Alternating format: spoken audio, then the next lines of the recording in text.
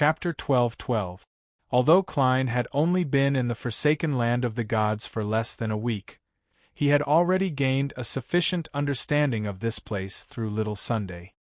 He knew that ordinary humans, and even saints, had to use flames to create light in the darkness.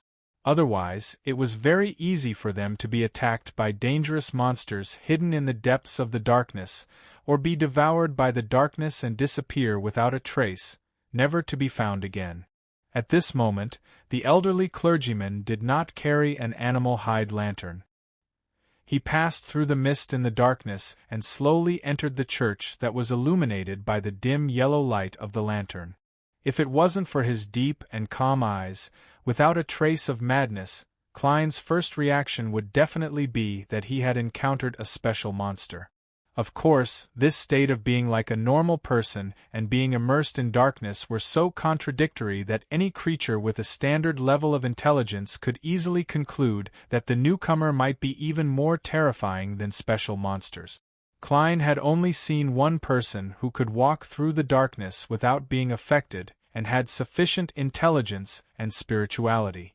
Blasphemer Amon. Sensing that the dim yellow light had already shone on his face, the tall old man in a dark black clergy robe with his back slightly arched stopped in his tracks. He looked at Klein beside the demonic wolf statue and asked in a hoarse voice, "Where did the master of this city go?" Klein was the kind of person who would try his best to resolve problems peacefully if he could avoid fighting with strangers. As he raised his guard, he calmly replied, "I just entered this city. I don't know where its owner went." As soon as he finished speaking, the entire church suddenly dimmed. A thin mist surged in from the outside like a tide and drowned the inside. The lantern in Klein's hand could no longer illuminate the windows and the door. It was dark outside and nothing could be seen. In the blink of an eye, the church that worshipped the demonic wolf statue seemed to have been isolated from Noise City. Its location was unknown. Klein's pupils dilated slightly. He looked at the white-haired clergyman and asked in a deep voice, "Who are you?" The stooped clergyman replied in a condescending manner, "I'm afraid I'll have to go. I am the attendant of the Lord God's throne, the angel of the Holy Word, Steph. I walk the land of the past on behalf of the Lord, searching for the blasphemer hidden in the darkness." As he spoke, the old man's figure swelled to 4 meters tall, and dark illusory feathers appeared behind him.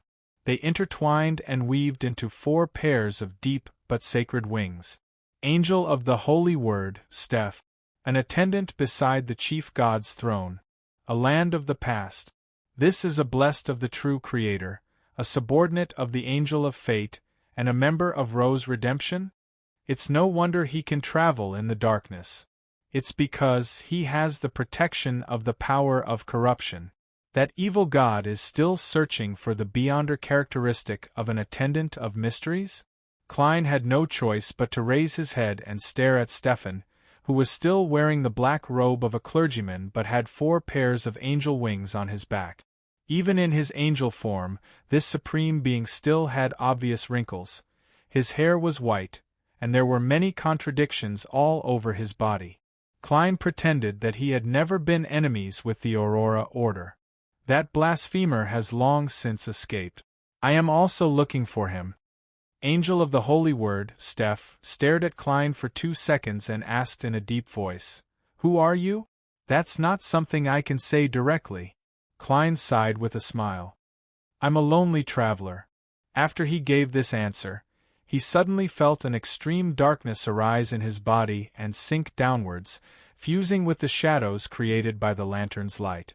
The pitch-black figure then distorted and came to life, stretching into another German sparrow, a German sparrow with sinister eyes and a lonely bearing. This. Klein's pupils constricted as he didn't hesitate to reach out his right hand to the side and grab at the air. At this point, if he hadn't guessed that Steph was using his answer, then he could join the Aurora Order and believe in the true Creator. At this moment, he already knew what an angel of the Holy Word was. This was clearly an angel of evil word. Using the other party's answer, One could intercept a portion of it or amplify the ambiguity to create a spiritual speaking effect. When Klein said that he didn't know where the owner of the city had gone, Steph intercepted, "I don't know where I went," making Klein trap himself and isolate himself from the outside world. When the angel revealed his identity, every word raised his level and strength. When Klein answered who he was, he used this opportunity to separate out a lonely traveler.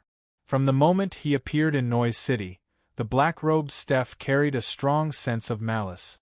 And just as Klein attempted to summon a certain image from the historical void, the sinister German sparrow seemed to be telepathically connected to him. He also grabbed the same projection, and the two cancelled each other out. Seeing that the scholar of yours powers had been restrained, Klein's eyes narrowed. Without any hesitation, he opened his mouth and recited a word in Jotun. But in the next second the word was stolen. At some point in time, a head covered in blood had grown out of the hunched 4-meter-tall angel of the holy word, Steph's left shoulder. It was very similar to his original appearance, but it was much younger. It seemed to be in his 40s. Around the head were two skinless, mangled arms. They grazed different souls and used beyonder powers to steal thoughts and thoughts. At the same time, a bloody head grew out of Steph's right shoulder. It looked like he was only 20 years old. Of the three heads, one grazed souls and stole Klein's thoughts. The other coldly stared at the target, deepening the lonely traveler's self-awareness. The last mouth opened and closed. "You're lying. You're the blasphemer who destroyed the descent ritual of the Son of God and interfered with the Lord's descent into this world twice. You're one of the targets I'm looking for." The corners of Klein's mouth twitched as he calmly said a word in Jotun. Liatero. This was the true name of the Lord of Storms. The reason why Klein's thoughts weren't stolen was because he had lined up the things he needed to do next. The lines were all the same, so the theft of the first part didn't affect his subsequent thoughts. This was a valuable experience he had gained from his confrontation with Amon. Of course, if he were to encounter Amon again, Klein suspected that such a method might not work. Once the god of mischief was prepared, he would definitely come up with new tricks. Just as Klein said that, the angel of the holy word, Steph's eyes shone with dazzling bolts of silver lightning. They covered the entire ancient city of Noise, piercing through the darkness that enveloped the cathedral. They tore apart all the depravity, secrecy, darkness, impurity, and evil. Inside, Klein and the sinister German sparrow were at the core of the lightning storm. They didn't even grunt before they dissipated. Then, the silver, twisted, and terrifying bolts of lightning engulfed the surrounding area, the demonic wolf statue, and the angel of the holy word, Steph. Amidst a dull boom, Noise City completely collapsed, turning into true ruins. Across the dry riverbed, Klein's historical projection quickly turned incorporeal as his true body returned to the real world. Right on the heels of that, Klein used Flaming Jump to open up a distance from the Noise ruins. During this process, he pulled out paper figurines a few times and shook them into angels to remove any traces. The desolate plains returned to silence once again. After an unknown period of time, the ruins of the cathedral trembled. Steph shook off the dust and rocks and slowly stood up. His white hair had thinned a little, and his black clergyman robe had become tattered. This angel of the holy word silently left Noise City, identified his direction, and walked into the depths of the darkness. Half a day later, a figure approached the city ruins from another direction. It was none other than Klein, who had circled around from afar. He hadn't had the time to investigate Noise City, and now, he was returning, hoping to find clues to the true whereabouts of the original existence. Rather far away, Klein repeated the process of entering the world above the gray fog to investigate, summoning the historical projection, hiding in the ancient fragment, and using the historical projection to summon the historical projection again. After completing the preparations, he once again stepped into Noise City, and in absolute silence, he returned to the cathedral from before. Along the way, the corpses that had fallen to the ground had either been reduced to ashes or were charred. It had completely lost the sense of horror and bizarreness. That fellow named Steph isn't dead. From the looks of it, the remnant divine powers of storm here can only injure an angel. Klein stopped in front of the opened cathedral ruins and muttered to himself regretfully. Of course, he only felt a little regretful. He didn't have any extravagant hopes of finishing off an angel so easily. As he swept his gaze, Klein saw a few fragments of the demonic wolf statue. They were dark black on the surface and dark red on the inside. They didn't look like common stone.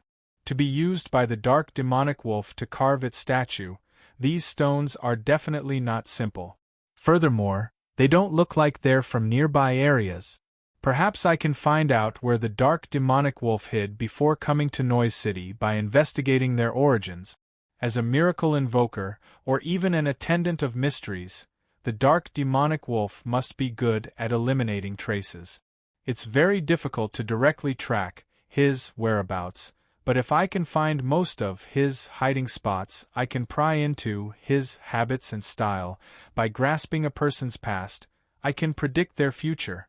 Klein took 2 steps forward in thought, bent down, and attempted to pick up a fragment of the statue. At that moment, a charred hand suddenly reached out and blocked his fingers. From the corner of his eye, Klein saw a charred corpse standing up at some point in time. The charred corpse held a crystal monocle in its other hand and wore it over its left eye. Amon. Left eye. Klein's heart tightened before he felt a strong sense of doubt and suspicion. In the next second, the charred corpse smiled and said, "Sorry. I wore it in the wrong place." As it spoke, it took off the monocle and moved it to its right eye. Chapter 12-13. Klein once again realized why Amon was the god of mischief. At that moment, he didn't even have the desire to lampoon. All he wanted was to immediately end the historical void projection and escape from Amon. No Amon in front of him. The charred corpse that had been parasitized wiped away the charcoal on its face.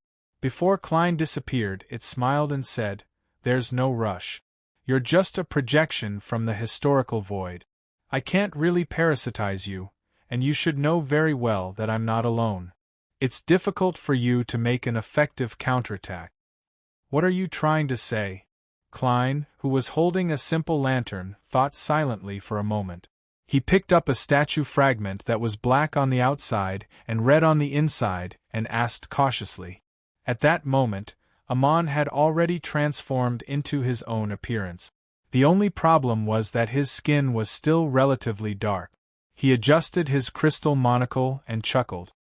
"You know that I know that you're searching for that dark demonic wolf in an attempt to obtain a miracle invoker beyonder characteristic from him. And I'm also very interested in that. Why don't we play another game and see who can obtain it first? What's the point of this?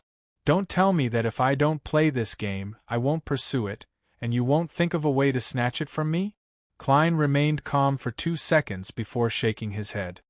"I refuse." He had no intention of listening to Amon's conditions. The more he listened to a top swindler, the more disadvantageous he would be. Amon smiled and shook his head without any anger. "You'll regret this. I originally planned on using a miracle invoker beyonder characteristic and an attendant of mysteries beyonder characteristic to exchange for Sapphira Castle if I won. I'll also give you some time to move the secret gathering you organized in advance. And now, I can only consider stealing your fate and bearing the burden of being corrupted by the source. Alright, although it's dangerous, it's exciting enough. I'm already prepared to accept it. Let's see who becomes the leader in the end. With my father's experience, I don't think I'll perform too badly." "What? Corruption from the source? The experience of the ancient sun god?"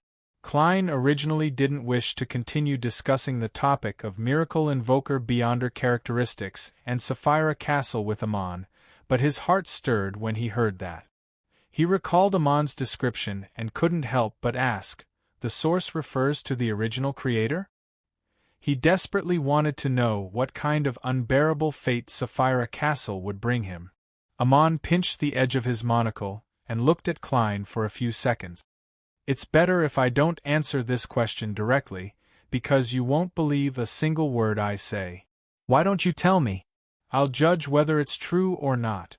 Klein suppressed the urge to blurt out and calmly replied, "Maybe it's just that you haven't come up with an excuse yet." Amon didn't mind at all and smiled. "You can take it that way.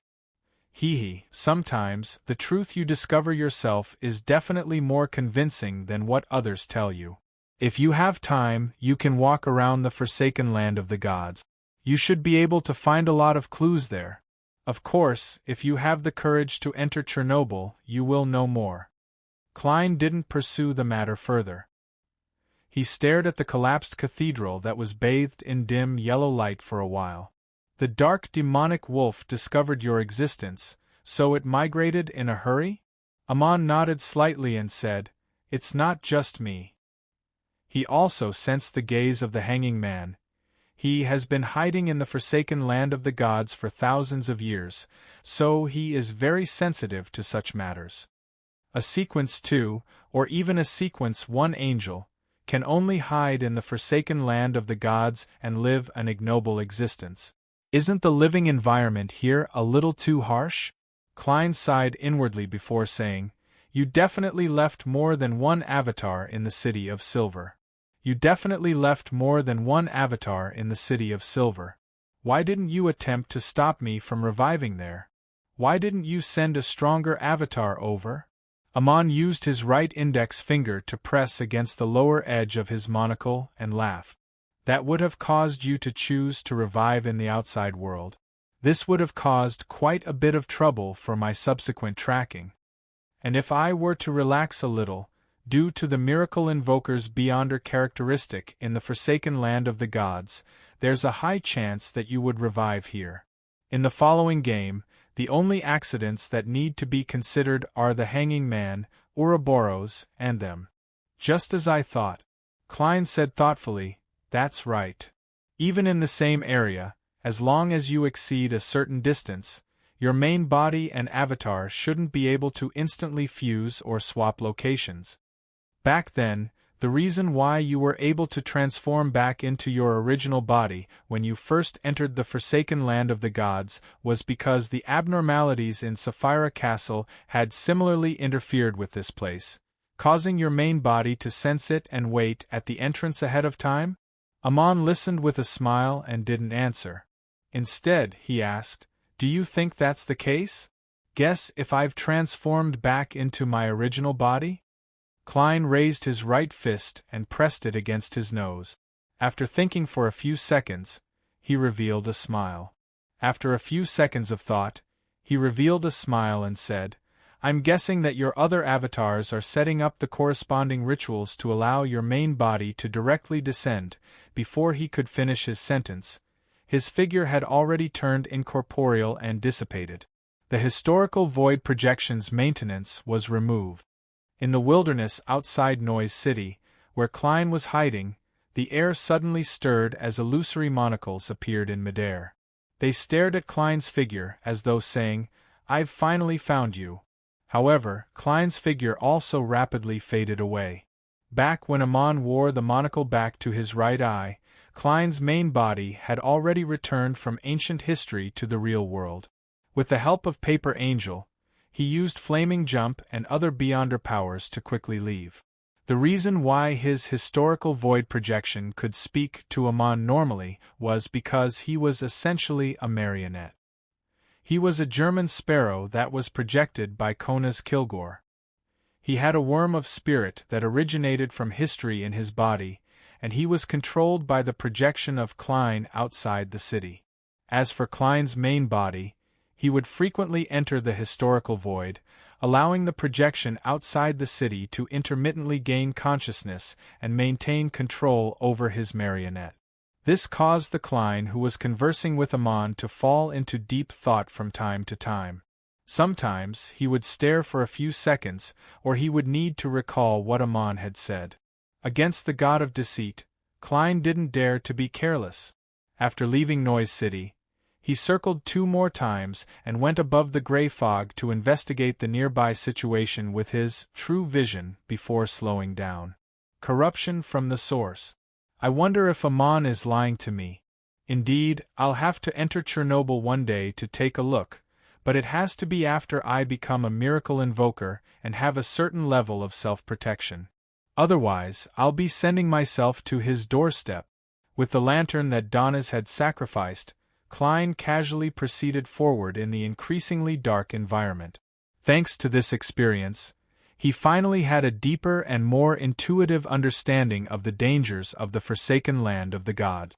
An extremely vile and distorted environment, fanatical cultists, fallen angels, groups of Amon wandering everywhere, mythical creatures hiding in the darkness, evil gods watching everything from a certain spot, remnant divine powers that I can use and others can use as well, as expected of the forsaken land of the gods. The danger far exceeds my imagination. As Klein sighed, he retracted his attention to the dark demonic wolf.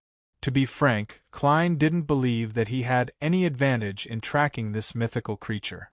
Be it his understanding of the forsaken land of the gods or his grasp of the target situation, he was far inferior to Amon, who had explored this place for more than 1,000 years, as well as the true Creator's blessed and believers.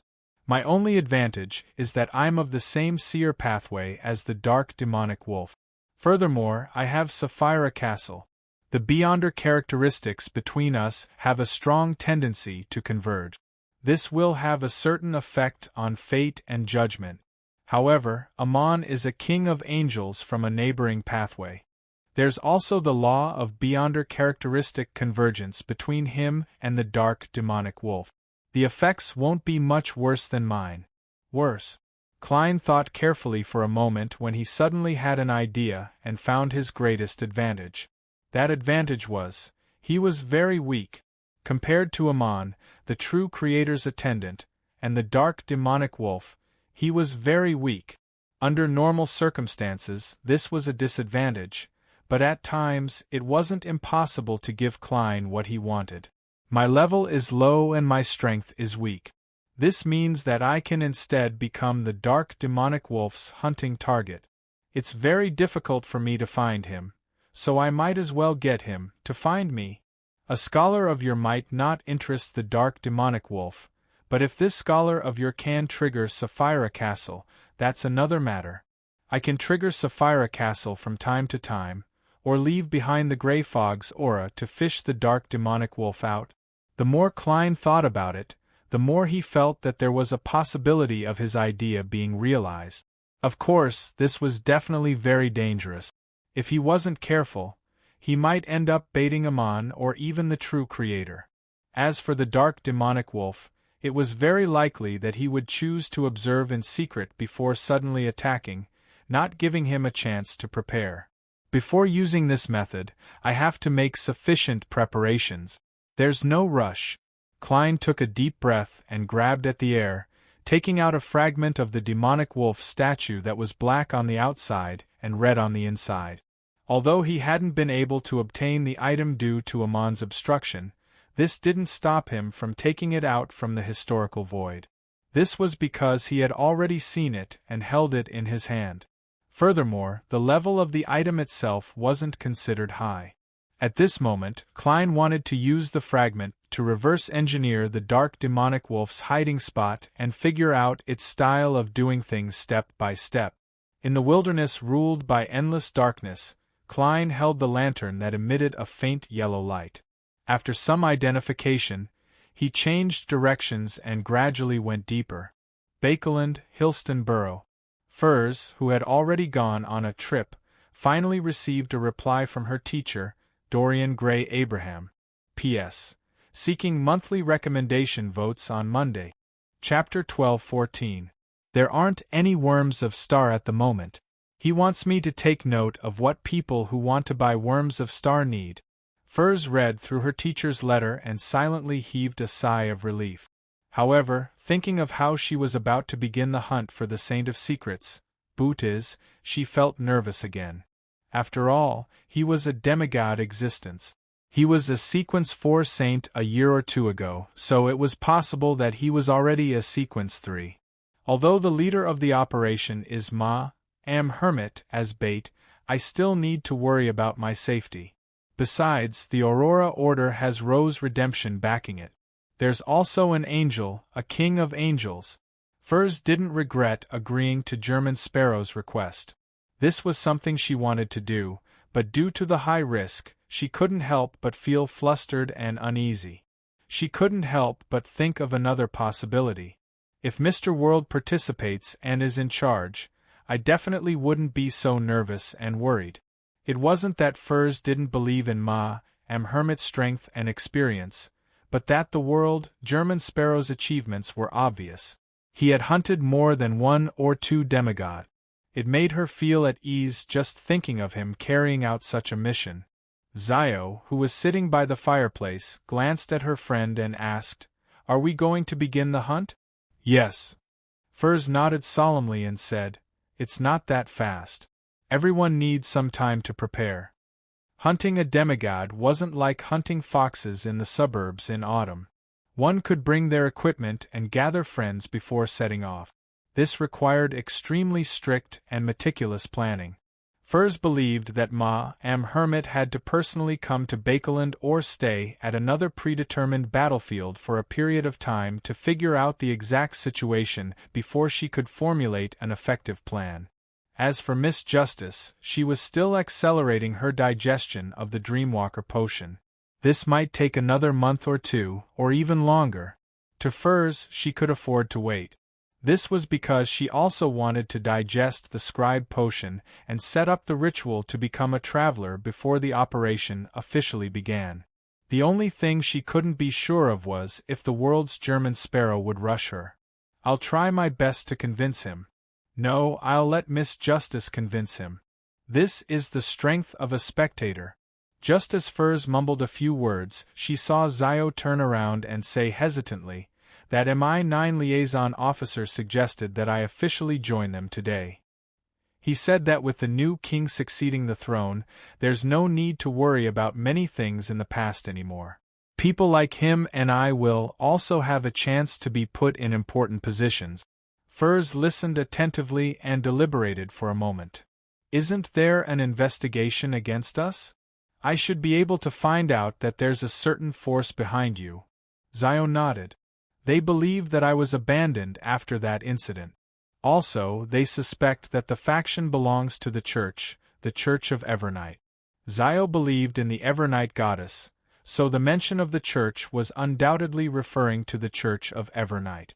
However, considering that her friend was a believer of the god of steam and machinery, she added another sentence to prevent any ambiguity. That's a disguise that Mr. World got us to put up," Furs said with a smile as she combed her hair with a relaxed expression.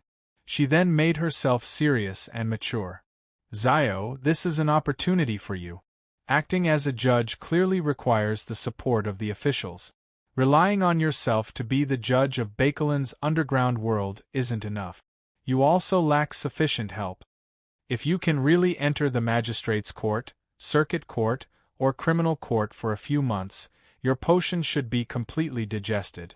Alright, I heard that MI9 has an abnormal affairs court that specializes in handling Beyonder cases. If you become a judge there, perhaps you'll be able to strive for the rank of a disciplinary paladin in February or March next year." Seeing that Zio was clearly tempted, Furs hurriedly added, "When you make enough contributions, you might be able to restore your father's reputation to a certain extent.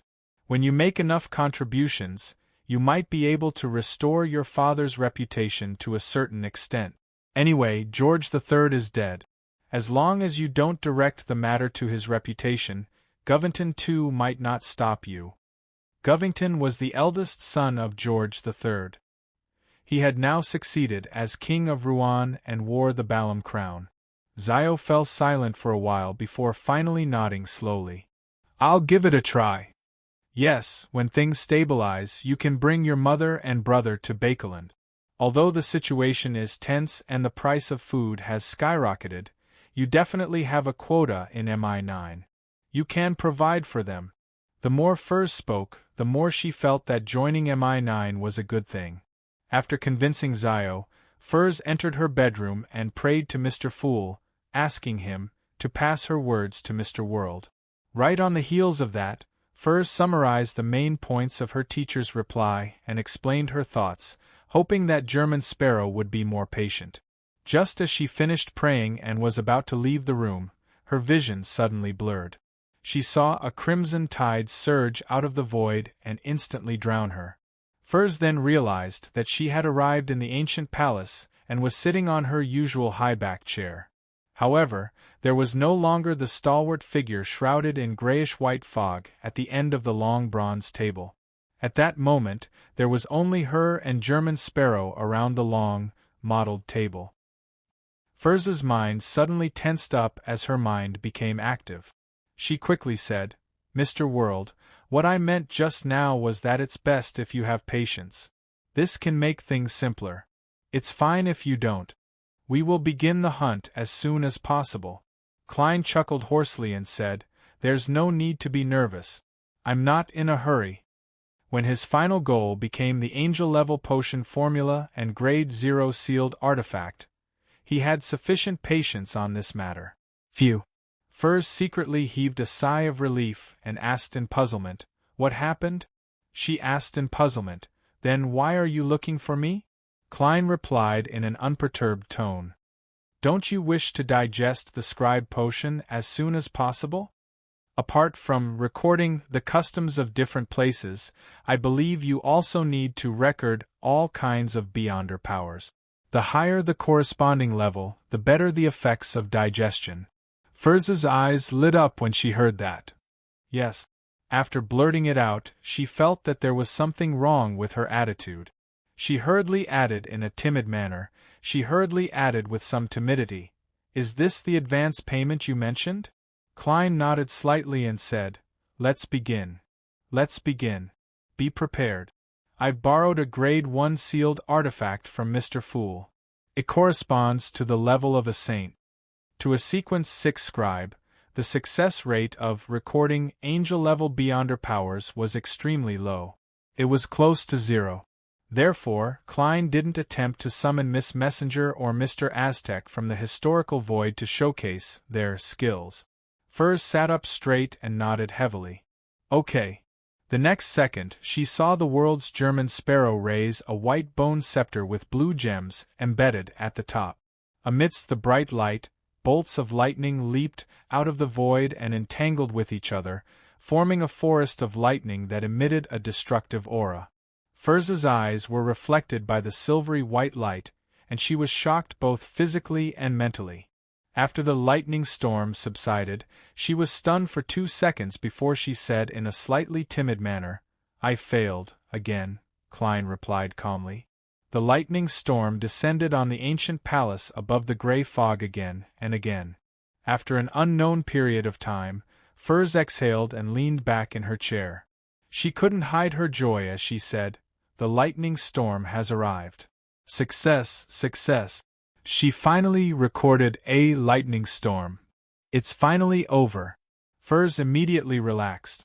Then, she heard the world's German Sparrow say emotionlessly, "All right, next beyonder power." Next? Furs saw the crazy adventurer at the bottom of the long, mottled table reach out his right hand and grab at the grayish-white fog. Out of thin air, he took out a thorny, bronze-green cross. Record, this is the power of the cross? Furs tried hard to make her expression appear normal. After the scribe potion had been largely digested, the number of godhood powers she could record had increased from 1 to 2. No. Klein glanced at Miss Magicians and said, "Record, my ability to summon the unshadowed crucifix." "I failed," Furs whispered. The reason for her failure was that she didn't have the time to record. Klein dispelled the maintenance of the unshadowed crucifix and once again reached his hand into the fog of history, taking out an iron-black revolver. "I didn't succeed," Furs replied with a complicated expression.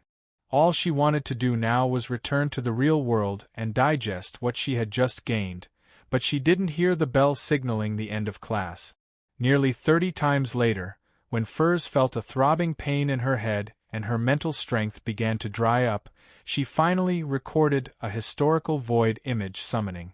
At that moment, she felt tears welling up in her eyes, but she held back her exhaustion and tried her best to show the attitude of a good student. This can summon people and objects that are related to me from the historical void? When the time comes, who should I summon or which item? Klein looked at Miss Magicians and replied coldly, "Me." Furs forced a smile and said, "Which era did you come from?" "The last time we met."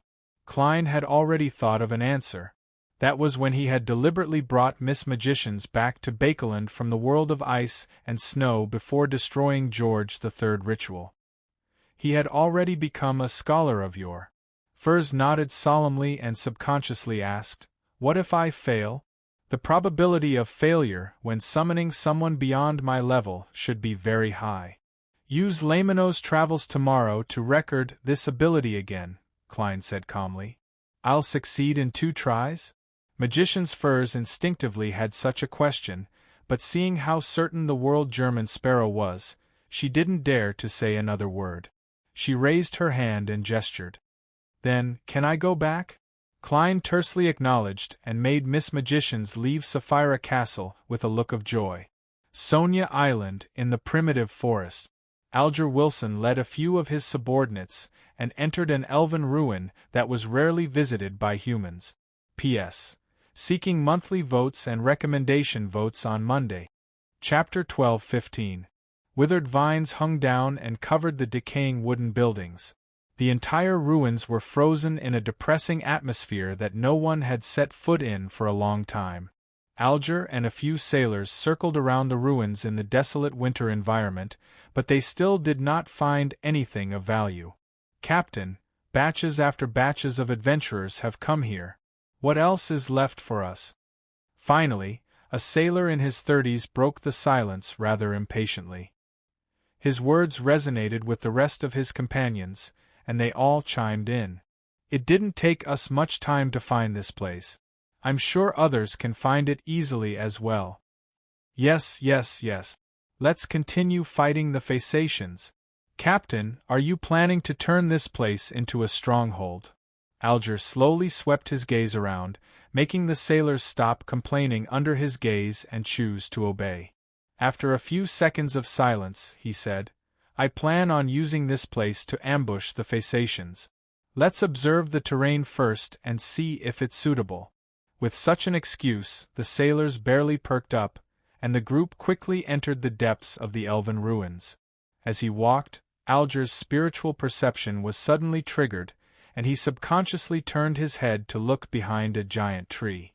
There were traces of the soil being turned over, and it was less than a year old. Alger retracted his gaze and pretended not to notice anything amiss. He looked elsewhere naturally. After exploring the elven ruins, they returned to their new camp. At this time, it was already close to evening and the forest was getting colder and colder. After Alger and the sailors had their dinner, he left 2 patrolmen behind and each went into a different tent. The cold wind whistled through the trees, causing the bonfire to sway. Alger, who had planned to leave the campsite in the middle of the night, suddenly heard a faintly discernible singing from afar. The song was ethereal, like a lady singing softly, expressing her inner worries. This caused Alger to unconsciously recall the past. He recalled his mother who had passed away many years ago, and recalled his childhood when he was bullied and humiliated. An indescribable sadness surged uncontrollably from the bottom of his heart, preventing him from waking up immediately. Instead, he waited for a few seconds before he abruptly turned over and sat up. He frowned deeply and listened attentively. This time, he did not hear anything. It was as if the melodious singing had never appeared. Alger narrowed his eyes, grabbed the thick jacket and put it on. He walked out of the tent and came to the campfire. The 2 sailors on night duty had just finished a round of patrol and were basking in warmth. "Did you find anything unusual?" Alger asked in a deep voice. The 2 strong sailors shook their heads at the same time. "No. Alger's brows relaxed a little. He turned around, intending to patrol the area on his own. At this moment, he saw something from the corner of his eye. The two sailors were too close together. If they were ordinary pirates, this would not be a problem. However, Alger's men were sailors who had received formal training from the Church of the Storm. They definitely knew that in such an environment, the patrols had to maintain a certain distance between each other. They could not be too far away, nor could they be too close. They had to be able to see each other, and at the same time, they had to prevent being attacked and taken away at the same time. Alger took 2 steps forward without batting an eyelid, pretending to casually turn his head and ask, "Did you find anything normal?" He changed the question from before, making it extremely strange. The 2 strong sailors shook their heads in unison as they replied without changing their expressions, "No. No. No." Alger's expression relaxed as he nodded gently. "Very good." He then turned around and slowly walked into his tent. Just as the sailors' gazes were cut off, Alger suddenly pulled out the blade of poison and the gargoyle glasses. He then opened his mouth and prepared to sing a song. At this moment, the ethereal and sorrowful song from before appeared once again. It reverberated in Alger's ears and pierced into his psyche. This was an abnormally ancient ballad.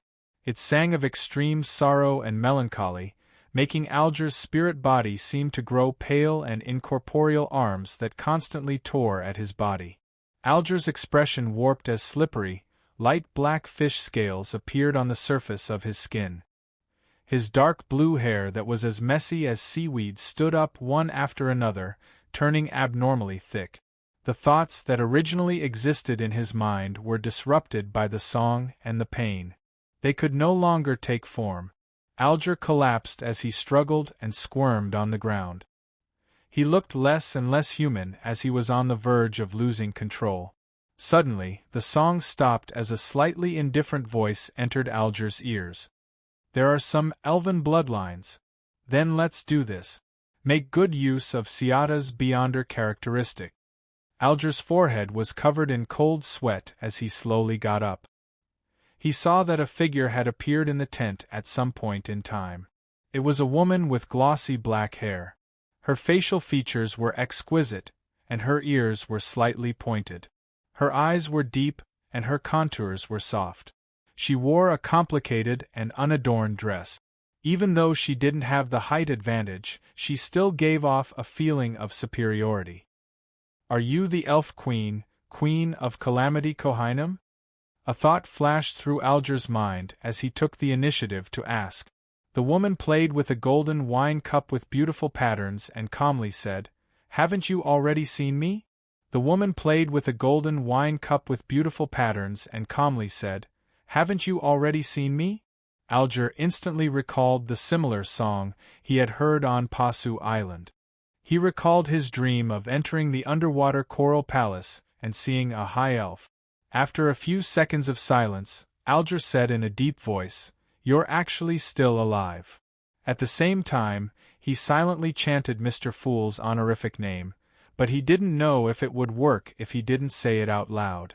The woman with her black hair tied up in a high bun replied without any change in expression, "It's very difficult for an angel to perish without encountering an enemy." "Then why did you split the characteristic and place yourself in a strange state, making you wait for an opportunity to revive?" Alger had learned of the corresponding situation in the tarot. He asked out of curiosity and to stall for time. The elf woman suspected to be Queen of Calamity Kohinum snorted. "Because the throne of storm is occupied by Leodoro, and I'm powerless to resist the tyrant. Also, there are fewer and fewer elves. My anchor is becoming more and more unstable." Others might not know who Leodoro was, but Alger knew very well. He didn't dare to continue this topic in the real world. Just as he was about to ask Queen of Calamity Kohinum's purpose for descending here, the Elf Queen had already taken the initiative to speak. "Do you want to become a demigod?" "She wants to use my body to revive?" She wants to advance to sequence 4 and obtain godhood as bait to corrupt me? While Alger was tempted, questions surfaced in his mind one after another. Considering how Mr. Fool could purify all kinds of corruption, Alger acutely felt that this was an opportunity. This reminded him of a term Roselle the Great had once mentioned, a sugar-coated bullet. And now, he had quite a high chance of swallowing the sugar and throwing the bullet back. "What do you want me to do?" Alger didn't appear too eager as he raised a question based on his personality. Queen of Calamity Kohinum scrutinized him for a few seconds. "When you're qualified and have the opportunity to come into contact with the Book of Calamity, take out something that others won't notice and bring it to the Western Continent." The Western Continent? The legendary homeland of the elves? Alger frowned slightly. Didn't the Western Continent disappear? The corners of Kohinum's mouth curled slightly. Since it disappeared, it will reappear. When the apocalypse comes, it will definitely reappear.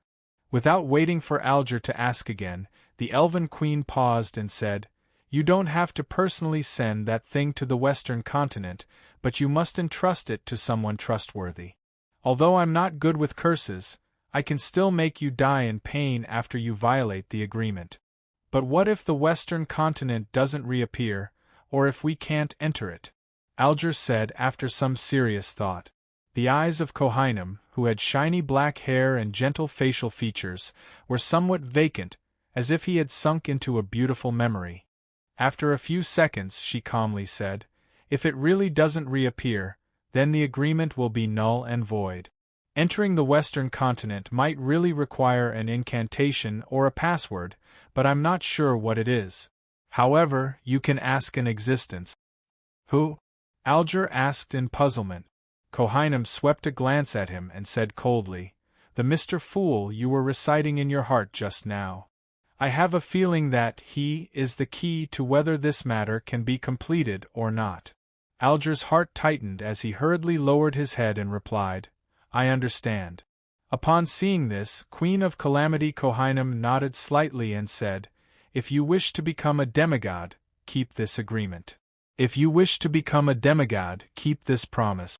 When the sun rises, head to the elven ruins." After saying that, the elf queen's figure quickly dissipated, like an illusion that was often seen in the sea or desert. Alger suddenly opened his eyes and realized that he was lying in a tent, having just woken up. His memories were a little chaotic, but he quickly sorted out the connections. He and his sailors had just inquired about the location of an elven ruin. They had arrived nearby but had not had the time to explore it. The exploration, the singing, the mutation of the sailors, the appearance of Calamity, and the conversation were all just a dream. It's no wonder I was so careless. Despite knowing that I might encounter the Queen of Calamity, I didn't pray to Mr. Fool in advance. The Queen of Calamity relied on her angel level to create this realistic dream? Or does she have the corresponding sealed artifact? Even if she exists in a special state, she still has a way to borrow its power? Alger listened to the movements outside the tent and found that everything was normal. He immediately sat down and piously prayed to Mr. Fool. In just 20 to 30 seconds, Alger arrived above the gray fog and saw Mr. Fool sitting at the end of the long, mottled table. After the hanging man greeted him, the Fool Klein said casually, "You saw Kohinum?" "The hanging man," Alger replied seriously. "Yes, but we can't be sure that it's the Elf Queen." Chapter 12:16. The Fool Klein grunted softly. He didn't deny the hanging man's guess, nor did he confirm that it was Queen of Calamity Kohinum. After all, it was impossible for him to take out a gold coin in front of her and do a divination on the spot. The hanging man Alger waited for a few seconds. Seeing that Mr. Fool didn't give a clear response, he hurriedly described the contents of the prayer in more detail. It began from the woman suspected to be Queen of Calamity Kohinum, saying that he had some elven bloodline, all the way to the promise of becoming a demigod, the possibility of reappearing in the Western Continent, and the key to completing the agreement. After recounting everything, Alger shut his mouth and lowered his head. He didn't dare to directly ask Mr. Fool for his opinion. He obediently waited for the great existence to speak. Some elven bloodline, sending something from the Book of Calamity to the Western continent. The vanished Western continent might reappear. Western continent. The fool Klein listened quietly and closed his eyes. He said calmly, "It's very dangerous, but it's also an opportunity for you." He had already gained initial control of Sapphira Castle, and the power he could mobilize had reached the level of a Sequence 2 angel. As for Queen of Calamity Kohainam, she was only at this level. Klein was rather confident that he could resist the various accidents brought about by the Elf Queen. It was precisely because of this that he dared to say that this was an opportunity for the Hanging Man. Of course, the premise of seizing the opportunity was that the Hanging Man wasn't rash. He had to constantly remember to ask for protection. Therefore, Klein deliberately emphasized that it was very dangerous, making the Hanging Man remember to pray to Mr. Fool before he took action. Such a short sentence contained two meanings, but Klein believed that Mr. the Hanging Man would definitely understand it. Alger was delighted as he mimicked the sun and replied rather sincerely, "That's right. I only believe in Mr. Fool." This made Klein feel uncomfortable as he recalled the pain of being drowned by the endless lightning. All he could do was smile without saying a word.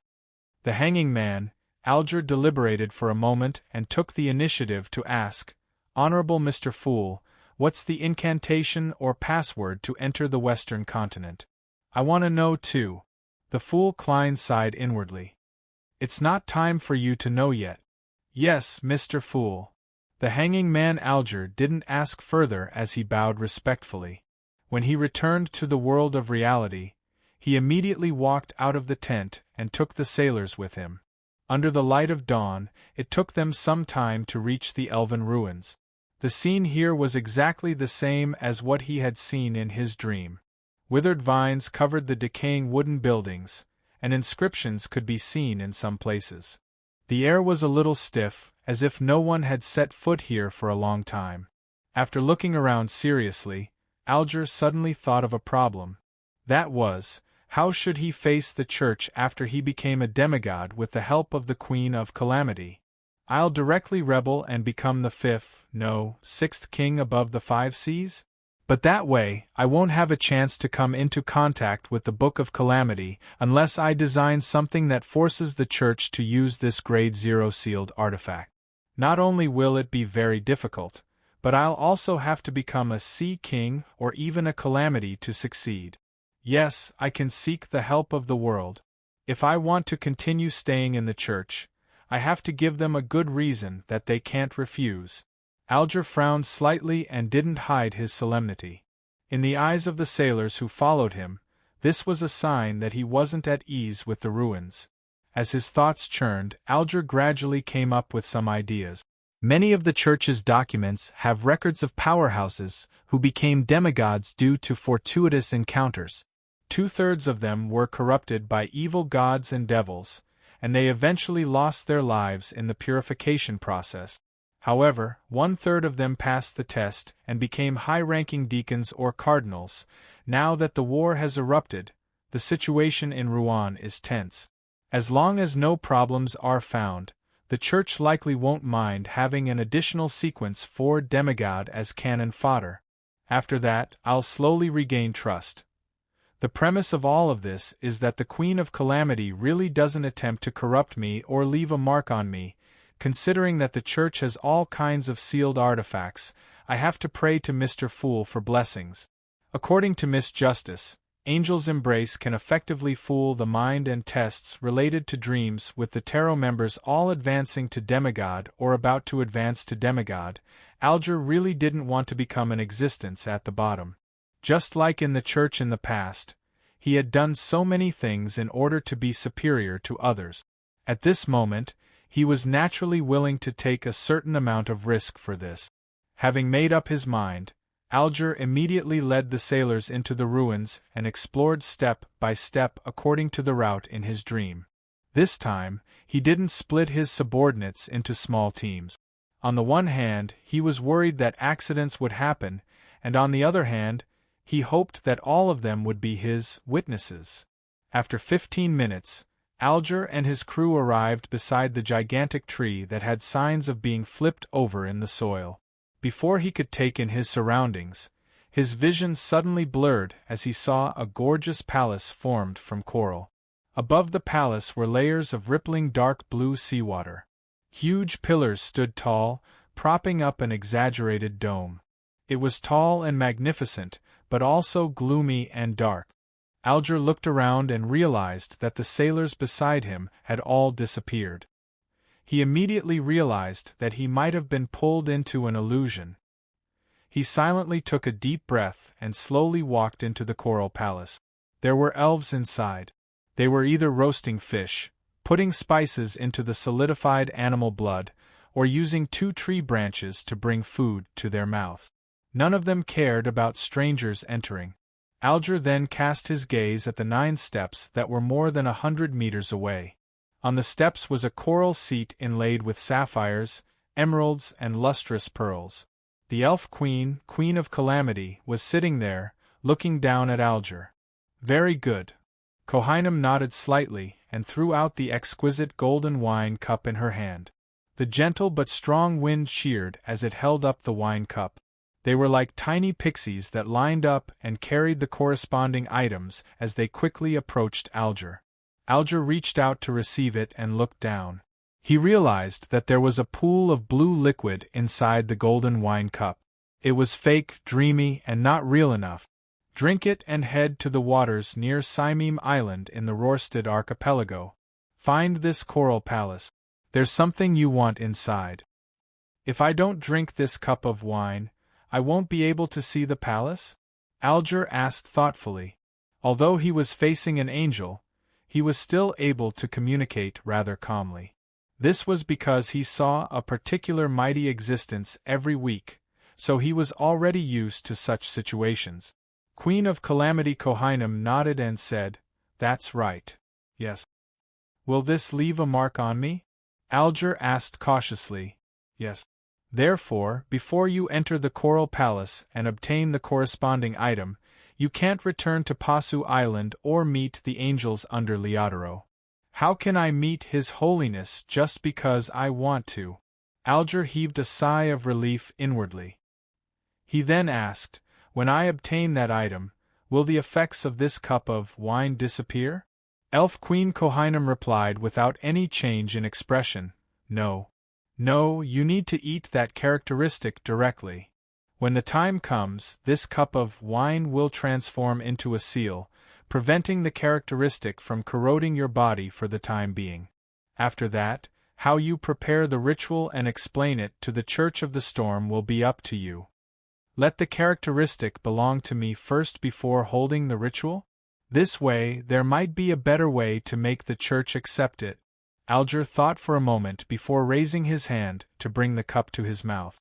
The ice-cold liquid slid down his throat before vanishing in an instant. The entire coral palace shattered as the light of dawn and the remnants of the gigantic tree with some green leaves appeared in front of Alger once again. "They didn't make me sign a contract or make me swear an oath. Yes, drinking that cup of wine is equivalent to making an agreement." Alger retracted his gaze and said to the sailors around him, who didn't notice anything, "There's nothing here. Let's take a deeper look." Above the gray fog in the ancient palace, Klein also retracted his gaze from the crimson star representing the hanging man and nodded thoughtfully. "That's the grave of Ciatas and Mobit. That golden cup has such a use. It's indeed Elf Queen Kohinum. What's her current state? Half of it is in the Book of Calamity, and the other half is hiding somewhere. Is it using the golden cup or its own characteristic to influence reality? Mr. the Hanging Man isn't corrupted for the time being. I'll take a look when he goes to the Rorstad archipelago." As his main body could only last a limited amount of time in the historical void, Klein didn't stay any longer. He returned to the pitch-black wilderness and continued walking in a certain direction with the lantern that emitted a faint yellow light. As he walked, Klein turned his head to look at the east, which was the symbol of Chernobyl. He couldn't help but slow down. Once I obtain enough information from the dark demonic wolf's hiding spot, I'll head east. I'll keep walking until I reach the border and confirm the situation. Then, I'll consider the matter of the miracle invoker beyonder characteristic. Amon probably didn't expect me to suddenly leave. He definitely knows the dark demonic wolf's past very well. It's unlikely that he will do the same investigation as me. Yes, but he will definitely track me. Klein slowly exhaled and sped up his pace. A bolt of lightning streaked across the sky, illuminating the black and red desolate plains. The pattering rain began to fall. Klein dragged a black umbrella out of the historical void. With an umbrella in one hand and a lamp in the other, he walked forward alone. About a week later, the future docked somewhere along the long coastline of Rouen. Admiral of Stars Katlia held a stack of tarot cards in her hand as she said to Bosun Nina and company, "I'll be staying in Rouen for a period of time. I'll be staying in Lone for a period of time. You have to watch Frank and prevent him from doing any strange experiment." Chapter 12:17. Hearing the captain's instructions, Nina curled her lips and pointed out the window. "Is Frank's experiment not strange?" Katlia couldn't refute for a while, so she sighed and said, "If there are any signs of danger, write to me at once." As a mysticologist, she also had her own messenger. "All right." Nina puffed up her chest and said, "After all, I'm the most mature and staid person on the future." At this point, she asked curiously, "Captain, what are you doing in Rouen? What mission did he accept? Are we going to sabotage the enemy's rear?" Nina was of Fasak descent, and Katlia was considered half Intis. In the recent war, she would naturally have some inclination. Therefore, Nina guessed that the captain had established contact with the Intis intelligence department. "You can say that," Katlia replied strictly. In a sense, Nina's guess was not wrong. She had indeed accepted a mission to go to Bakeland, the capital of Rouen, to wreak havoc. However, her target was not the official forces, but the cultists. Besides, there was still the chance to meet the Queen. She probably hadn't left Bakeland yet, and the earliest she could do so would be after the new year. At this thought, Katlia suddenly felt a little excited. Ever since she left Dawn, she had never really met Queen Mystic. They only exchanged letters or were on the same ship, but for various reasons they did not communicate at all. Nina didn't dare to ask further. She pointed at the door and said, "Captain, is there anything else? If not, we're going out." Admiral of Stars Katlia nodded, indicating that the bosun of the future could leave with her subordinates. Just as Nina was holding the handle and twisting it gently, Katlia suddenly thought of something and hurriedly shouted, "Don't worry, Nina." Nina, whose blonde hair was tied into a high ponytail, turned around with a confused look on her face. "Don't get drunk," Admiral of Stars Katlia emphasized seriously. "When I return to the ship, I'll let you have a good drink." Nina immediately revealed a charming smile. "Deal." Katlia thought for a moment and exhorted, "Apart from Frank, you also have to pay attention to Heath's condition. Don't let him get curious about the unknown voice and don't get too tired. Also, pull Odilov out of his room frequently and control the frequency and number of times he comes into contact with mysticism knowledge." I know. Do you think I don't know them?" Nina waved her hand and agreed. After the bosun and her subordinates left the captain's cabin and closed the door, Katlia cast her gaze outside the window, looking at the Bakeland that she could not see. After a few minutes, she pulled a tarot card out of her hand. It depicted a lonely old man with a glass lamp and a walking stick. The Hermit card. Late at night, Bakeland, Queen's, Earl Hall's house. Audrey, who was wearing a white chiffon nightgown, suddenly opened her eyes. She took a blue cloak and draped it over her body. She then got out of bed and walked to the full-body mirror in the room. Using the crimson moonlight that shone through the curtains, she carefully observed herself. Her emerald green eyes seemed to glow. They were lustrous and clear, allowing people to clearly see every detail. Audrey closed her eyes, and when she opened them again, all the abnormalities had vanished. The corners of her mouth curled up bit by bit as her cheeks protruded slightly. Her eyebrows curved slightly as her eyes darted around slightly. She praised herself inwardly. Audrey, you've finally come this far. She had completely digested the Dreamwalker potion.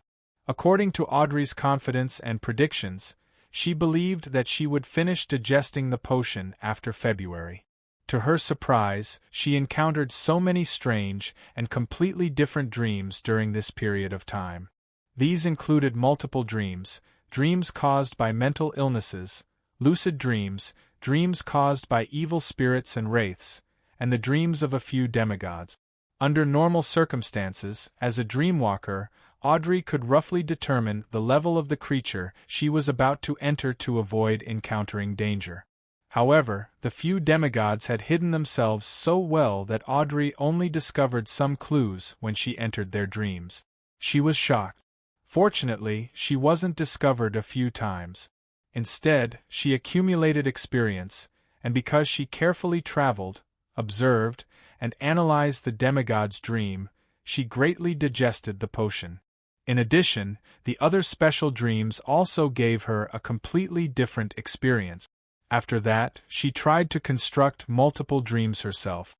She tried to hide behind the scenes in the dream and cleverly guide its development. She interfered with the subconscious to treat the dream's owner's mental illness or expel the corruption brought about by evil spirits and wraiths. To a certain extent, this went against her self-requirement of only observing and recording without interfering, but it strangely sped up the digestion of the potion. This made her conclude a new rule. If I really want to interfere, I have to be the mastermind and guide behind the scenes. Even if the goal is achieved, no one will notice it. On this point, Audrey did very well. The few people with serious mental illnesses unknowingly recovered after having 5 or 6 slightly strange dreams. And it was very normal for a dream to appear strange and incomprehensible. For me to be able to digest the Dreamwalker potion so quickly, it's mainly because of my luck during this period of time. Without so many unique experiences, I'd definitely have to wait another month or 2. Yes, I might even be captured by a demigod and thrown into a Beyonder prison, or I might be directly killed. When did my luck become so good? Since I sacrificed ice cream to the blessed of the angel in the domain of destiny. Audrey looked at herself in the mirror and blinked with a faint smile. She quickly retracted her gaze, scanned the bedroom, and walked to the dressing table. There was a deck of tarot cards there. In the room of a girl who liked mysticism, it was rather normal for there to be a deck of tarot cards. Audrey stretched out her right hand and touched the topmost card with her fingertip. She slowly took a deep breath and muttered to herself, "The battle in the Amantha Mountains is getting more and more intense. A port in mid-seashore has already fallen. The defense line in the Hornacis mountain range in Civalaus County is said to not be able to last until spring, if it wasn't for the fact that we have a certain advantage in the war at sea. The connection with the southern continent's East Balam would definitely be severed. Alfred is still there. I don't know how this war will develop. Thankfully, I'm about to become a demigod.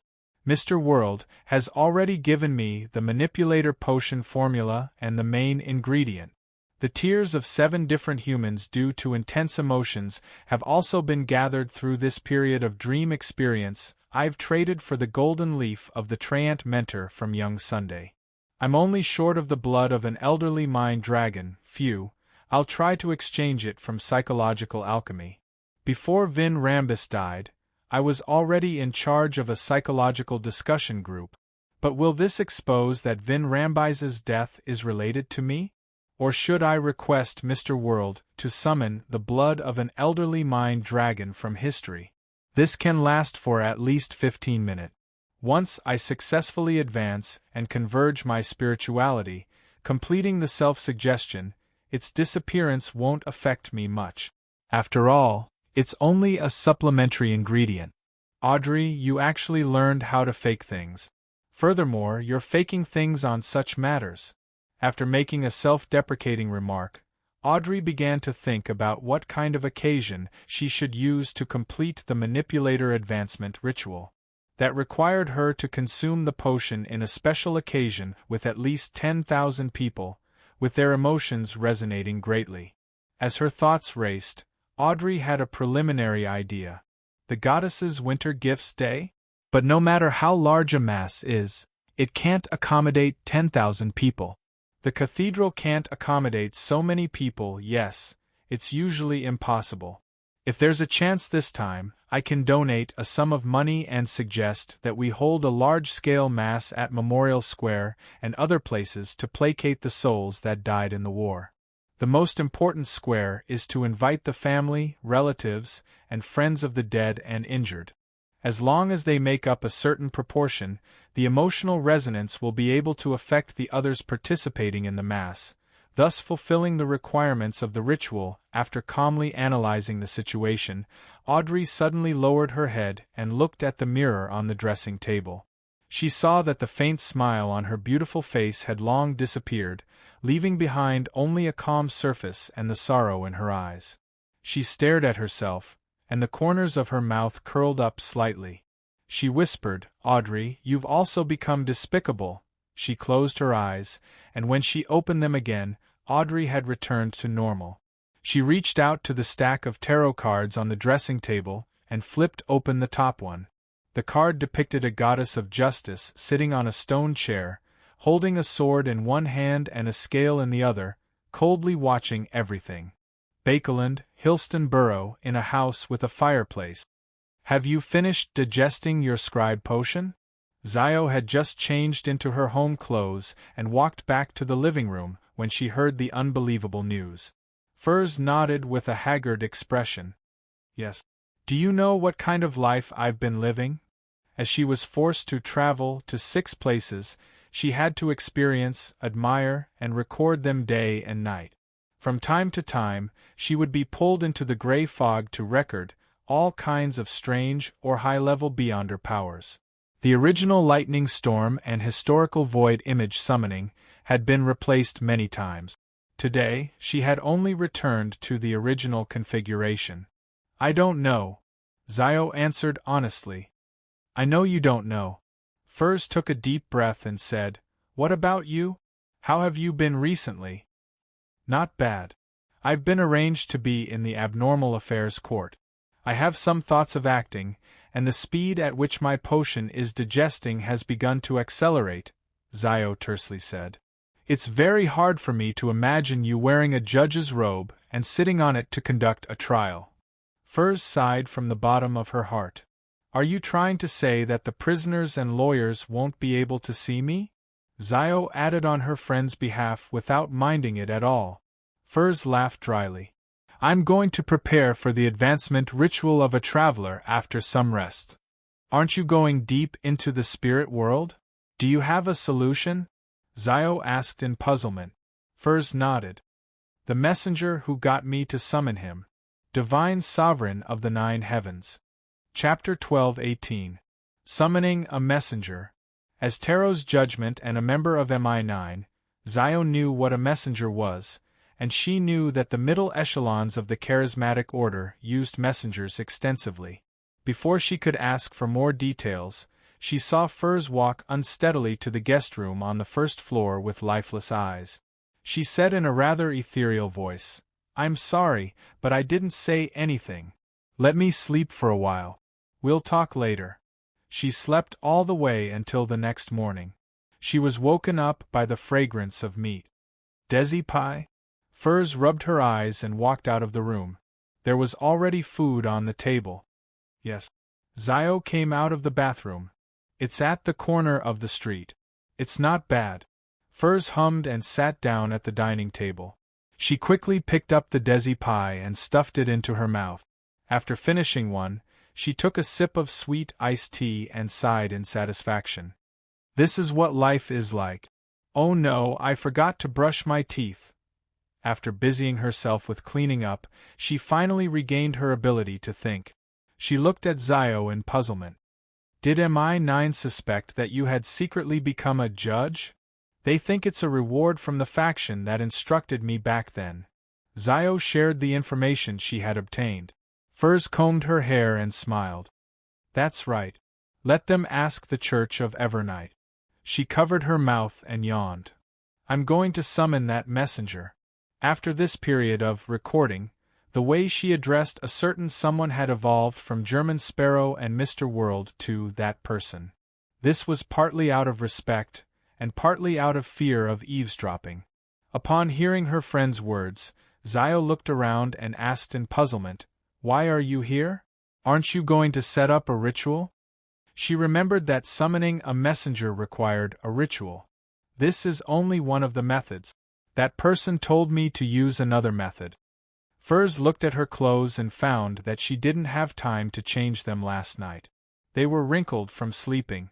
Thinking that she was going to meet the messenger later, she decided to pay attention to her image.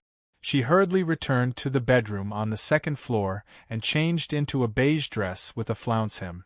In preparation, in front of Zio, she raised her right hand and grabbed forward, as though she was trying to pull something out of the air. In her eyes, an illusory book condensed and formed. It flipped quickly and stopped at one of the pages. The next second, her arms sank and a figure appeared out of thin air. It was the German Sparrow, who was wearing a half-top hat and a black coat. His face was cold, and his temperament was stiff. Success? This is only my second attempt. I only tried once yesterday and I failed. Fur's eyes widened, as if she wanted to absorb more light and see more clearly. She knew that she had summoned a projection from the historical void, so she wasn't too nervous. Instead, Zio subconsciously held her breath and looked warily at the projection of German Sparrow. She couldn't tell if it was real or fake. She still had a clear memory of this crazy adventurer's battle achievements. Furs actually summoned German Sparrow? Shouldn't it be his messenger? German Sparrow can also descend as a summoned creature? Questions popped up in Zio's mind. Just as Furs was at a loss as to what to do next, German Sparrow's eyes darted around slightly. His gaze instantly turned spirited, no longer looking dull and sluggish. It gave off the feeling that he had come alive. Right on the heels of that, he took out an exquisite silver-white harmonica, brought it to his mouth, and blew into it. There was no sound, but the surroundings instantly turned cold as a bone-chilling wind blew. Then, a lady in a dark and complicated dress walked out of the void with 4 blonde, red-eyed heads in hand. Her 8 eyes looked at German Sparrow at the same time. German Sparrow nodded slightly and pointed at Furs. This lady needs to go deep into the spirit world to set up 4 special coordinates. Please help her. All right. One of Rionette Tinker's heads bobbed up and down as it spoke. German Sparrow didn't say anything else. As he approached the window, he made the glove on his left hand turn transparent.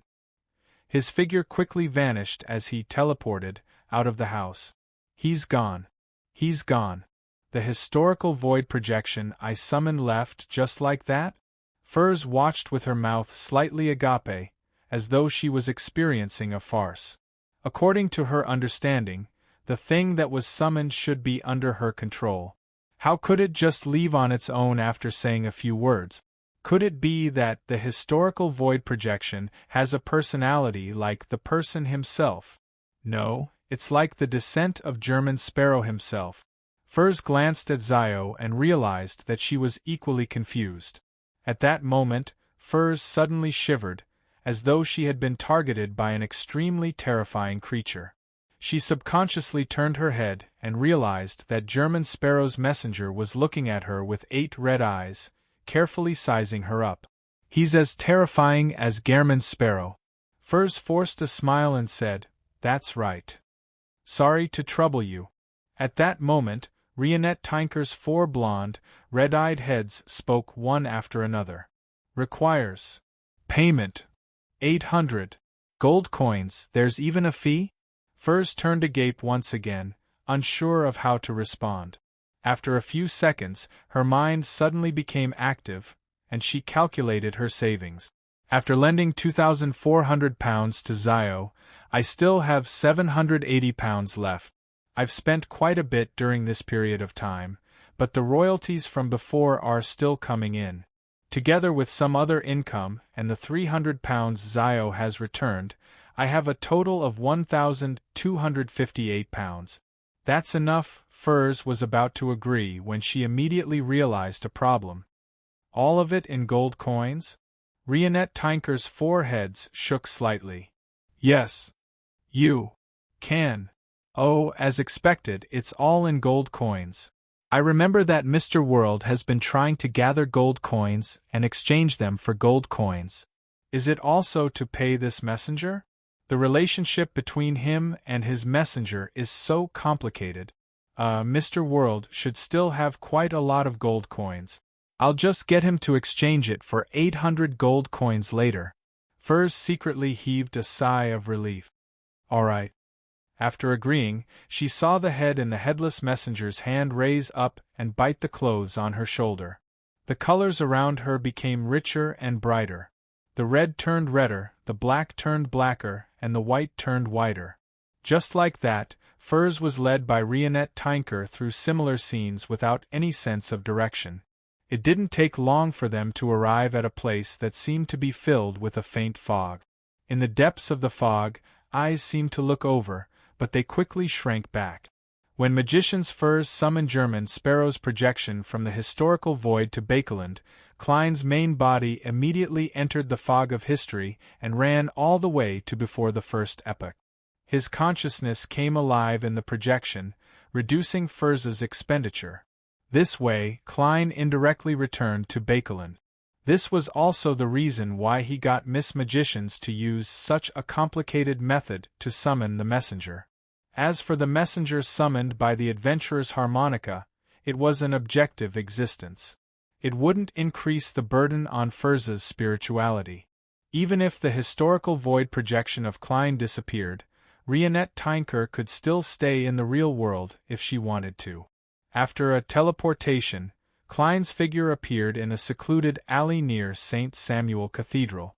He used his faceless powers to change his appearance and figure.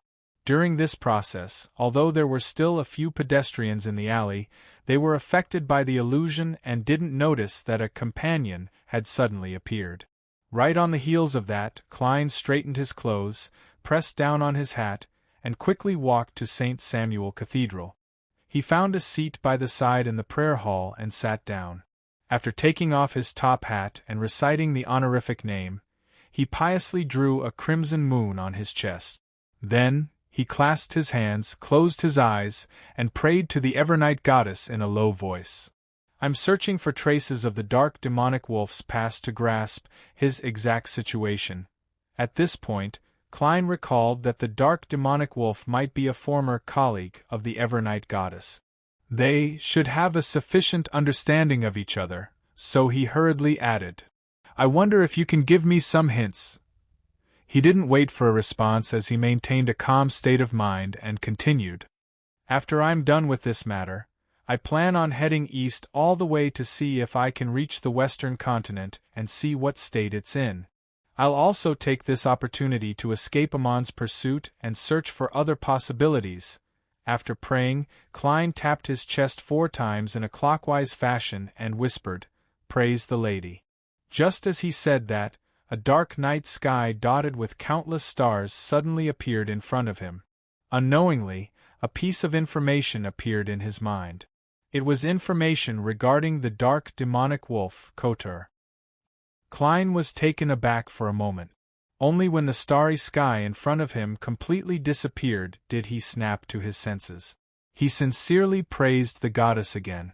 After leaving St. Samuel Cathedral, he used creeping hunger to teleport and arrived near the Holy Wind Cathedral in Sherwood Borough. He wanted to pray to the Lord of Storms. Looking up at the towering steeple, Klein was momentarily hesitant, unsure if he should really enter the headquarters of the Church of the Storm Bakeland Diocese. I'm just a historical void projection. I'm not afraid. There's nothing to lose from praying. What if the Lord of Storms hears of Amon's situation and decides to bestow 0 to 32 to me? That way, I won't have to take the huge risk of hunting the dark demonic wolf. One should always have some expectations. Klein thought for a moment before finally making up his mind. He carefully raised his hand and summoned Winner Enuni, who hadn't been parasitized by Amon, from the historical void. He made the marionette transform into him and walk into the Holy Wind Cathedral. In just a minute or two, a dark cloud suddenly floated over Bakeland. There seemed to be a flash of silver lightning in the Holy Wind Cathedral, but no one noticed it. Chapter 12:19.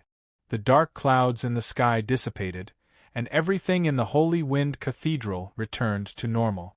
In a nearby corner, Klein raised his hand to rub his forehead. The corners of his mouth twitched as he mumbled, "So be it. Why did you have to strike my marionette to death?" He then took a deep breath as his figure quickly faded away and disappeared. The historical void projection was about to end. After all, the high-level powers that a scribe had replicated were clearly different from the original. The burden of summoning a sequence 3 at a sequence 6 was rather heavy.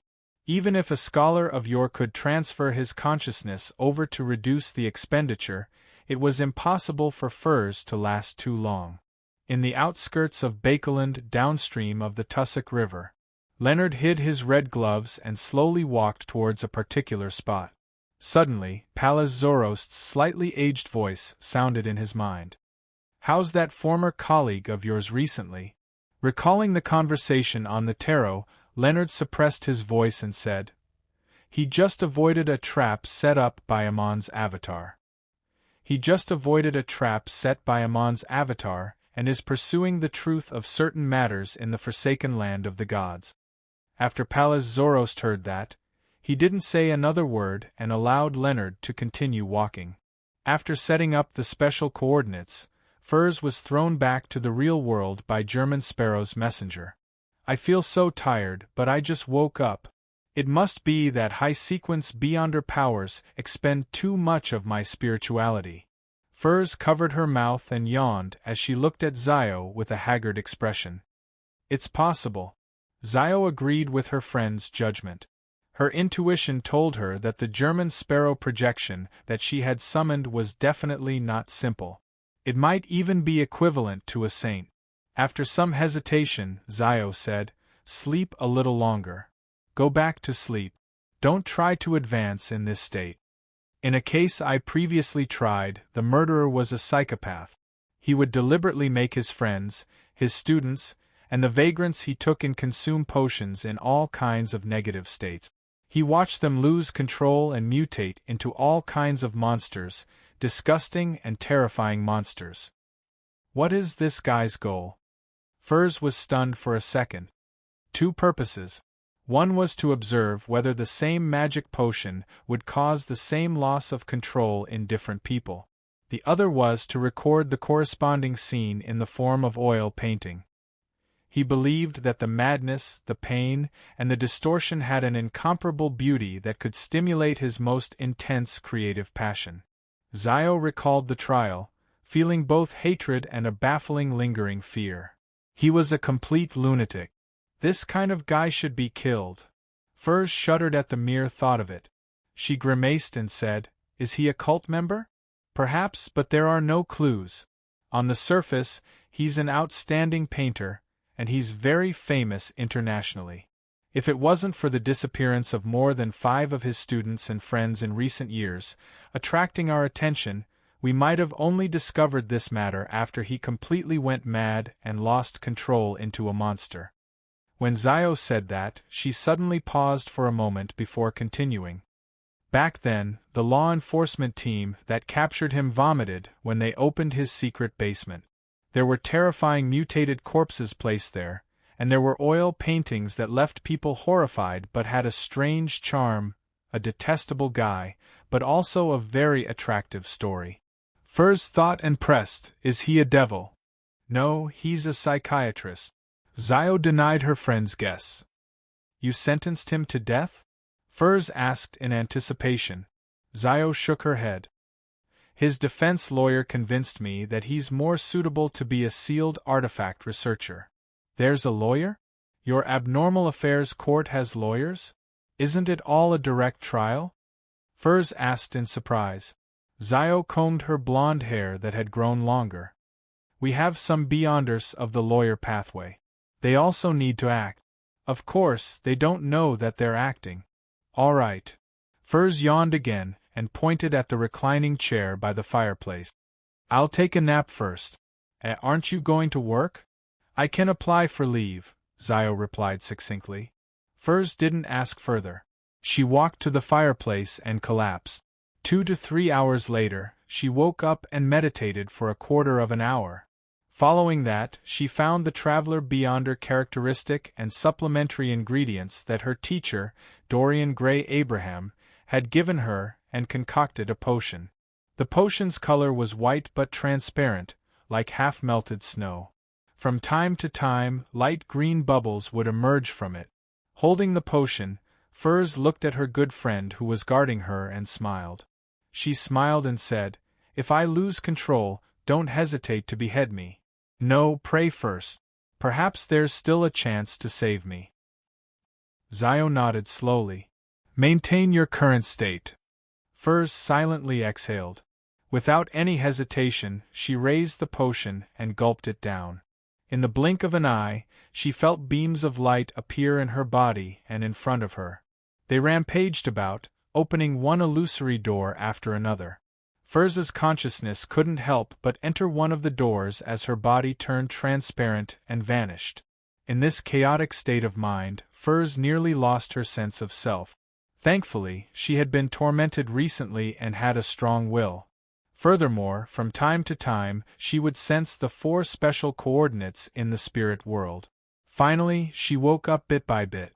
After an unknown period of time, she realized that she had entered the depths of the spirit world. It was difficult to determine her exact location, nor could she find her way back. With the help of the 4 special coordinates, Furs slowly traversed back to a familiar place. She left the dense stacked colors and the thin fog and walked out of the spirit world. Those 4 special coordinates aren't only used to help me find a way back, but they can also effectively maintain my self-awareness.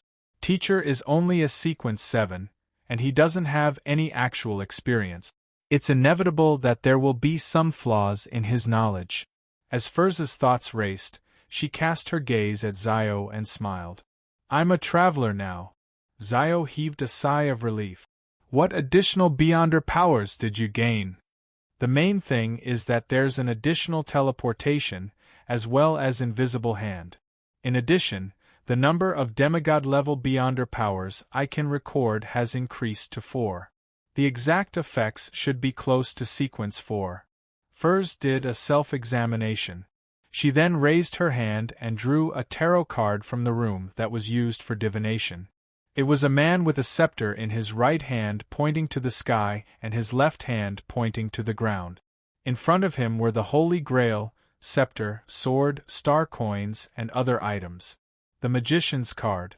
The day of the longest night every year was the birthday of the Evernight goddess, commonly known as Winter Gifts Day. On this day, all the believers of Evernight would head to a nearby cathedral to witness the sunset. When night came, they would participate in Mass, enjoy Holy Communion, listen to the choir, and do all kinds of activities. 1350 was a heavy year for the Evernight believers of Rouen. The intensity of the war and the rise in prices made them lose their good mood. However, on this Winter Gifts Day, they still walked out of their homes. This was because the Church of Evernight would be holding a large-scale Mass in the various squares to appease the souls that had passed away. At the same time, many foundations would also distribute food vouchers at the Massachusetts. Those who received them could use them to obtain the corresponding items at any relief point or cathedral. This caused some of the believers of Storms and Steam, who didn't celebrate Winter Gifts Day, to head to the nearest square. Westboro Memorial Square, the place where George III was blasted to death. Audrey wore a black cloak and carried the golden retriever, Susie, who carried a small leather bag on her back. She walked among the nobles with a plain expression. Her expression didn't seem abnormal, but there was some pain and guilt hidden within. She had already obtained the blood of the elderly mind dragon and concocted the manipulator potion. It was placed in the small bag on Susie's back. Susie was already a Sequence 6 hypnotist, so Audrey believed that not many people present could discover her abnormality and snatch the item from her. The blood of the elderly mind dragon came from the hermit Catlia. It was said that she had obtained it from Queen Mystic, and Audrey had paid £3,000 to buy it. This was in line with her expectations. This was because she didn't really want to obtain the ingredients from psychological alchemy. After all, her immediate superior, Vinrambus, had only died a few months ago, and she was already gathering the items needed for her advancement.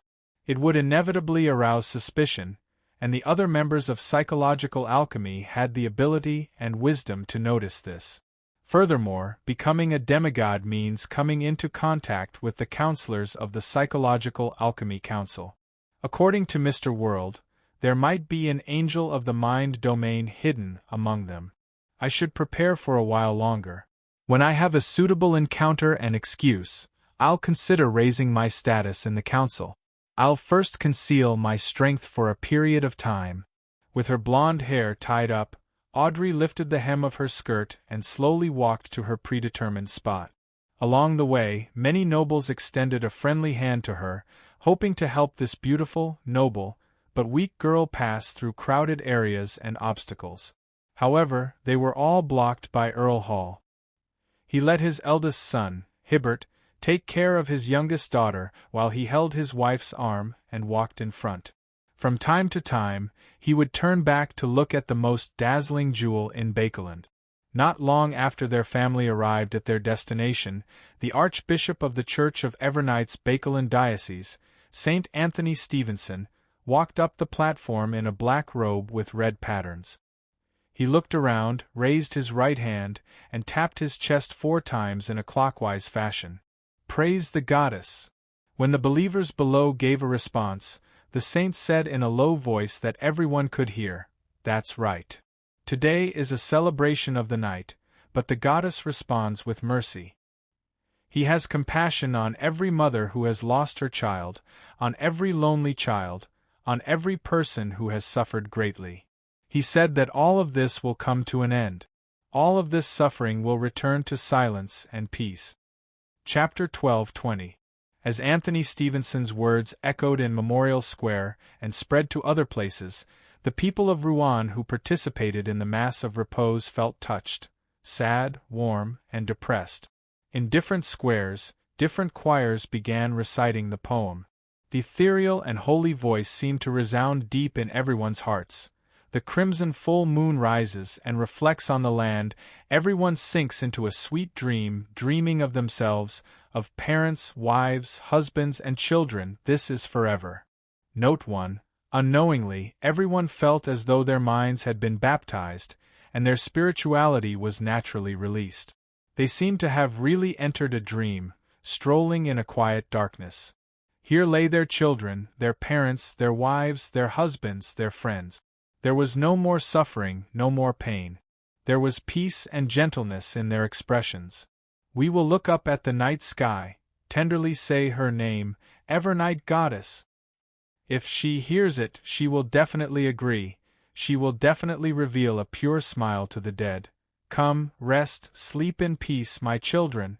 Note 2. The people strolling in the dream once again felt a strong sense of sadness, as though they understood that they were really going to bid farewell. They recalled all the beautiful scenes of the past, the scene of the family sitting around the dining table enjoying delicacies and chatting to their heart's content. They recalled the person who looked at them warmly. They recalled the pain of seeing them hurt and hearing of their passing that seemed to tear their souls apart. They recalled the dark clouds and parting brought about by the war. They slept peacefully in this peaceful kingdom, no longer having any worries. However, the survivors had to suffer day and night, turning haggard and withering. A tear slid down, followed by another. The people at Memorial Square's remnant mass could no longer suppress the emotions in their hearts. they silently and unreservedly vented the accumulated pain. Great sadness filled the air, intertwining with the choir's chanting as though it had a corporeal form. Cross your hands, place them on your chest, say the silent prayer, and shout from your heart, "The only home is peace." Note 3. The people who were crying silently with their eyes closed subconsciously followed the content of the poem and did similar actions. Then, they were infected by each other and shouted in their hearts, "The only home is peace." The sadness reached its peak. More than 10,000 people in Memorial Square felt a strong resonance. At this moment, Audrey opened her eyes, bent down, and took out a bottle of potion from the leather bag on Susie's back. Countless fragments of light floated in the potion, as though it was the manifestation of the sea of collective subconscious. Audrey didn't hesitate. Under such circumstances, she unscrewed the cap and gulped down the liquid inside. Unlike in the past, where she could still experience the potion sliding down her throat and into her stomach, Audrey felt. She felt that she could no longer feel her body. Her entire being seemed to have condensed into a ball of thought and merged with the illusory sea around her. This was the first time that she had seen the sea of collective subconscious without going through the island where her dreams and mind were. It was like she had returned to her mother's arms before she was born. She had returned to the very beginning, where she was washed, disintegrated, and influenced by the imprints left by the ancestors of mankind. There was fear, madness, and all kinds of terrible mental pollution in it. Audrey couldn't resist it for a moment. Her consciousness faded, and her figure swayed, about to melt. Affected by this, Audrey, who knew that she was about to be assimilated by the sea of collective subconscious, also resonated with it. She felt uncontrollable grief. The grief passed from one thought to another. Soon it filled the thoughts that Audrey had mutated into. It pierced into her soul body and her soul. Affected by this, Audrey, who knew that she was about to be assimilated by the sea of collective subconscious, also felt a resonance. She felt an uncontrollable grief. The grief passed from one thought to another. Soon it filled the sea of collective subconscious. It pierced through her soul body and soul. The voice in her ear became clearer and louder. Finally, it echoed in the sea of collective subconscious. The only home is peace. The only home is peace. The only home is peace. Audrey repeated the prayer as her figure quickly became clear. With just a thought, she split into many transparent and illusory versions of herself. They roamed the sea of collective subconscious, arriving at the mind islands that represented different people and climbing them. In these places, she directly saw where the sadness of different people came from. It came from the cannonballs that fell from the sky, from the airships that formed a formation, from the letters sent back from the front lines, from the bad news delivered by the postman, from the splattering of flesh and blood in front of her eyes, from the sudden collapse of a loved one, from the pile of toys that no longer had an owner, from the violent coughing in the great smog. The only home is peace. The golden retriever, Susie, also closed her eyes during Massachusetts. She recited the words in human language in her heart, not noticing any abnormalities around her. Suddenly, Audrey's voice sounded in her soul, her body of heart and mind. "Susie, I succeeded. I've always been very worried. I was worried that as my sequence advanced, I would be more and more affected by the potion. I would become colder and colder, becoming more and more like a mythical creature instead of a human." Susie looked up in a daze, only to see that the blonde girl beside her had her eyes closed, but her face was covered in tears at some point in time. Then she heard Audrey say in her heart, "Fortunately, I can still feel their sorrow." How nice! In Susie's eyes, another drop of tear fell from the corner of the golden-haired girl's eye, sparkling and translucent. At this moment, the sun withdrew its last ray of light and the night brought peace. Everyone opened their eyes at the same time and said in a calm voice, "The only home is peace."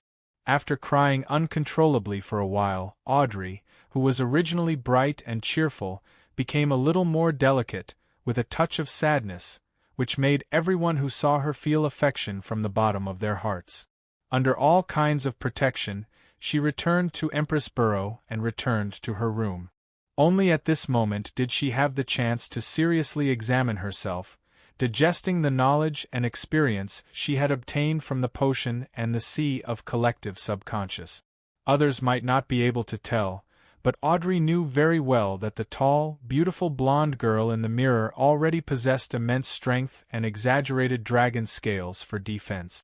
She was the kind that could shatter a piece of steel with a single punch. Oh, I can still dragon transformation, which is equivalent to using an incomplete mythical creature form. However, I have to wait until I get used to the potion and constantly stack the correct psychological cues. Otherwise, I'll directly lose control. Every dragon transformation can't exceed a certain amount of time. Otherwise, even if I have treatment methods that target my mind and soul, I'll be deeply infected by madness and chaos, causing me to lose control. My current limit is about a minute. The core ability of a manipulator is called control. I can let the body of heart and mind enter the mind island of others through the sea of collective subconscious, directly tampering with their subconscious, reading their thoughts, and silently driving them to do all kinds of things.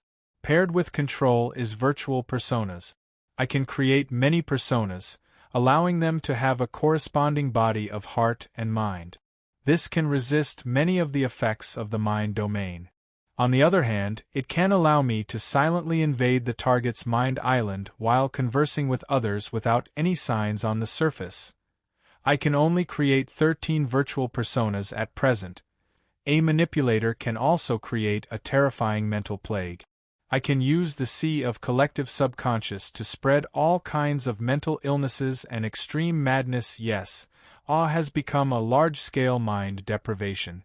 It's no longer just an effect of awe. I can also turn my designated thoughts into a mind storm that engulfs the surroundings and affects all enemies.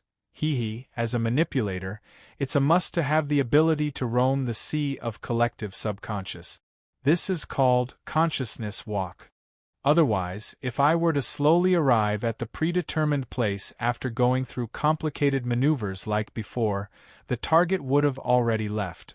Audrey looked at herself in the mirror and suddenly revealed a faint smile. Then, she puffed up her cheeks and opened her mouth as though she was about to spit out something. Since her mythical creature form was a mind dragon, she definitely had psychic breath. This could directly stimulate and damage the target's body of heart and mind body. It was an area of effect, enhanced version of psychic piercing. Audrey's green eyes darted around slightly as she retracted her gaze and sighed inwardly. This is a demigod. These powers even make me afraid. And how powerful must Mr. World be to be able to kill Vin Rambus above the grey fog in the ancient palace? As the participants of the hunt finished their preparations, they decided to organize a private meeting to discuss the specific details. Manipulators are that terrifying? Magician's Furs looked at Miss Justice beside her and blurted out in shock. Just now, Audrey had briefly mentioned the changes she had undergone after becoming a demigod. Although she didn't go into detail to protect her trump card, it still left the magicians, the Hermit, Judgment, and the Star alarmed. Actually, it's not that terrifying. Mr. World knows very well. Audrey cast her gaze to the bottom of the long, mottled table. The World Gehrman Sparrow didn't nod as he tersely acknowledged. I also had a powerful helper to kill Vin Rambus. He paused for a moment, then said, "Before we discuss the hunt, I want to know how to make the House of Abraham feel my friendliness." Note 1. Adapted from Tennyson, Lotus Eater. Note 2. Adapted from I.B.A. Browning, The Children's Cries. Note 3. Adapted from Thomas Hood, The Bridge of Sighs and Tennyson, Lotus Eater. P.S. Update before making changes. Chapter 12:21. Friendly? Upon hearing World's German Sparrow's question, Magician's Furs nearly doubted her ears. The image of Mr. X's head, which was covered in cracks, and blood stains, instantly surfaced in her mind. Just as Furs was deliberating over a good excuse, Audrey glanced at her and smiled at World's German Sparrow. To make the House of Abraham feel your friendliness, what's important isn't what you do, but what Miss Magicians writes in the letter. That's right. Unless I directly appear in front of Miss Magicians's teacher, his understanding of me will only be limited to the various rumors and the things Miss Magicians tells him. As long as the story she tells is good enough, it doesn't matter even if it doesn't match the actual situation. Klein suddenly realized that he had gotten into a dead end when thinking about the corresponding problem. Magician's Furs understood Miss Justice's words, but she didn't think it through thoroughly enough. After looking at the hermit, the star, and company, Audrey said to Furs, "You need to convey Mr. World's goodwill to your teacher. You need to convey Mr. World's goodwill to your teacher. For this, you can weave some stories instead of telling the truth." "Then what do I need to say?" Magician's Furs took the initiative to ask. It wasn't that she wasn't good at fabricating stories. On the contrary, it was what she was best at. But the problem was that writing a novel that people liked and writing a story that people believed weren't the same. The latter would undoubtedly be easier if she could obtain the advice of a senior psychologist. Audrey had already thought of the details of the letter before she opened her mouth. At that moment, she replied in an unhurried manner, "That's right." At that moment she replied unhurriedly, "Clearly, your teacher must have noticed your rapid advancement, and because of Mr. X's death and all kinds of sensitive issues, he has a certain degree of suspicion and wariness towards the Beyonder circles you participate in." "Yes." Furs nodded slightly, agreeing with Miss Audrey's judgment.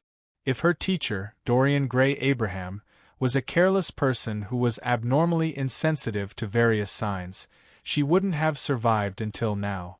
She would have long been captured by the Aurora Order or died in the hands of other forces that were interested in the House of Abraham. Audrey continued, "That's right. Under such circumstances, he still maintains contact with you, teaches you knowledge, gives you formulas, and provides you with ingredients.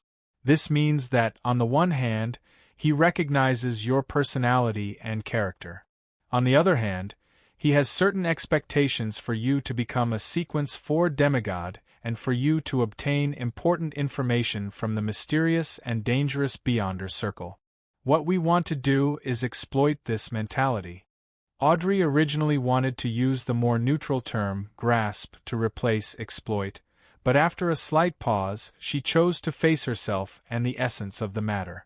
Seeing that Magician's Furs was listening attentively, and that Judgment, the Star, and the Hermit were looking forward to what she was going to say next, Audrey pursed her lips and said, "After you return, you can write to him and tell him that you've become a traveler.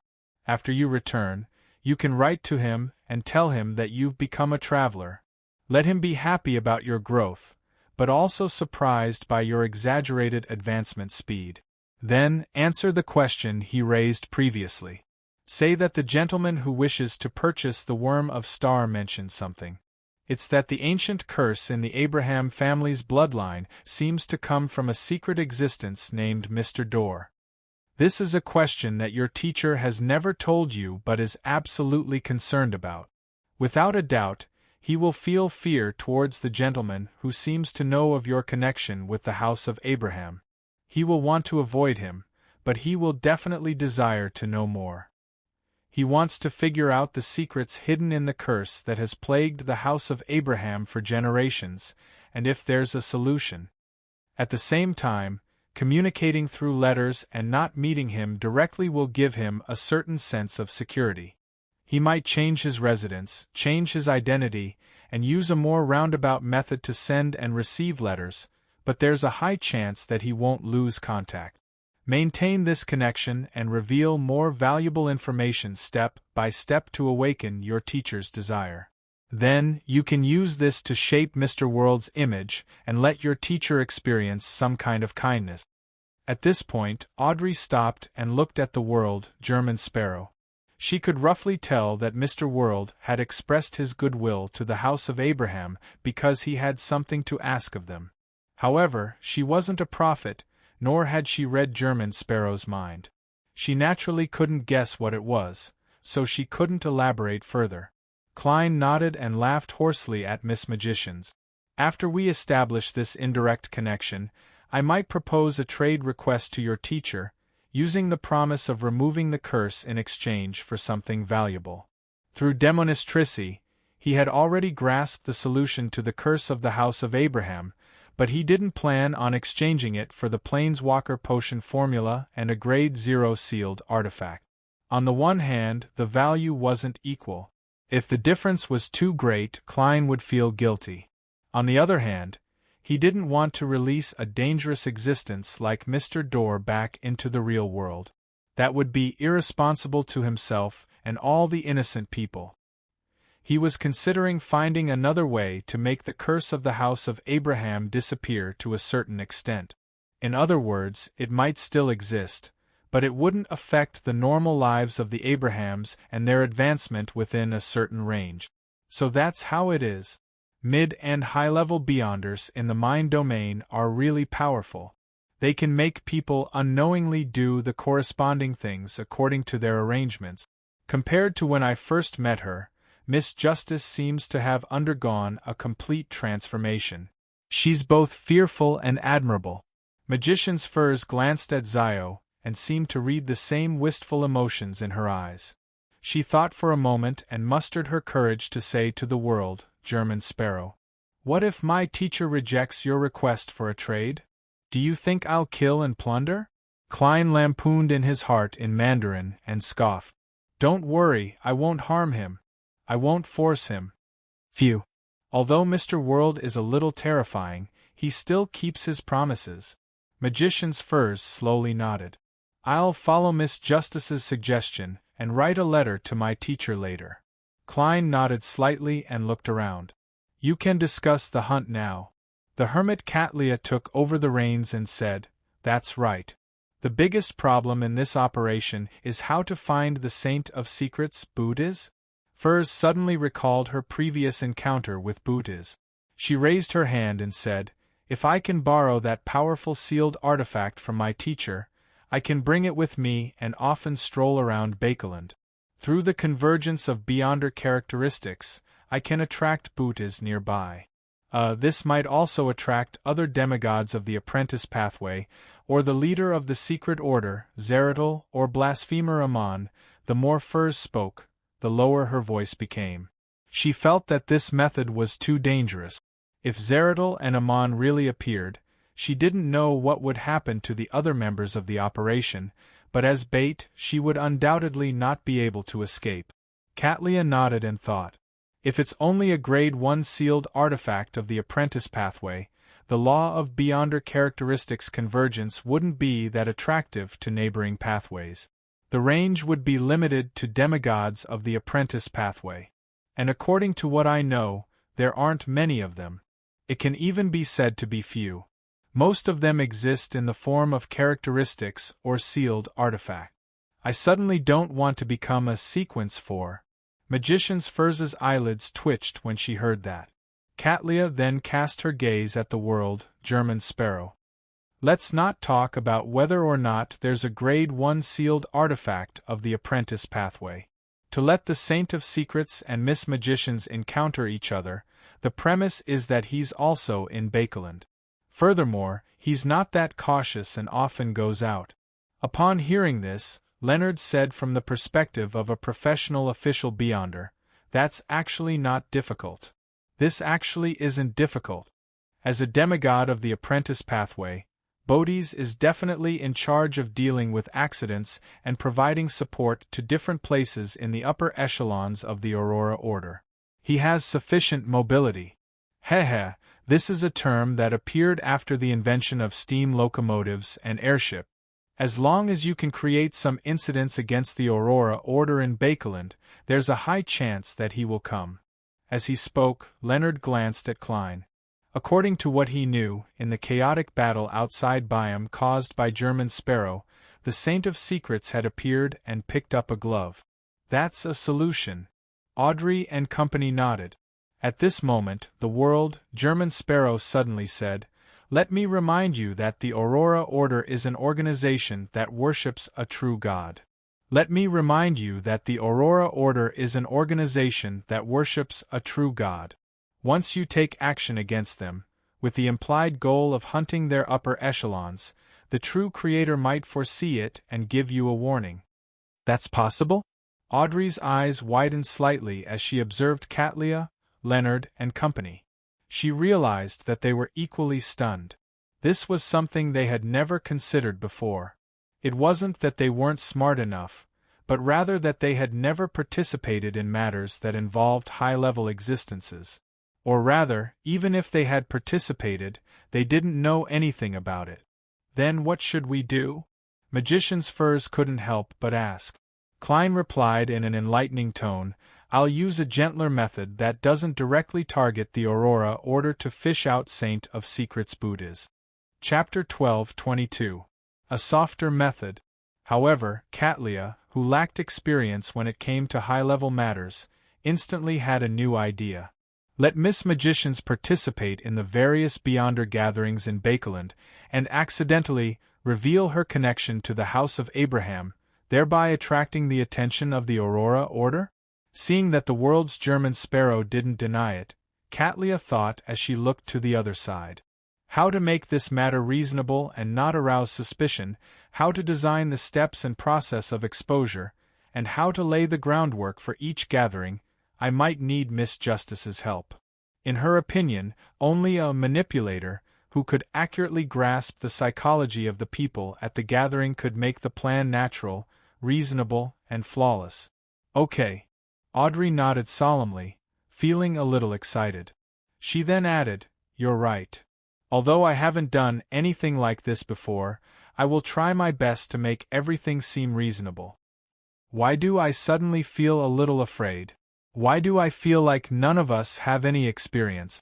Apart from Mr. World, who can't participate directly, Ma-am Hermit might be very experienced in other aspects, but she probably hasn't done such a hunt before. This isn't a game. This is a cruel operation where someone might die if they aren't careful.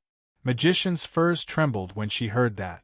She deeply doubted the qualifications of most of the members present, including herself. However, when she thought of how Miss Justice and Ma-am Hermit were already Sequence 4 demigods, while she and the Star were Sequence 5, she felt that this wasn't too serious of a problem. After all, every powerhouse was someone with little experience who accumulated their strength step by step. Furthermore, they had the World, German Sparrow, the strongest hunter of the 5 seas, to keep watch. Reasonable. Scheme. Control. Upon hearing Ma-am Hermit and Miss Justice's conversation, Klein subconsciously extracted the keywords. This made him recall his experience of using 0-08 and being arranged by 0-08. He couldn't help but sigh inwardly. It's no wonder the spectator's Sequence 1 is author. This is indeed a very reasonable development, but it can go from guiding to forcing it. You don't have to worry about the specific arrangements. Go back and think about it carefully. At the same time, you have to make adjustments based on the feedback from the scene. Katlia nodded in thought as she suddenly had a new idea. When Miss Magicians participates in a Beyonder gathering, it's best if you hide in the nearby area and use your control over the sea of collective subconscious to monitor the thoughts of every participant and accurately grasp the feedback. Would it be enough to create only 13 virtual personalities? There should be more than 13 members at the Beyonder gathering. I can take turns to monitor them and choose the ones I pay attention to. Audrey quickly analyzed the feasibility and tersely acknowledged. No problem. This was also a form of training for her. At the same time, it was also a form of acting to a certain extent.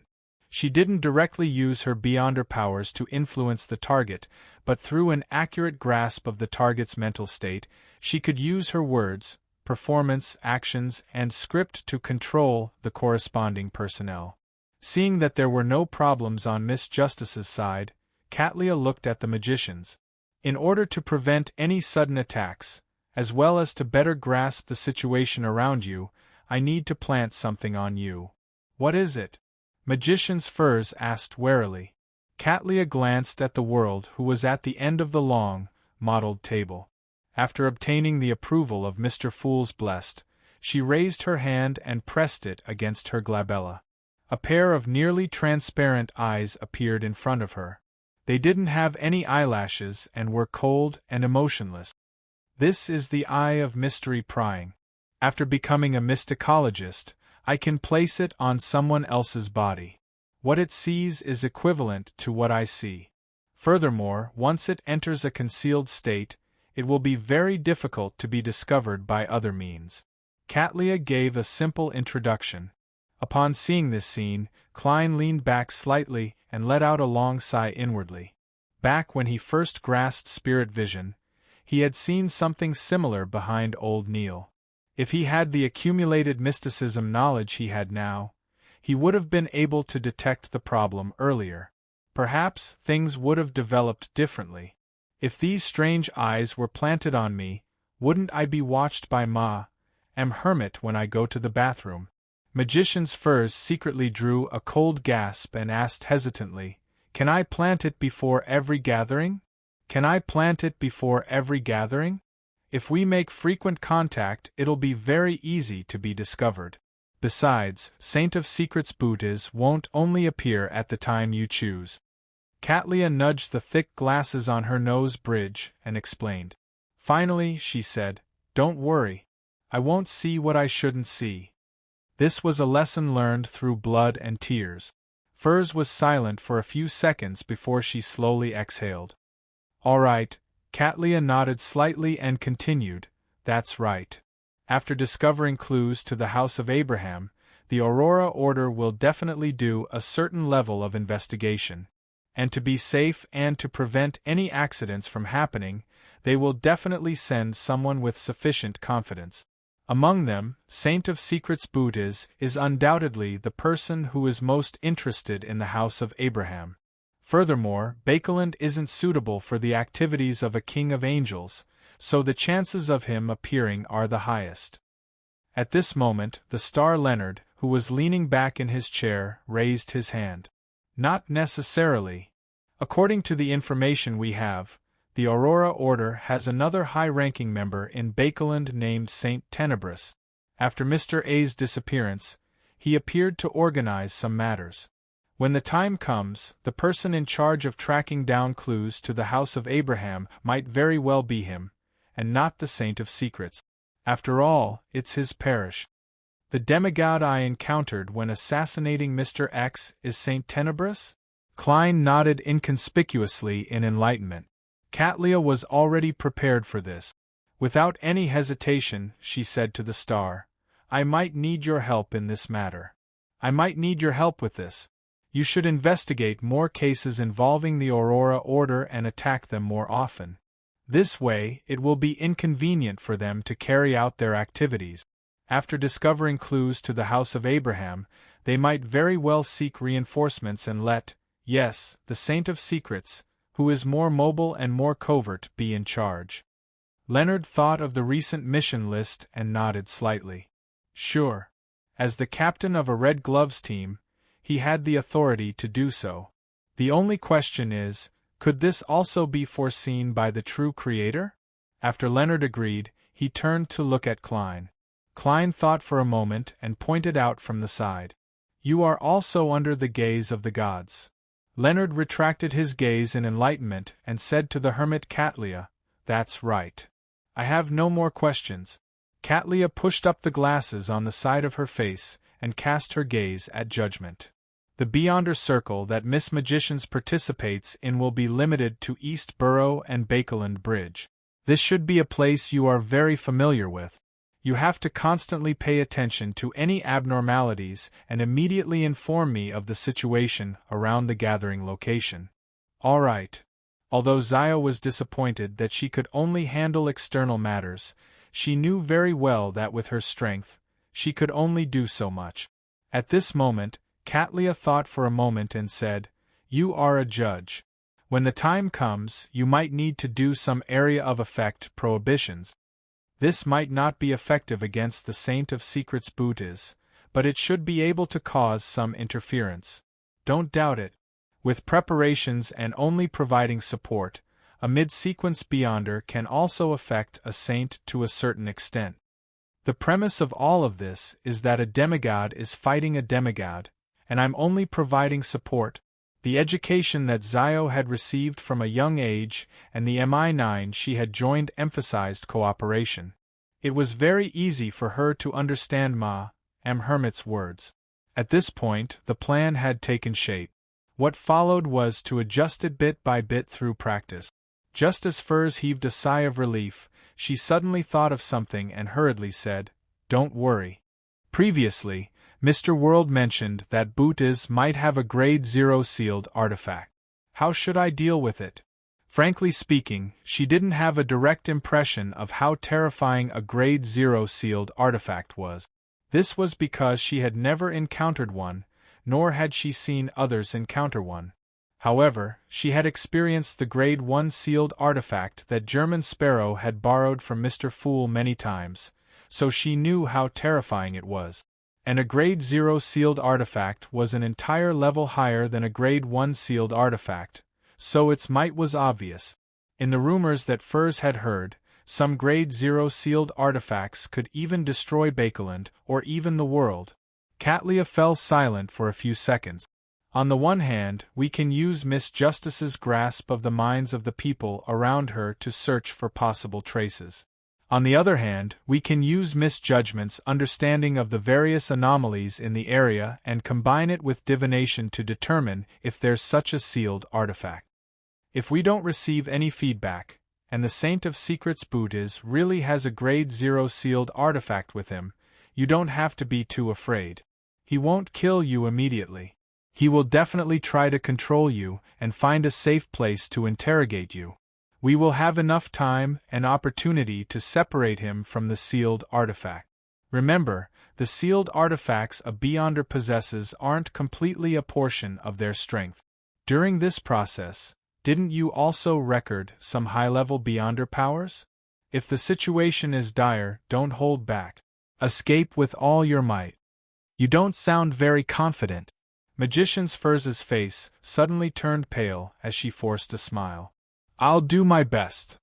At this moment, German Sparrow, the world, took the initiative to say, when necessary, you can pray to Mr. Fool.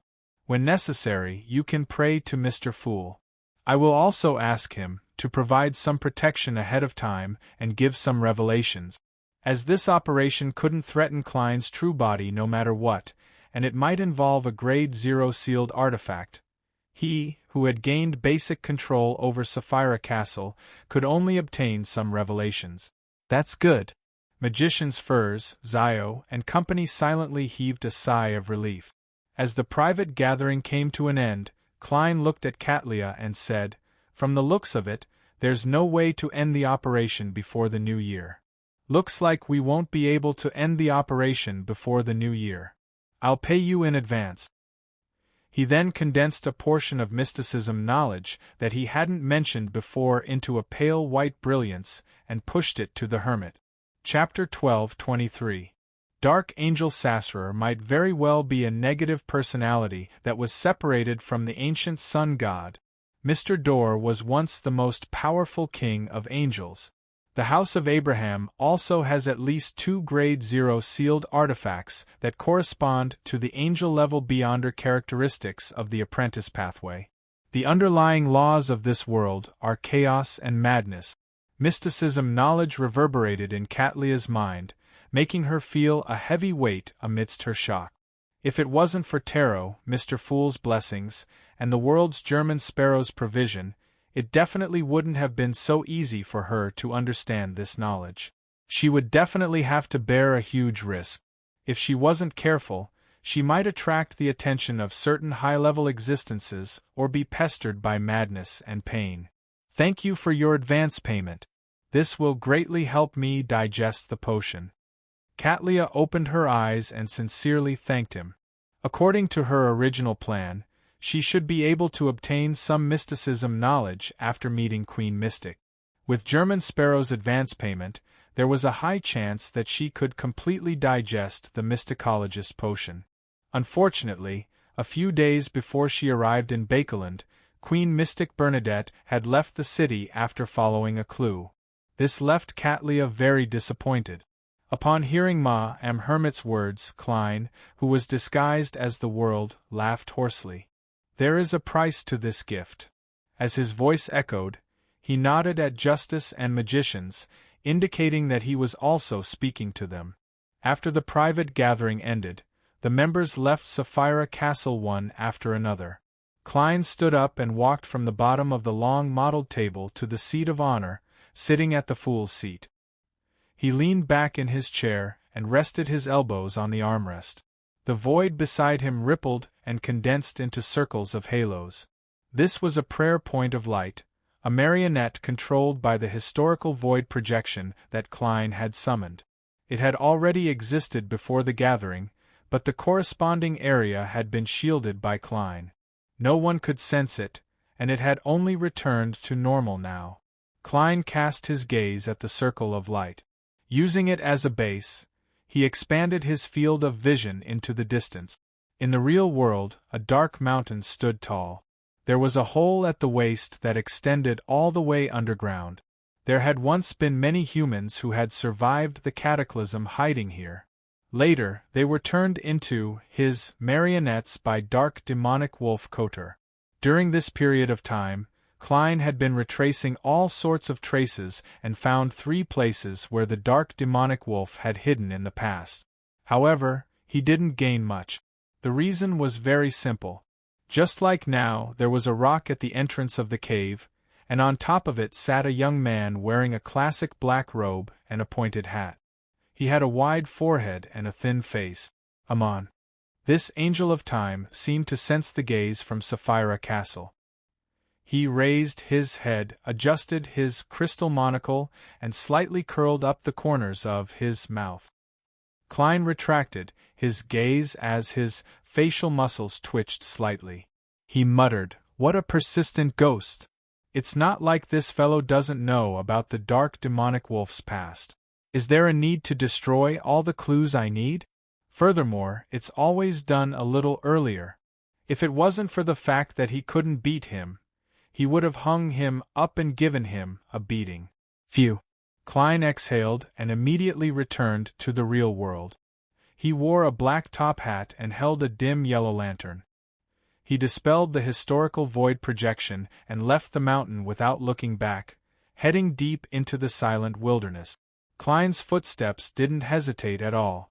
This was because he had long obtained detailed information about the dark demonic wolf, Kotor, from the Evernight goddess.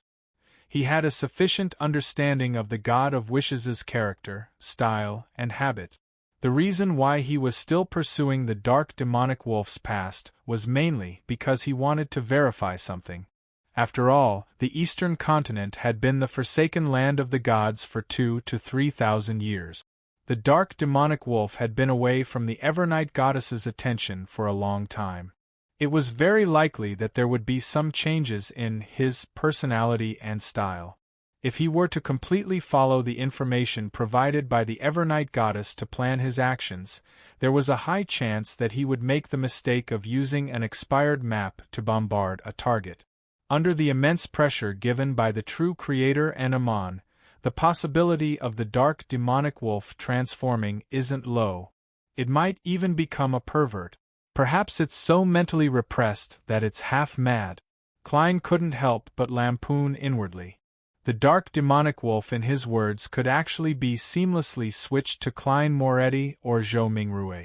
All he needed to do was change the sentence to future tense. There was another reason why Klein insisted on pursuing the dark demonic wolf's past. It was an attempt to deceive Amon, making it difficult for him to guess that he had already grasped the key information. Of course, this might not be enough to fool the god of deceit. Klein's main goal was to obtain a mental victory so as to adjust his overly repressed mental state. He didn't need to seek misjustice for treatment. Yes, from the looks of it, the dark demonic wolf still maintains the clarity and rationality of the late Second Epoch. It's not as manic, bloodthirsty, and crazy as it was when it first fused with the other Beyonder characteristics. His most important personality trait doesn't seem to have changed. He is still that suspicious. He doesn't even trust his marionettes. Once he decides to migrate, he will leave behind all the marionettes he previously had and erase all connections. Also, the dark demonic wolf seems to have migrated from the east. As he thought, Klein suddenly stopped. In the darkness without the stars or the crimson moon, he relied on his spiritual intuition to cast his gaze in a particular direction. His expression gradually turned solemn as he raised his right hand and pressed down on his half-top hat. Then, Klein adjusted his direction and walked in the direction his gaze was pointing at. It was the east. In the endless darkness, the lantern in his hand dragged out a lonely shadow. His knee-length trench coat was almost the same color as the distant night. His footsteps were a little faster than before. Bakeland, Empress Borough, inside the Hall family's luxurious villa. Audrey sat in front of the dressing table and began to seriously consider how to make the release of bait appear reasonable. During this process, she suddenly thought of something. That was, if she wanted to head to the vicinity of the Beyonder gathering to monitor the thoughts of the participants, she lacked a fast and convenient method. As a Sequence 4 demigod, she couldn't fly, nor could she teleport, much less use flames to secretly jump. It would be fine if it was late at night, as she could use dreams as a springboard to shuttle, but during the day and evening, she could only rely on her feet. Actually, my speed isn't slow, but if I were to run faster than a steam locomotive, I would definitely attract attention. There are so many powerhouses in Bakeland, so there's no lack of existences that can see through my psychological invisibility. Similarly, in my dragon form, I can fly, but it's just too eye-catching. At present, I can only let my consciousness and spirit body enter the sea of collective subconscious, and I can't bring my body in. After some thought, Audrey could only consider purchasing sealed artifacts or mystical items that had the ability to travel. She also decided to travel through dreams where there were dreams. If there weren't, she would walk, take a car, or take the subway. What a simple demigod. Yes, it's no wonder her full name is demigod. Those terrifying Beyonder powers are the side of a god, and these are the side of a human. Audrey gave a self-deprecating laugh as she pulled her thoughts back on track. Bakeland, Hillston Borough. Sitting by the fireplace, Furs had a book spread open on her thigh as a pad for the letter. She held a fountain pen and stared at the horizontal lines on the paper and the tarot cards scattered on the ground. She didn't move for a long time. What's wrong? You don't want to lie to your teacher? No, what you wrote is the truth. You don't want to plot against your teacher? Zio walked over, squatted down, and looked up into Furs's eyes. Furs shook her head. No, it's not because of that. I do feel a little guilty, but I know that this is a good thing for him and the house of Abraham. I'm just hesitating. I have a nagging feeling that our fates will change after writing this letter. Ah! Zio was somewhat taken aback when she heard that. She didn't quite understand what her friend meant. Furs slowly exhaled and said, "The war from before and now isn't that dangerous for us. The war from before and now isn't actually that dangerous for us. We have the ability to avoid it, obtain the corresponding resources, and continue our peaceful lives. Therefore, my feelings towards it aren't that deep. We are like people standing beside a torrent. We could have watched everything from the sidelines, but after writing this letter, we might be swept into the torrent by the surging waves." Zio listened quietly as she gaped her mouth and pursed her lips. She pursed her lips and said, "If not for this matter, do you think we can avoid the torrent of fate?" As she spoke, she picked up a tarot card from the ground. The surface of the card depicted an angel blowing a horn and the dead. The Judgment card. Furs looked at the tarot card for a while, closed her eyes and combed her hair. She smiled and said, "I understand. This is our inescapable fate. After praying to Mr. Fool and obtaining the magician's card, they were destined to an inescapable fate. The fountain pen in Furz's hand finally landed on the letter. Pritz Harbor. Dorian Gray Abraham, who had long left the Fishermen's Association and changed his identity, opened the letter sent by his student. As he quickly scanned through it, his expression changed from shock, joy, and confusion to horror. Bang! Dorian threw the letter in his hand and knocked the table in front of him, as if the piece of paper was cursed and hid a monster. He retreated to the other side, pulled open a drawer, and took out some items. Then, he rushed to the door and prepared to leave. When his right palm touched the brass handle, Dorian's movements suddenly slowed down and finally froze. He slowly turned around and cast his gaze at the letter on the ground with a complicated look in his eyes. After a few seconds, Dorian Gray Abraham slowly walked towards the letter. She walked very hesitantly, and struggled, but she didn't stop, as if she had been tempted by the devil. Chapter 12:24. Finally, Dorian stopped beside the letter. He bent down and reached out his right palm. His fingers trembled slightly as he pinched the edge of the paper and picked it up. This time, Dorian was very careful. He read it word by word from the beginning. Sometimes he was enlightened, sometimes confused, and sometimes in pain. The letter from Furze wasn't long. He only took 3 minutes to read it twice before falling into a long silence. The sunlight shone in from outside the window and shone on the toppled table. Dorian Gray Abraham's lips suddenly quivered, but in the end, he didn't make a sound.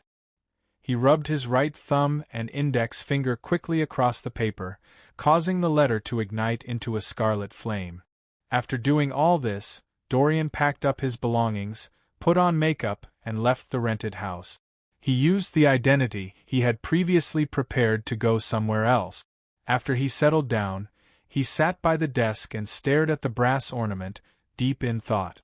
As the sunlight became sparser and dimmer, Dorian's eyelids twitched as he let out a long, slow sigh. He then spread out the letter, picked up a pen, and wrote as he thought. "I'm very happy to see you digest the scribe potion in a few months. This means that you really have a chance of becoming a demigod. These are the key points of acting as a traveler that I understand, but you have to remember that everyone has a different personality. There will always be some differences in acting in practice. You can't completely copy them. This doesn't mean that the key points of acting are wrong, but they can cause great conflict in your heart and affect your mental state. Sometimes, making appropriate adjustments may slow down the speed of the potion's digestion, but it's more beneficial to you. You have to remember that acting is just a tool, not a master. I look forward to the day you completely digest the traveler potion. I will prepare the corresponding ingredients and a gift for you. I'm very interested in the curse of the Abraham family that the gentleman mentioned. I think you should have noticed that I have a certain amount of research in this area. Otherwise, you wouldn't always ask me about related things." Linley frowned. "I hope you can take a step further to understand." After writing the reply, Dorian Gray Abraham closed her eyes and quickly folded the paper. In January 1351, the new year in Bakeland was much quieter than before. In the basement of a house in the West District, a few candles flickered with a yellowish flame, illuminating the altar, chairs, and round table placed around it. At the edge of the light, in an extremely dark place, a silhouette was faintly discernible. Sometimes it swayed, sometimes it stretched. It was a thin layer without any thickness, like a living shadow. Suddenly, the figure spoke in a deep voice. "You arrived earlier than I expected." Next to the candle, where the light was the brightest, a figure quickly appeared. It was a man dressed in a mysterious black robe. His brown hair was slightly curled, and each strand was hard. His eyes were deep, as if they were hiding countless things. He was one of the 5 saints of the Aurora Order, the Saint of Secrets Bootes. Bootes smiled. "To me, distance isn't a problem." He then pulled a chair over and sat down, saying to the long and narrow shadow, he said to the long and narrow shadow, "Have you investigated the matter? Did you discover anything abnormal?" The shadow that had almost fused into the darkness replied in a deep voice, "No problem." Really? Bootes instinctively doubted the definite answer. Kesma, could this be a trap? The Aurora Order's Saint Tenebris Kesma slowly shook his head. The target is very careful.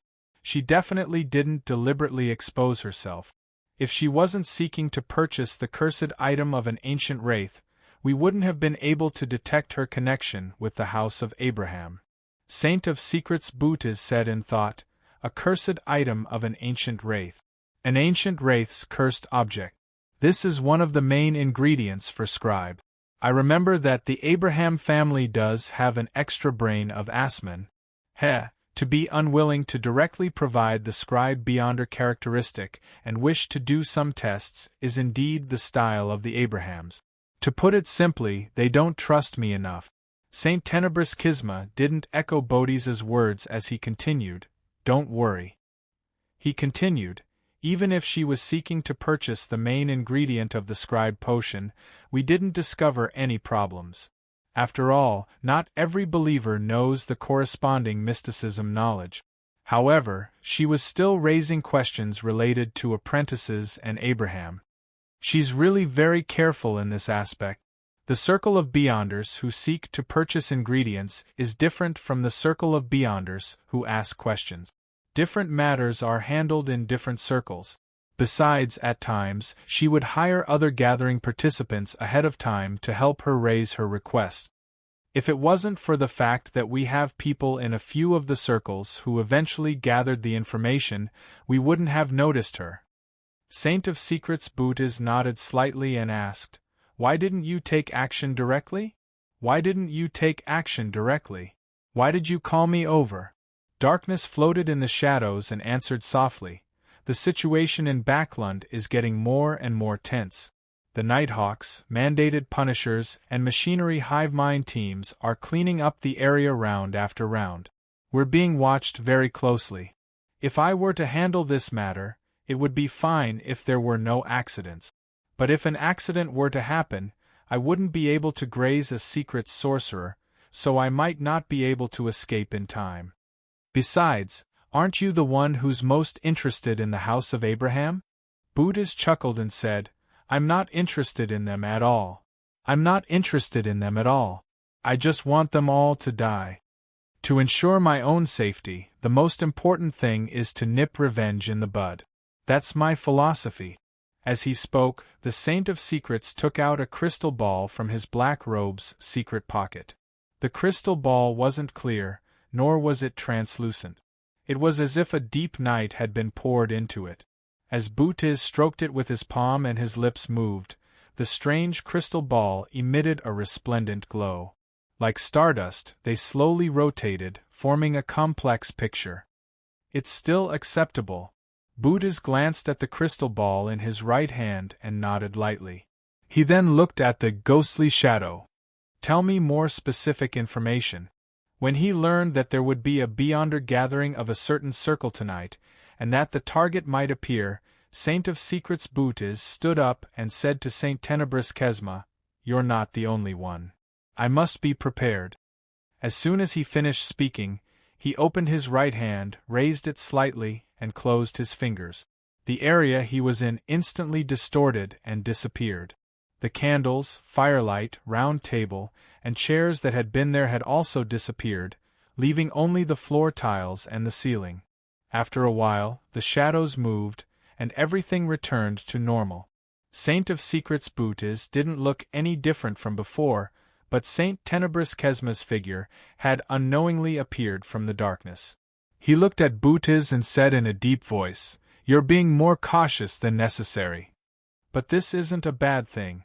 I hope to resolve the problem without anyone noticing." Bootes replied with a smile, "Follow me. Hide in the shadows and be my support. Don't appear directly. Once you discover anything abnormal, leave immediately." "All right." Saint Tenebris Kesma slowly walked out of the shadows. He looked very young, and his facial features were outstanding, but his face seemed to be shrouded in a faint dark veil. After approaching Bootes, Kesma heard illusory chewing sounds that came from an unknown source. The sounds of gnawing and digestion made him feel an undisguised malice and hunger. This made him, a demigod, involuntarily shiver. Saint Tenebris' eyes froze for a second as he cast his gaze at Bootes's face with a hint of shock and astonishment. Bootes curled the corners of his mouth, revealing a slightly cruel smile. A few seconds later, one of them used teleport, while the other merged into the shadows and left the house. At the intersection of Bakeland's East Borough and Bridge District, in a dilapidated apartment building, there were a few connected rooms on the first floor of what was originally a cheap hotel.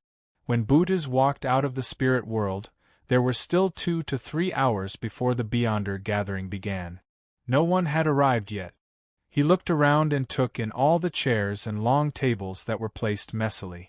After observing the environment, Bootes walked to a corner and pulled at it with his right hand as though he was pulling at a curtain. The area was enveloped by shadows as it distorted before disappearing. As there were no items in it to begin with, there was no objective measurement. Therefore, no one would discover that there was a space missing. They would only feel that the distance between them and the wall seemed to be a little closer, but upon careful inspection, everything was normal. This was a secrets sorcerer's spatial concealment. They could use this ability to split a place into 2 and hide a portion of it. One had to pass through a specific door to enter. At that moment, in the area that had been hidden, the room was normal. There were floor tiles, a ceiling, and a cockroach that was crawling across in a panic. The cockroach rushed all the way to the dividing line, but it was blocked by the endless darkness. After Saint of Secrets Bootes surveyed the area, his gaze stopped at a transparent vortex in midair. This was a door. All hidden spaces had to have a door.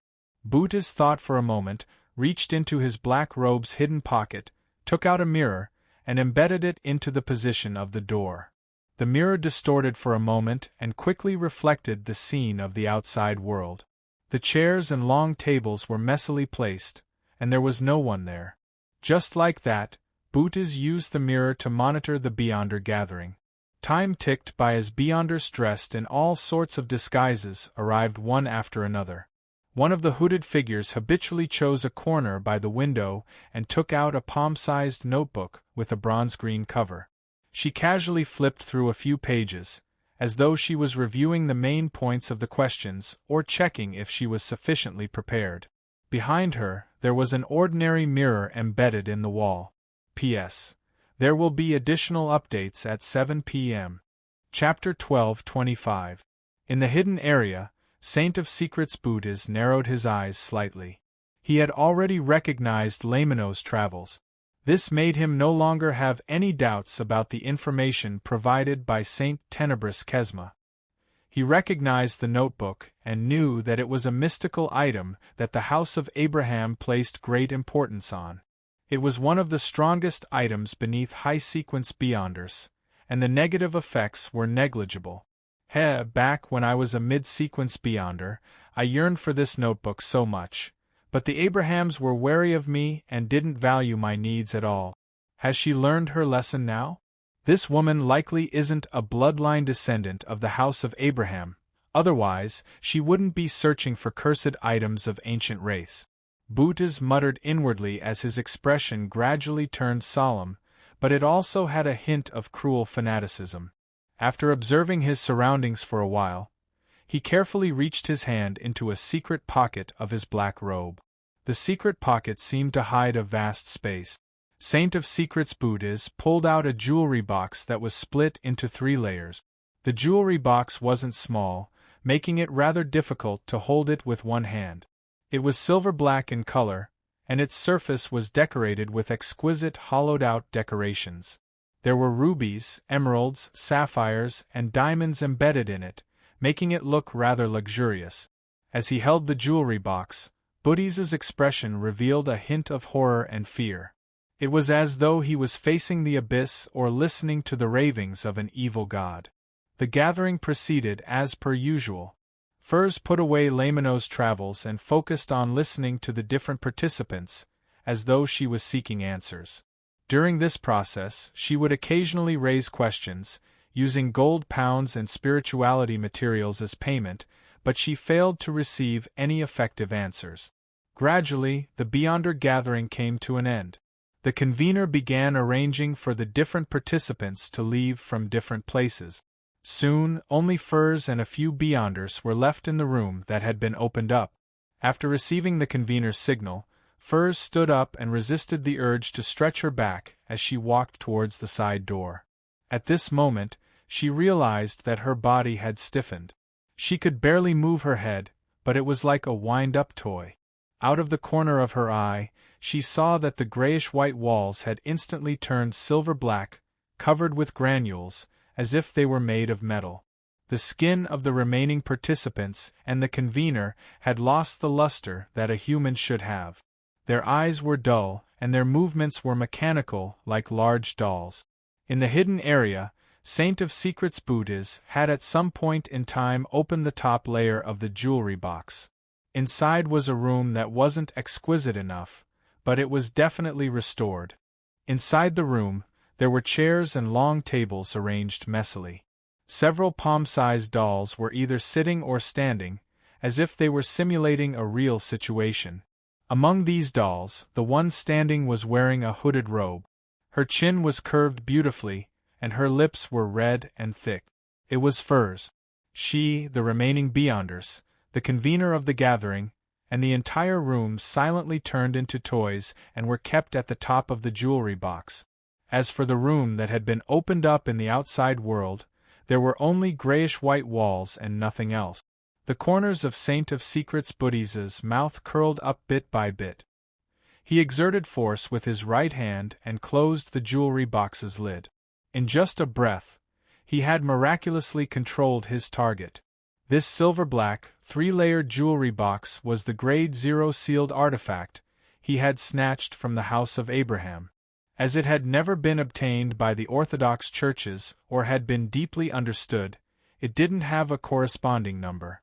According to what Buddhas knew, this jewelry box originated from an angel from the House of Abraham during the Fourth Epoch. He liked to roam the cosmos and head to different places in the vast universe. But once, he silently died in his palace when he returned to his family to rest. His face was filled with fear and warped, as though he had seen something extremely terrifying. A true mythical creature, an existence that could be considered a subsidiary god in the Second Epoch, had perished in an extremely strange manner without causing any commotion. The Beyonder characteristic he left behind combined with his corpse, forming this jewelry box that was quite different from other sealed artifacts of the same kind. And back then, Mr. Dor Bethel Abraham not only didn't attempt to shatter it and restore it to a pure Beyonder characteristic, he even gave it a rather strange name, Box of the Great Old Ones. The first level of the Box of the Great Old Ones could turn the target location into a toy, swapping places with its own internal space. Saint of Secrets Buddhas had used this point to easily and bizarrely achieve his goal. The second level of the Box of the Great Old Ones recorded different locations. Once they were released, the holder and the living beings within the area of effect could directly head to the corresponding area. Just like the angel from the House of Abraham, they could roam the cosmos and explore the universe. As for what was in the third level of the Box of the Great Old Ones, Saint of Secrets Buddhas knew, but he didn't dare to think about it. It was just like how he usually didn't dare to come into contact with this Grade 0 sealed artifact. But after the lid of the Box of the Great Old Ones closed, Buddhas grabbed with his right hand and retrieved the mirror embedded in the transparent vortex in midair. Once a certain area was hidden, if a secret sorcerer wanted to leave, they had to pass through the corresponding door or directly remove the concealment. Buddhas chose the latter method. It was the most convenient and fastest. Shadows floated, and the vanished area returned to the real world. The room was finally complete. Buddhas didn't stay any longer. Without even looking at his surroundings, he quickly made his body turn transparent. He held the silver-black box of the great old ones that was embedded with many gems. He traveled through the spirit world, which was filled with strange creatures. In just a few seconds, he walked out of the void and attempted to enter the ruins of the battle of the gods through the abyss that split the sea. At this moment, Bootes slowed down and stopped in midair. He narrowed his eyes as his pupils instantly turned black, dotted with countless resplendence. It was as if a starry sky had been reflected in his eyes. The gravel formed from the stars quickly spun, causing the bottomless rift that split the sea to rapidly turn incorporeal. It made everything in front of Bootes shrink, condensing into a swaying orange-yellow flame. This flame grew on the tip of a matchstick and was about to be extinguished. Everything that Saint of Secrets Bootes experienced after dispelling spatial concealment was actually an illusion. He was still standing in his original spot. And the source of this illusion was the ignited matchstick. The matchstick was held by a fair-skinned hand. The owner of the hand was a hooded woman wearing a purple-patterned black robe. She was sitting on a carriage made of a huge pumpkin that passed through the wall. Pulling the carriage was a bunch of grey rats. This was none other than Admiral of Stars Catlia, but her looks, image, and bearing had changed. This was given to her by Cinderella's magic. The core beyonder power of the Mystery Prior Pathways sequence for Mysticologist was called Mystical Reenactment. It fully embodied the saying that, knowledge is power. To put it simply, a mysticologist could draw power from the different mysticism knowledge they grasped and create all kinds of magic or witchcraft. And the fewer people who knew about the corresponding mysticism knowledge, the more difficult it was to spread it, the more powerful the magic would be. The converse was also true. Once a certain piece of knowledge or legend became widely known and was no longer mysterious, the magic or witchcraft created by drawing on its power would become nearly ineffective. Catlia didn't know why the Queen was able to create all kinds of magical and fantastical magic from the personal fairy tales that Roselle the Great told her, but this didn't stop her from learning and applying them. After all, she had heard those fairy tales from Queen Mystic. The magic she used to transform and disguise herself was called Cinderella. The one that made Saint of Secrets Bootes fall into an illusion was the matchstick girl.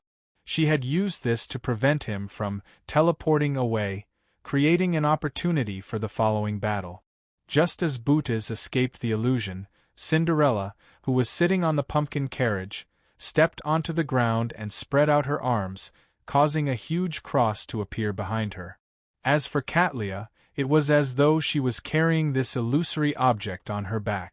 In the empty room, candlelight lit up, illuminating a long table with flesh and blood placed on it. Around the long table, there were three extremely blurry figures holding the flesh and blood as they constantly devoured it. As though sensing something, the three figures turned their heads at the same time and looked at Bootes. It made the Saint of Secrets' heart beat faster as he felt a chill surge out from the depths of his soul. Following that, he heard the illusory sounds of chewing, and digestion. He felt an undisguised malice and hunger. Bootes' eyelids twitched as he hurriedly lowered his head and cast his gaze at the box of the great old ones in his hand. At some point in time, the silver-black mysterious box had opened by itself. The magic that Catlia had just used was called Banquet of Betrayal. It came from the mysticism knowledge of the death of the ancient sun god that she had learned from the tarot. Its effect was to temporarily awaken or bestow sentience upon the items in the target's hands, making them betray them. Without a doubt, this would be very effective when encountering a sealed artifact that was filled with malice towards the wielder.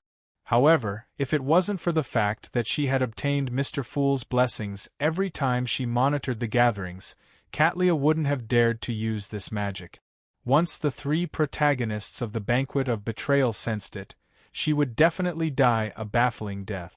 She would die without being able to put up any resistance, and it would be an abnormally horrifying death.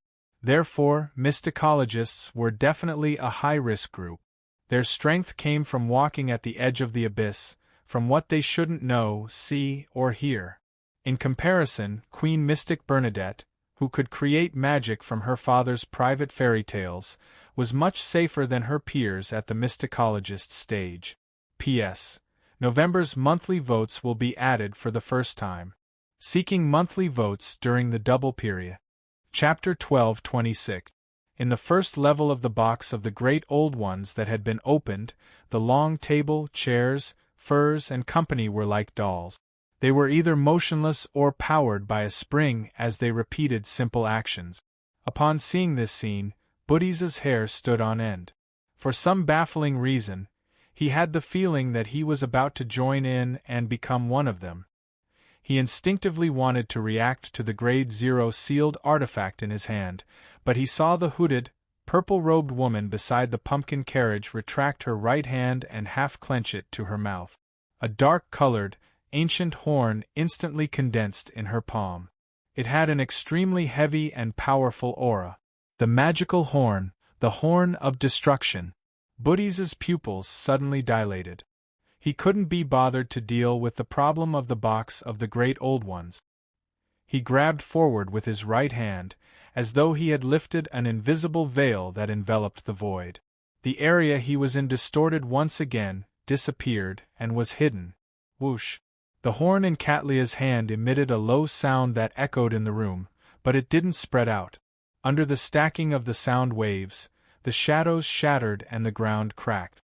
The space that Saint of Secrets Booties had hidden was like thick glass that had been struck by a heavy hammer. Countless cracks appeared at the same time as they intertwined. On the other side, a tall knight dressed in black full-body armor leaped out of the shadows. He held a long and wide sword, and his eye sockets shimmered with crimson light.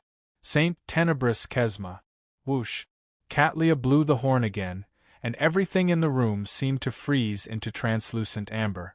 Without a sound, the amber shattered. Even the knight who was covered in black full-body armor fell to the ground like a mirror, turning into tiny pieces. The distorted and hidden area returned to reality. However, Saint of Secrets Booties also seized the gap between the two horns to make illusory doors appear around him. Some of them were facing each other, some were deep, some were covered in mysterious patterns, and some were hollow in the middle.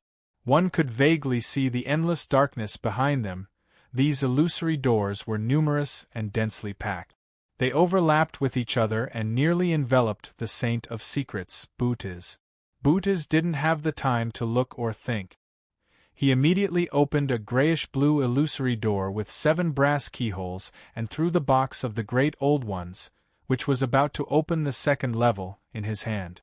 This was a secret sorcerer's exile. He could throw a target under his preliminary control into the corresponding spatial turbulence, and different illusionary doors represented different scenarios. Danger and opportunity coexisted. This exile wasn't permanent.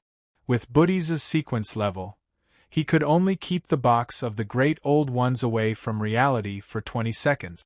Once the time was up, the Grade 0 sealed artifact would return to Booties' side through the illusory door. However, at that time, the betrayal, caused by the enemy's beyonder powers, would definitely disappear. As a demigod of the apprentice pathway, he had traveled to many places, witnessed many things, and recorded all kinds of abilities. In that instant, Booties made the most correct decision. At the same time, the Black Knight that had shattered into pieces rapidly squirmed and reassembled, turning into a thin carpet of flowing flesh and blood that covered every corner of the room. As a cult that could only exist in the shadows of reality, although the Aurora Order had many lunatics, they still habitually concealed their actions to prevent themselves from attracting the official factions before they achieved their goals. Of course, as long as the matter came to an end, they would definitely announce their existence. In addition, Saint Tenebris Kesma did this in the hopes that he could, to a certain extent, block the possible existence of the enemy, the hidden helpers, and split up the battlefield. when the floor, walls, and ceiling of the room were covered in a layer of flesh and blood, a twisted black shadow rose from the corner. This was a soul that Saint Tenebris Kesma had grazed. It was a powerful vampire from the forsaken land of the gods, corresponding to the Moon Pathways sequence for Shaman King. If a shepherd grazed a target at the demigod level, due to their robust spirit bodies, they could be directly released. However, only one could be released at a time, unless the corresponding shepherd had become a sequence 3 Templar of 3 heads. Seizing the opportunity when the horn in the hands of the female demigod beside the pumpkin carriage dissipated, the twisted Shaman King's shadow dug out one of its eyes. It was an illusory eye, a bright red eye. The eye rippled with a bright and crimson glow, instantly illuminating the entire room as though the crimson moon had descended.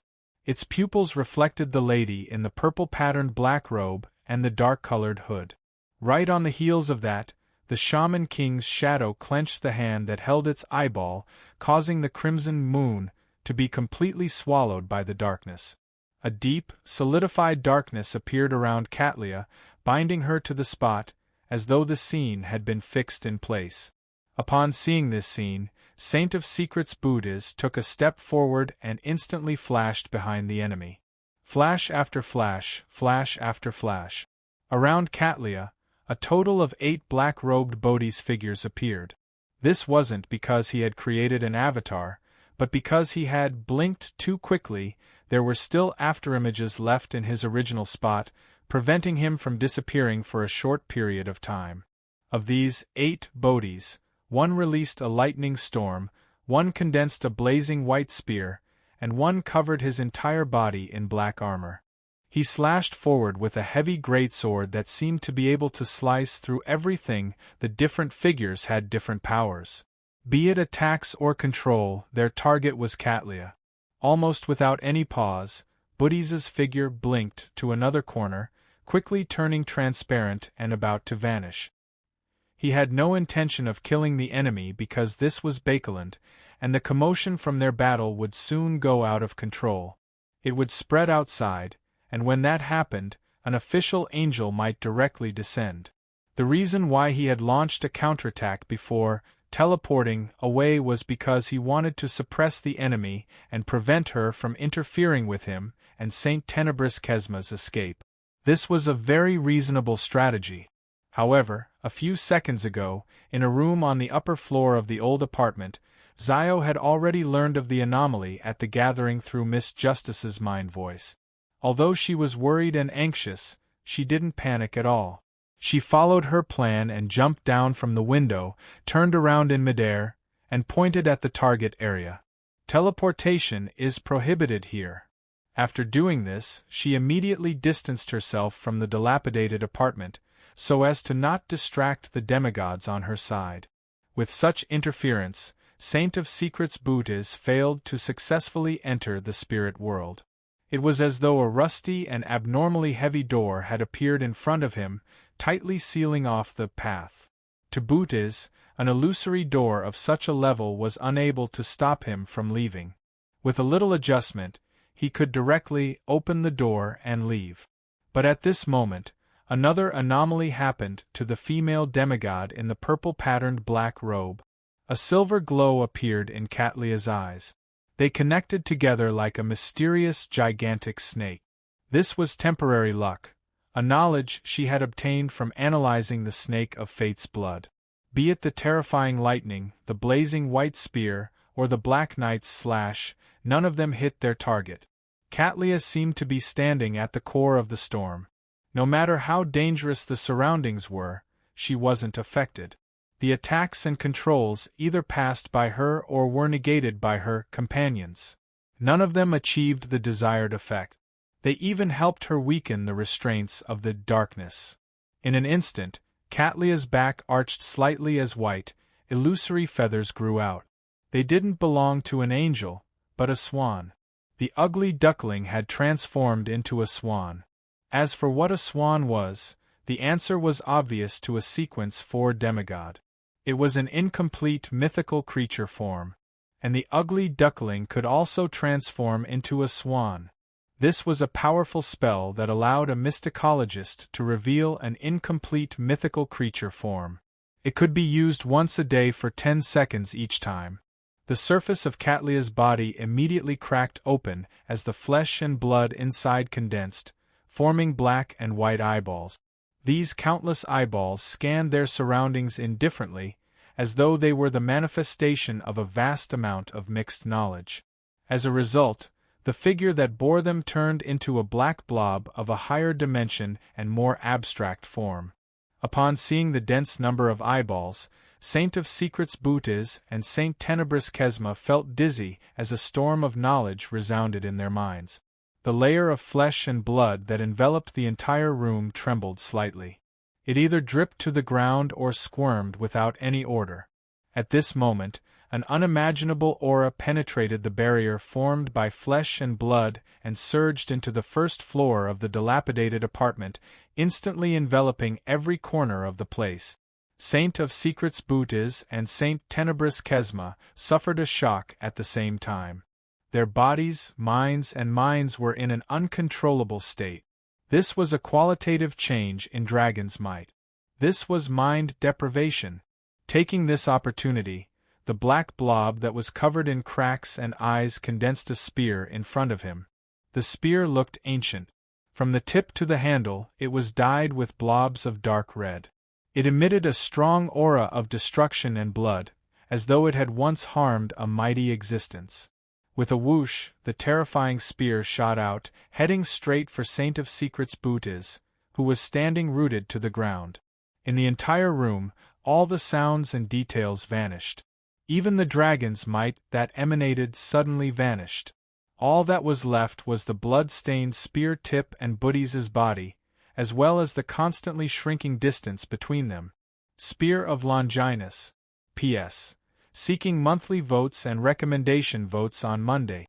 Chapter 12:27. The blood-stained spear that seemed to have appeared in an ancient era that couldn't be traced back absorbed all the sense of existence in the room and stabbed at Saint of Secrets Bootes. The brown-haired Bootes' figure suddenly turned incorporeal, turning into a pair of black double doors. At the same time, he appeared behind the door, looking at the terrifying spear from afar in a different world. In the next instant, the spear that was stained with dark red blood pierced through the black door and penetrated the space where Bootes was. Bootes' figure kept retreating as he constantly transformed, turning into one virtual door after another. Some of them were formed by two curved stone golems, while others had a fist-sized hole beside the door's seam. Some had silver nails embedded in them, while others were covered in mysterious patterns. They came one after another, overlapping each other in an endless number.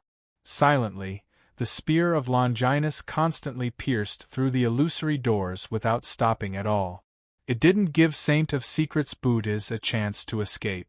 In less than a second, the blood-stained spear that emitted a strong aura of destruction shattered countless illusory doors. After its aura clearly decreased, it finally stabbed into its target's chest. Bootes' body instantly cracked with countless cracks, as though he was a ceramic object that had fallen to the ground. With a crack, the Saint of Secrets turned pitch black and disintegrated into pieces that scattered to the ground. This didn't seem like his actual body, but more like his shadow. This was the shadow substitution spell he had recorded from a sequence 3 saint under the true creator. Of course, if not for the layers of doors weakening the spear of Longinus, Bootes felt that it was very likely that his shadow would shatter along with his body. After narrowly dodging the attack, Bootes endured the dizziness in his head and the impact brought about by Catlia's incomplete mythical creature form. He condensed a scaleless silver snake in his eyes. This giant snake was so huge that it filled up Bootes' eyes. There were dense patterns and symbols on its surface, forming one mysterious wheel after another. Its head and tail were connected, intersecting with countless illusory rivers, evolving into a blurry, unreal, and slowly turning giant wheel. Around the wheel, there were all kinds of symbols representing different futures. Suddenly, the pitch-black fragments on the ground that had yet to disappear flew up one by one and reformed into booties. The lance of Longinus that was stained with dark red blood rapidly retreated from the illusory doors that were rapidly forming until it returned to the distorted, black blob. The terrifying aura receded like the tide and left the room. The black blob that was full of cracks and eyeballs wriggled and recovered, turning back into the woman wearing a dark hood and a purple-patterned black robe. Everything had returned to before the ugly duckling was cast. Fate reset. This was one of the rewards that Saint of Secrets Bootes had received for subverting the house of Abraham. It was a sequence one beyond her power that he had recorded from the Angel of Fate Ouroboros. Of course, this was definitely very different from the original version.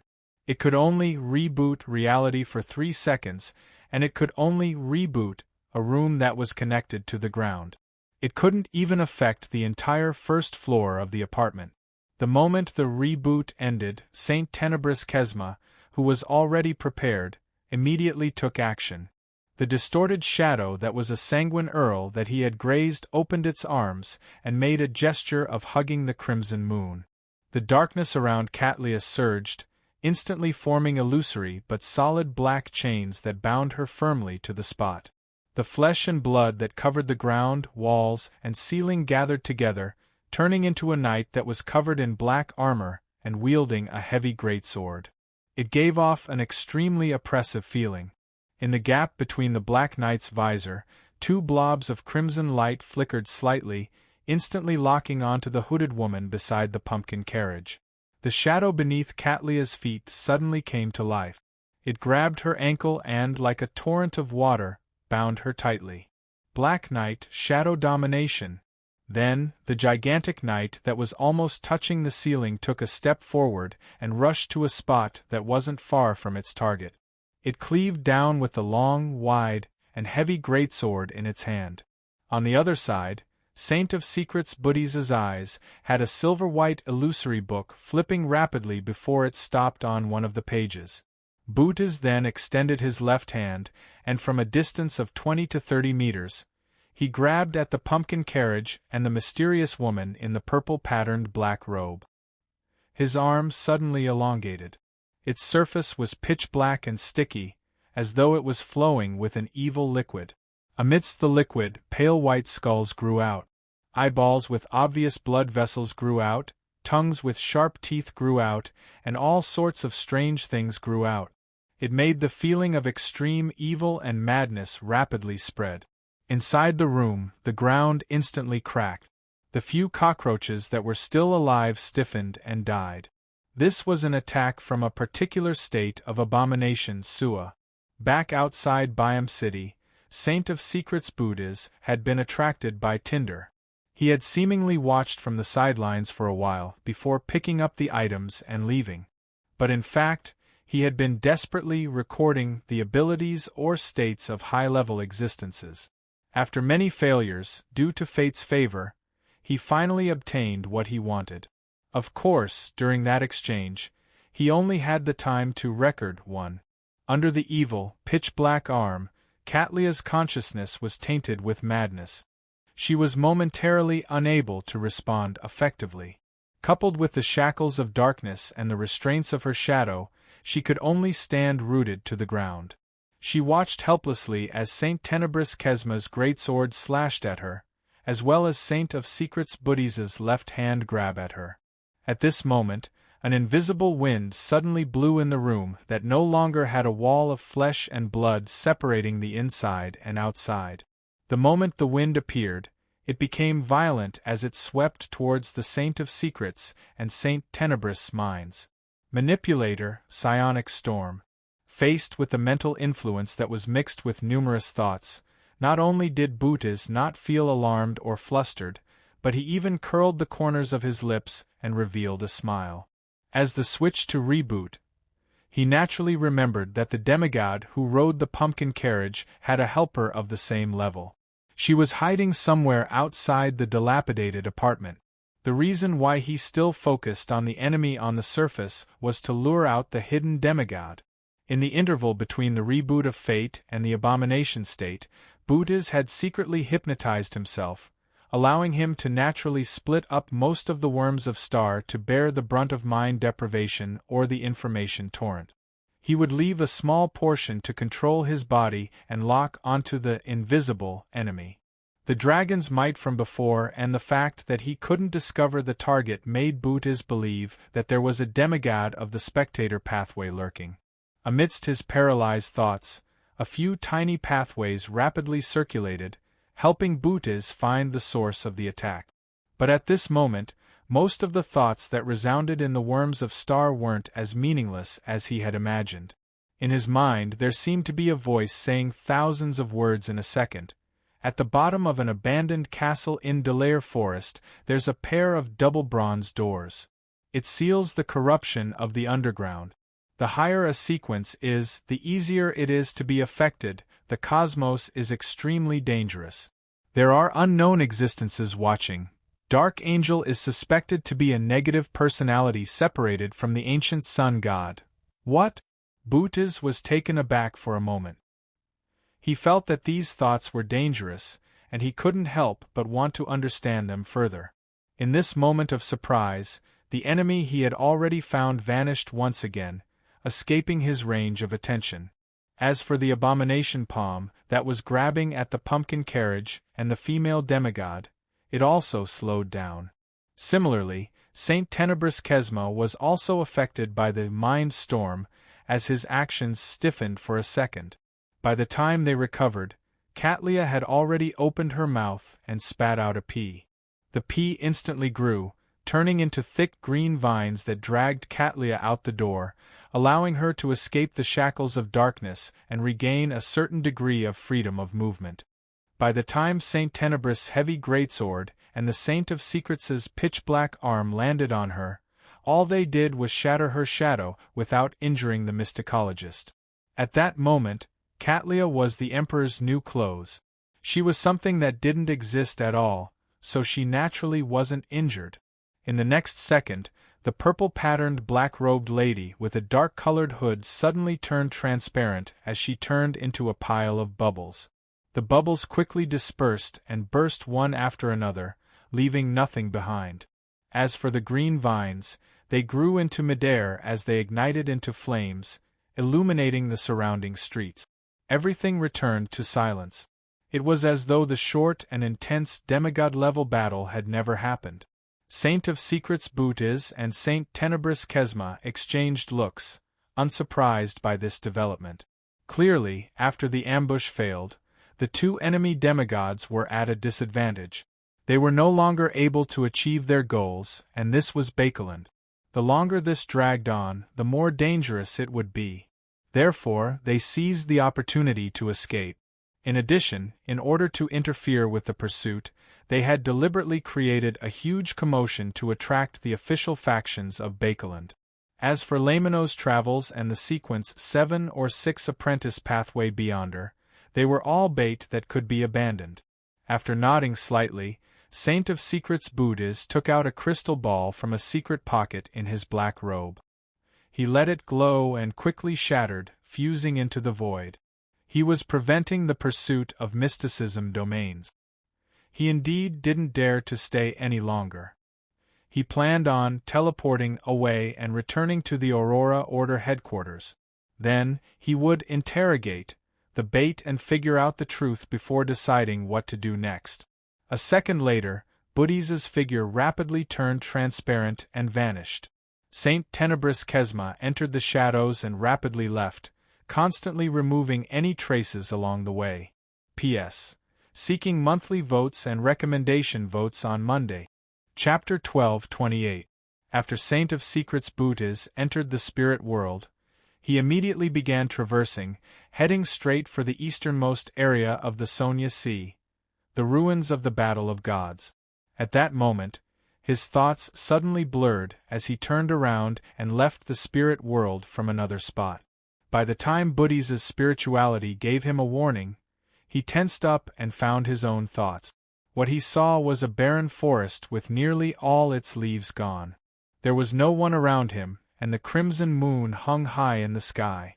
As a former traveler and astrologer, Bootes immediately recognized his location. He realized that he was still in Bakeland, but he had moved from the city to a remote area in the suburbs. At the same time, he also realized what had happened. His mind world had infiltrated someone else's consciousness at some point in time and affected his thoughts at a critical moment, changing his destination. That demigod of the spectator pathway. I actually didn't notice it. Bootes' pupils dilated as he reflected a silver-white illusory book. The book flipped, and in a flash it reached one of the pages. Bootes immediately raised his hand and grabbed at his glabella. He pulled out a blob of darkness from the incorporeal island of consciousness and threw it into his shadow. His shadow separated from him as it distorted and stood up, revealing a female silhouette. Black Knight, Shadow of the Fallen. This was an ability that Bootes had recorded from Saint Tenebris Kesma. He could separate the depraved thoughts in his heart and combine them with his shadow, forming an independent creature that couldn't be controlled. Bootes had used it to clear away the consciousness that didn't belong to him and escape the influence of a manipulator. At the same time, this was also Bootes' counterattack. As long as the hidden spectator pathway demigod couldn't quickly resolve this shadow, the thoughts that she split out would gradually become independent, causing her to go half-mad or even lose control. Once he resolved the latent problem in his mind, Bootes didn't hesitate to leave the battlefield that the enemy had set up and teleport elsewhere. But at this moment, his spirit suddenly became manic. He felt that the entire environment was making things difficult for him, and he could no longer contain his anger. As the silver book in Bootes' eyes flipped, the entire forest collapsed with a rumble. The black shadow almost collapsed into a ball. After going berserk, Bootes' mood became extremely low again. He couldn't lift his spirits for anything and felt that he was useless. He was the burden of others and the world. Mental plague. In the previous battle, Bootes had been infected with the mental plague, and now it was finally acting up. The reason why Katlia had used Matchstick Girl from the beginning wasn't only to interfere with Bootes' teleport away, but it was also to help Miss Justice hide her traces, allowing her virtual persona to infiltrate Bootes' mind without triggering his spiritual intuition. All she did was secretly plant the source seed of the mental plague. It was precisely because of this that when the ambush failed, Katlia and Audrey dared to activate the contingency plan and retreat on their own, allowing the Saint of Secrets Bootes and Saint Tenebris to separate and return to their own places after they were no longer in danger. In the end, Katlia burned the green vines and created a huge commotion. On the surface, it looked like it was to attract the attention of the official factions and make the enemies give up on their pursuit, but in fact, it was to force the Saint of Secrets Bootes to leave as soon as possible. He didn't have the time to carefully examine his deeper situation. Therefore, at the critical moment of his teleportation, his thoughts were altered by Audrey's virtual persona. He went straight to the outskirts of Bakeland, to the uninhabited land that Tarot had chosen. And when he finished off the manipulator's virtual persona, the mental plague broke out. In fact, if Bootes had used Reboot of Fate earlier, he would have definitely been able to return to a state without any latent problems. However, it was only when he was nearly killed by the Spear of Longinus that he decided to use this trump card. And at that time, it had been more than 3 seconds since his mind world had been invaded. At this moment, the depressed Bootes, who was trying his best to resist his mental illness, saw an insubstantial ball of yarn roll out from the void in front of him. Behind the ball of yarn, bright yarn extended into the infinite distance. Following this thread, Katlia, who was wearing a purple-patterned black robe and a dark hood, walked over from the spirit world and appeared in front of the Saint of Secrets, Bootes. She was unable to track the enemy who had interfered, but she could establish a connection with the predetermined battlefield and track Justice Audrey's virtual persona. As soon as she arrived, Katlia closed her eyes and split into a phantom before falling towards the invisible coffin. Bootiz, who was already depressed, instantly felt extremely exhausted. He couldn't help but close his eyes as he wanted to collapse. Sleeping Beauty.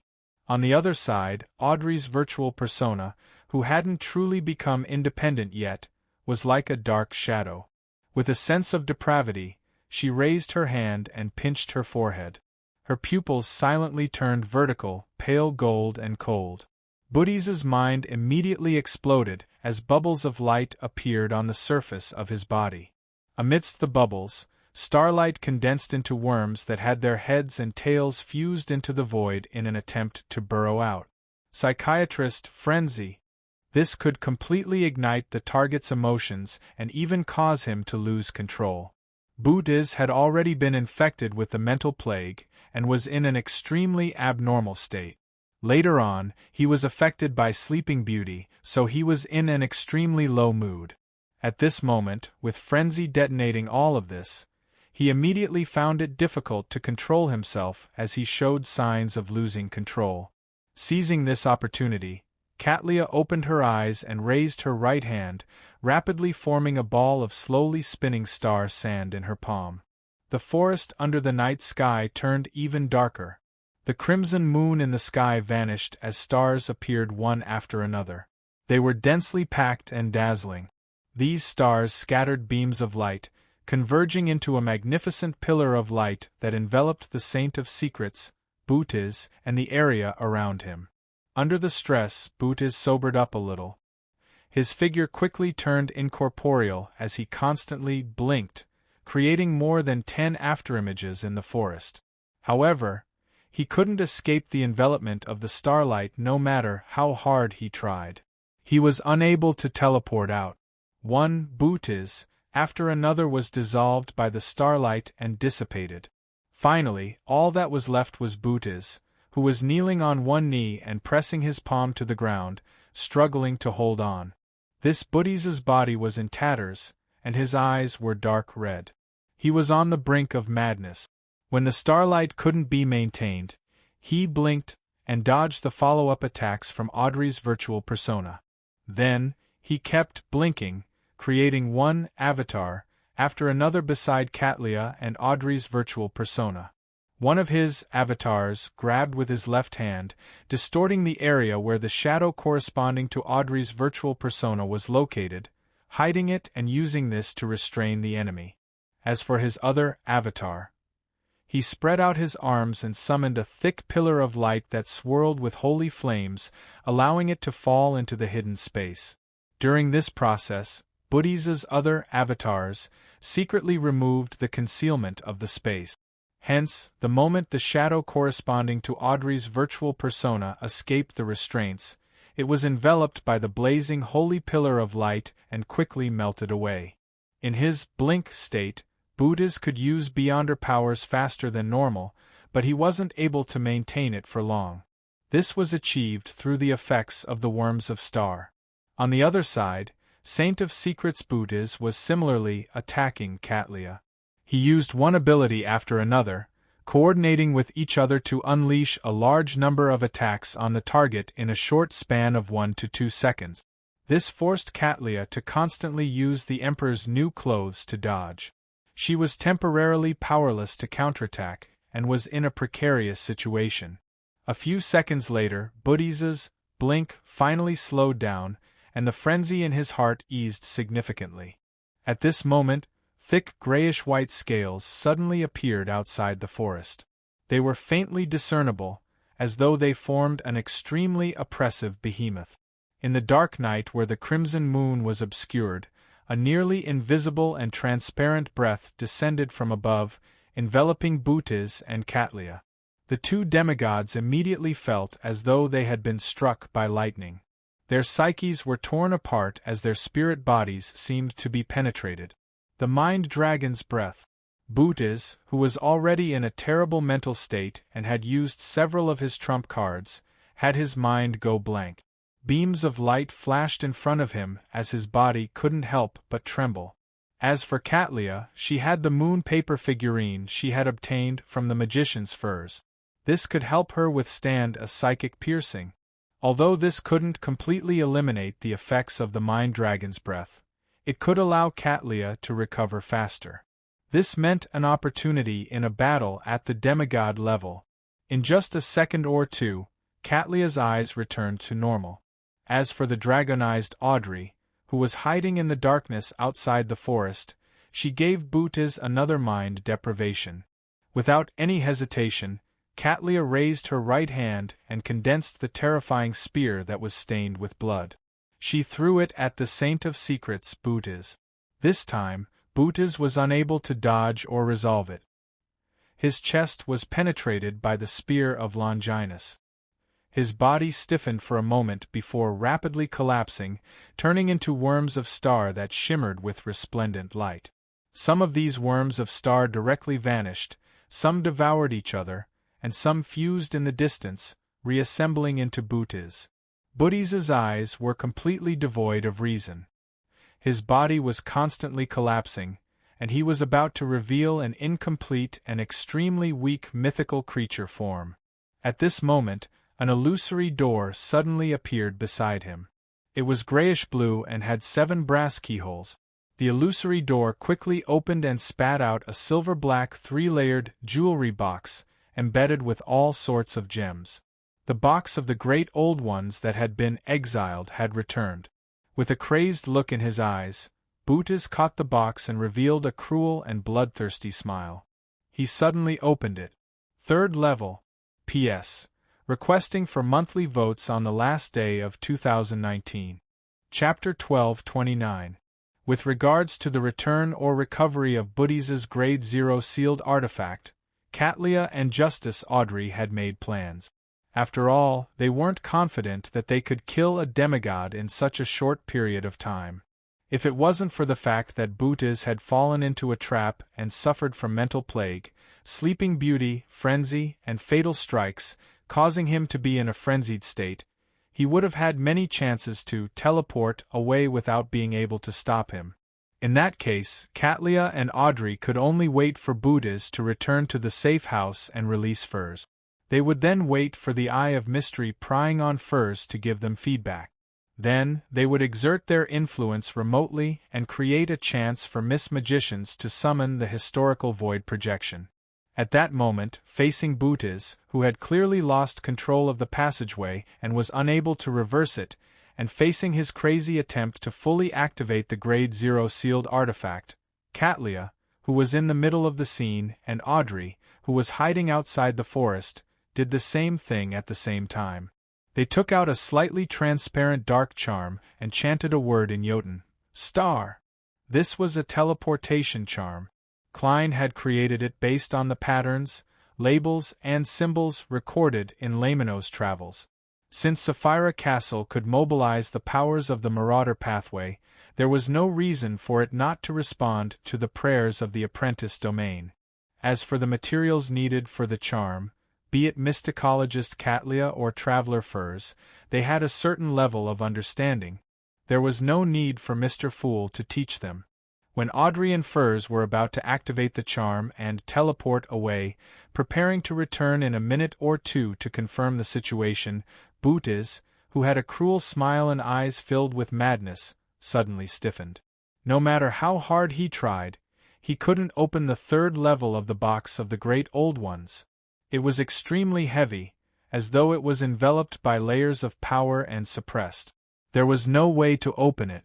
This made Bootiz feel like he was trying to open a new world, not a box. An instant later, he seemed to have sensed something, and the madness in his eyes receded and was replaced by extreme shock, horror, and fear. Drip, drip, drip. Balls of light slid down from the surface of Bootiz's body one after another. When they touched the ground, they turned into insects condensed from dazzling starlight. The bodies of these insects were bent into a semicircle, forming a magical light that looked like illusory doors. Bootiz, who was transforming into an incomplete mythical creature form, suddenly and uncontrollably collapsed. With 2 thuds, his eyeballs fell to the ground and were stained with dust. These 2 eyeballs were frozen with an indescribable fear. They were perfectly intact, completely different from the rest of the body. A Sequence 4 secret sorcerer had died just like that. But the box of the Great Old Ones, which had a silver-black surface and was embedded with many gems, landed beside Booty's 2 eyeballs. It looked like a jewelry box commonly seen in noble families. Above the gray fog, in the ancient palace, Klein heaved a sigh of relief and put down the sea god's scepter in his hand in puzzlement. He had just been about to mobilize the power of Sapphira Castle and use the level of an angel to push Lightning Storm to prevent Bootiz from opening the 3rd level of the box of the Great Old Ones. In the end, the Saint of Secrets' counterattack, which involved everyone dying together, failed. He had suffered an unexpected failure from the beginning. After Zio left the first battlefield, she immediately prayed to Mr. Fool according to the plan. Klein used this as a reminder and found an opportunity to enter the world above the gray fog. Through the crimson stars corresponding to the Hermit and Justice, he monitored the battle. And during the process of moving to the second battlefield, Audrey also found an opportunity to pray, allowing Klein to use her crimson star to directly interfere with the real world. This was also the reason why Audrey's true body arrived at the destination a little later than Katlia. According to Rhodes, the 3rd level of the box of the Great Old Ones hides something terrifying. I thought that the true creator had given it to Bootiz to create a terrifying disaster at a critical moment so as to show the true colors of an evil god. Who knew that it couldn't be opened at all? Klein glanced at the crimson star representing the magicians and realized that it was covered in a layer of black ash. It seemed to have solidified, making it impossible for him to see the scene inside and confirm Miss Magician's condition. This was the first time he had encountered such a situation. It was enough to show the level and strangeness of the box of the Great Old Ones. And the Sleeping Beauty magic and the Spear of Longinus that he had previously seen also gave him some ideas. After learning about the beyonder power of mysterious reenactment at a private gathering, Klein overturned his previous guesses about Bernadette's fairy tale magic. He originally believed that the Emperor had specially created it for his daughter based on the fairy tales on Earth, or that Bernadette had deliberately created it based on the fairy tales he had told her after her father perished to express her sorrow. But from the looks of it, the answer wasn't likely to be the case. Some fairy tales from before the first epoch might be mysterious. This meant that those fairy tales originated from mysterious events that had really happened. They were spread among the people and gradually became stories. They were recorded by writers and reworked. This corresponds to the prophecy of the stars returning to their positions. Mysteries have never left and have always been around. It's just that in the Earth era before the first epoch, they were suppressed or sealed by some power. If that's the case, some of the legends and stories on Earth can be explained from another angle. It's no wonder there's the Spear of Longinus. I wonder if the peach blossom spring involves mystery. I'll tell Ma Am Hermit later and see if she can create new magic based on this. I wonder if Bernadette became a mysticologist before the Emperor perished. If she did, it's really hard to tell if these fairy tale magic were created by the Emperor who had switched to the Mystery Prior Pathways Sequence 1 pathway, or if it was created by Queen Mystic Bernadette herself. But no matter what, the Emperor should have discovered that these fairy tales are also mysterious in his later years. He can draw power from them. Yes, Bernadette doesn't have a corresponding diary. I can't see the Emperor's reaction and guess back then. Could one of the reasons why he insisted on going to the moon be to verify something? Unfortunately, most of the myths are fake. There's no way to draw power from them. It's the same for the Internet era. Klein sighed slightly, leaned back in his chair, and continued paying attention to the battlefield. In the collapsed forest, Katlia and Justice Audrey tacitly gave up on injecting their spirituality and using charms when faced with Booty's anomaly. Maintaining her dragon form, Audrey continued hiding in the darkness outside the forest, wary of any accidents or official demigods who might have sensed the commotion and come to investigate. Katlia was pushed by the wind towards the area where Bootes had died, carefully avoiding the box of the Great Old Ones. As a scribe could use many abilities, and demigod-level sealed artifacts often had extremely powerful negative effects, other than the box of the Great Old Ones, Bootes only left behind a black pocket. It seemed to be part of the robe he was wearing. Apart from that, there were the gathering beyonder characteristics, 2 eyeballs, and about 10 worms of star. Most of the worms of star had been destroyed.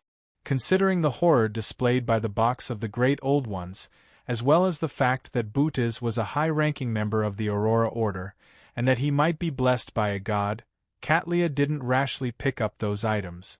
She was afraid that an accident would happen and cause the situation to develop in a bad direction.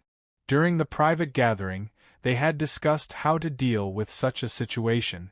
If they had the time and opportunity, they would first sacrifice it to Mr. Fool before distributing it above the gray fog. After all, touching many items without knowing the negative effects could very well bring about unknown dangers. And there was a high chance that Bootes had a Grade 0 sealed artifact. For a sealed artifact at this level, just knowing of its existence and certain information would cause it to suddenly die. According to Leonard, it was best not to come into contact with such sealed artifacts. It was best not to inquire about them, describe them, or pry into them. Only a true high-level existence could suppress them. Without any hesitation, Katlia took out silver candles and other ritual items from the various hidden pockets of the purple-patterned black robe. Everything was simple as she set up the sacrificial ritual. During this process, she pinched her lips and whistled, creating an invisible servant to help her. It only took her about 10 seconds to set up the altar. After quickly chanting Mr. Fool's honorific name and using the spiritual materials to open the door of sacrifice and bestowment, Katlia heaved a sigh of relief. She got the invisible servant to move the box of the Great Old Ones, the black pocket, the 2 eyeballs, the gathered beyonder characteristic, and the 9 worms of star over and place them on the altar. Amidst the howling wind, these items flew up and passed through the illusory door. Upon seeing this, Katlia immediately pinched her lower lip with her thumb and index finger, preparing to whistle again and no longer maintain the invisible servant's existence. Amidst the whistle, the servant remained motionless, as though it had nothing to do with Katlia. Katlia's eyelids twitched slightly as she clenched her right hand into a fist and brought it to her mouth, preparing to use the magical horn. At this moment, a blazing silver-white ball of lightning appeared out of thin air at the altar. Layers of interweaving lightning snakes formed a destructive storm that enveloped the invisible servant. All of this quickly calmed down, and the mutated servant was completely destroyed. Katlia exhaled, lowered her head, and sincerely thanked Mr. Fool. Then, she followed the procedure to end the ritual, packed up the items, and used Snow White, which was closer to prophecy, to clean up the scene and eliminate any traces. And at this moment, Justice Audrey had already used the teleportation charm from before and left the scene. Katlia looked around, and considering that Mr. Fool might need things to be more ritualistic, she took out a card from a hidden pocket in her robe and threw it into the middle of the collapsed forest. The card was half inserted into the soil, revealing the image of an old man with a cane who was holding a glass lamp and exploring alone. Tarot card, the Hermit. P.S. I wish everyone a happy last day of 2019. PS2. Recommending friends to sweep the world's horizon. New book, Creation Chart. It's a story that redefines words and changes creation. It's very interesting. It's over 300,000 words. Chapter 1230. When I wrote this, I glanced at last year's year-end summary. At that time, I wrote 798 million words. Now, the total number of words is 381. 2. In other words, in the past year, opening calculator, I wrote 204 million words. That's an average of 170,000 words per month.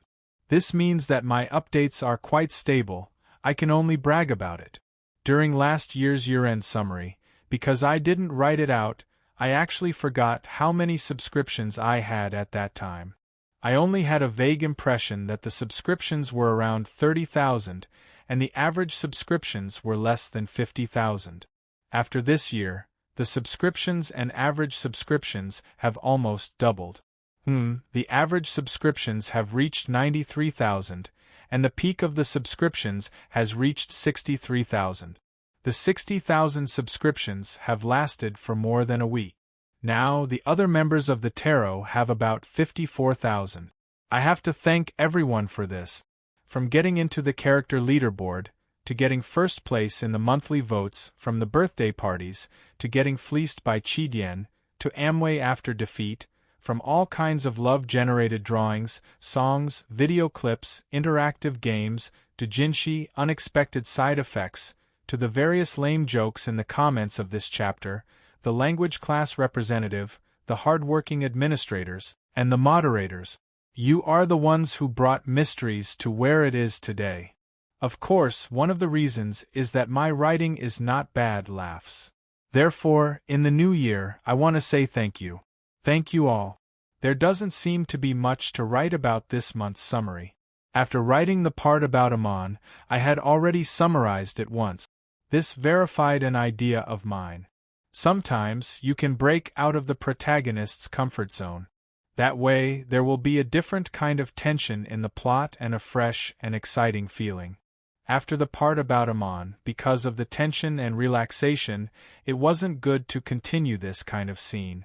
It was easy to be repetitive and monotonous, and there was a lack of change. Change should be placed in more important moments, not the daily chase. Therefore, in the latter half, I expanded my perspective and wrote about the other members of the tarot to lay the groundwork for the later parts of the novel. This might cause the plot to be a little flat, but it can't be helped. If not for the opening scene, I would have slowed down and drawn more details. That way, the effect would have been better. As for 2020, my goal is to finish writing mysteries. According to my calculations, I won't be able to finish it until the second half of the year. I'll probably finish it around May. At the latest, it'll be June. The more I wrote, the more nervous I became. I felt like I was walking on thin ice. All I could do was tell myself that I had to stay calm and finish the story properly. That way, more readers could follow me to the end. At that time, when he looked back, he would be able to truly conclude whether the characters he created had achieved their goals, and whether many of the things he wanted to express had been expressed. On the first day of 2020, I'm begging for monthly vote. Let's finish the last few months of mysteries. Also, I wish everyone all the best in 2020. Actually, I wanted to say that I wish everyone a happy 2020, but I thought that mysteries might make you sad, so I changed the words of blessing. After all, the background of this world of this book has already been brewed, and there will always be the knives that should be there. Last but not least, it will be updated tomorrow at the normal time. I'm begging for monthly votes. You won't lose out if you vote during the double time period. Chapter 12:31. After a while, the sky above the collapsed forest suddenly tore apart as an illusory and mysterious door appeared. The door opened silently as a black-haired, golden-eyed, mature, and elegant handsome man walked out in a well-ironed suit. Before he could observe the scene, he heard a sonic boom and sensed a violent hurricane blowing over. He saw a middle-aged man with an astonishing aura in front of him. The middle-aged man had rather obvious large earlobes. His hair was dark blue and thick, and his eyes seemed to hide countless bolts of lightning. He was the cardinal of the Church of the Storm, the archbishop of the Bakelin Diocese, deep blue officiant Randall Valentine. This clergyman, who was wearing a black robe embroidered with the symbol of the storm, looked around and cast his gaze at the golden-eyed man. He asked with a thunderous voice, "Celt, what happened here?" The golden-eyed man known as Celt shook his head. "I just arrived as well." Just as he said that, a mountain-like, nearly transparent spirit body appeared in the void on the other side, placing a figure in midair. The figure wore a black archbishop robe with red patterns. His eyes were deep and he didn't have a beard. He was none other than the person in charge of the Church of Evernight's Bakelon Diocese, Anthony Stevenson. After the gigantic spirit body completed its mission, it immediately shrank and entered St. Anthony's mouth. At the same time, a spirit with long black hair covering its face and a transparent lower body appeared behind Anthony. It held his shoulder and prevented him from falling. In the next second, turbulent air currents rushed over from Bakelon, pushing a figure towards the area at high speeds. Soon, the figure stopped. It was an elder wearing a white priest's robe and a clergyman's bonnet. He had a benevolent and gentle expression. The air that spewed out from the elder's back vanished as the black tube that shimmered with a metallic luster retracted into his body. This was the Archbishop of the Church of the God of Steam and Machinery's Bakelon Diocese, a member of the Divine Synod, Horamic Haydn.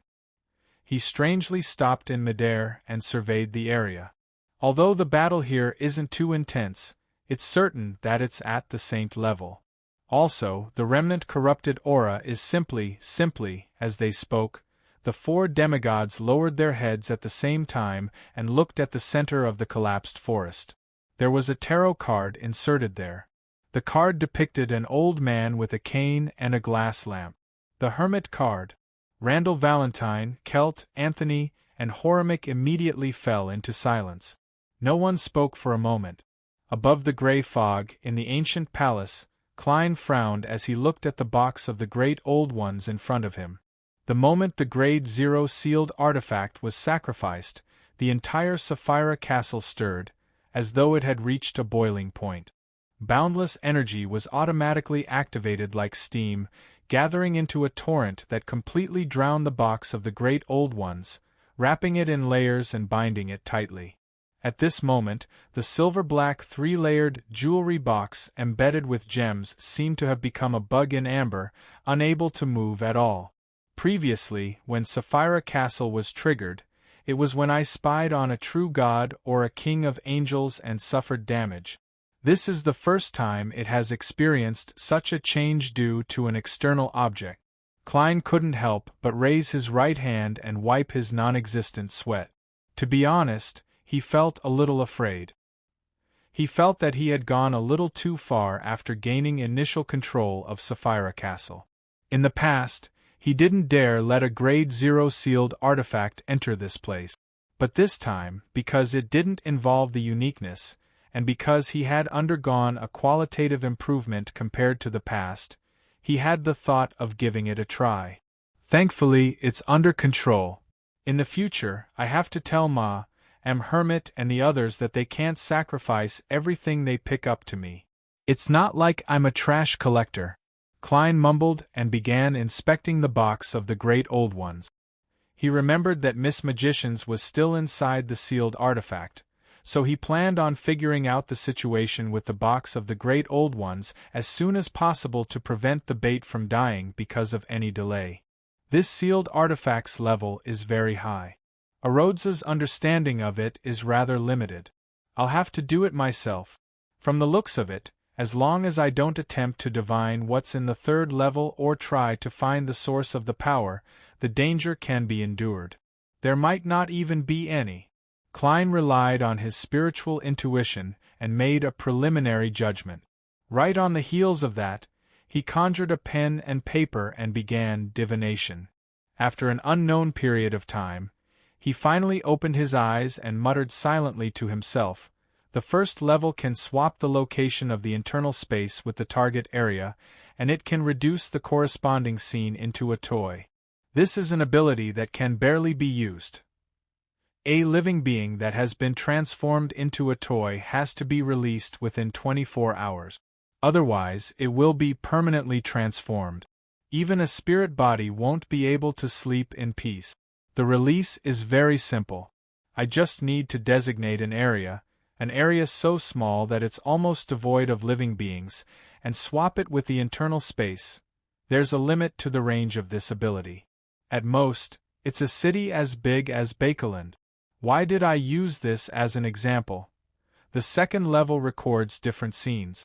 There's the abyss, the cosmos, and all kinds of places. It can allow the wielder and the living beings within a certain range to directly move to the target area. The problem with this is that it's random. A small portion of the time, one can designate the location and release the corresponding location. Most of the time, the location chosen will change, and the final destination will be unpredictable.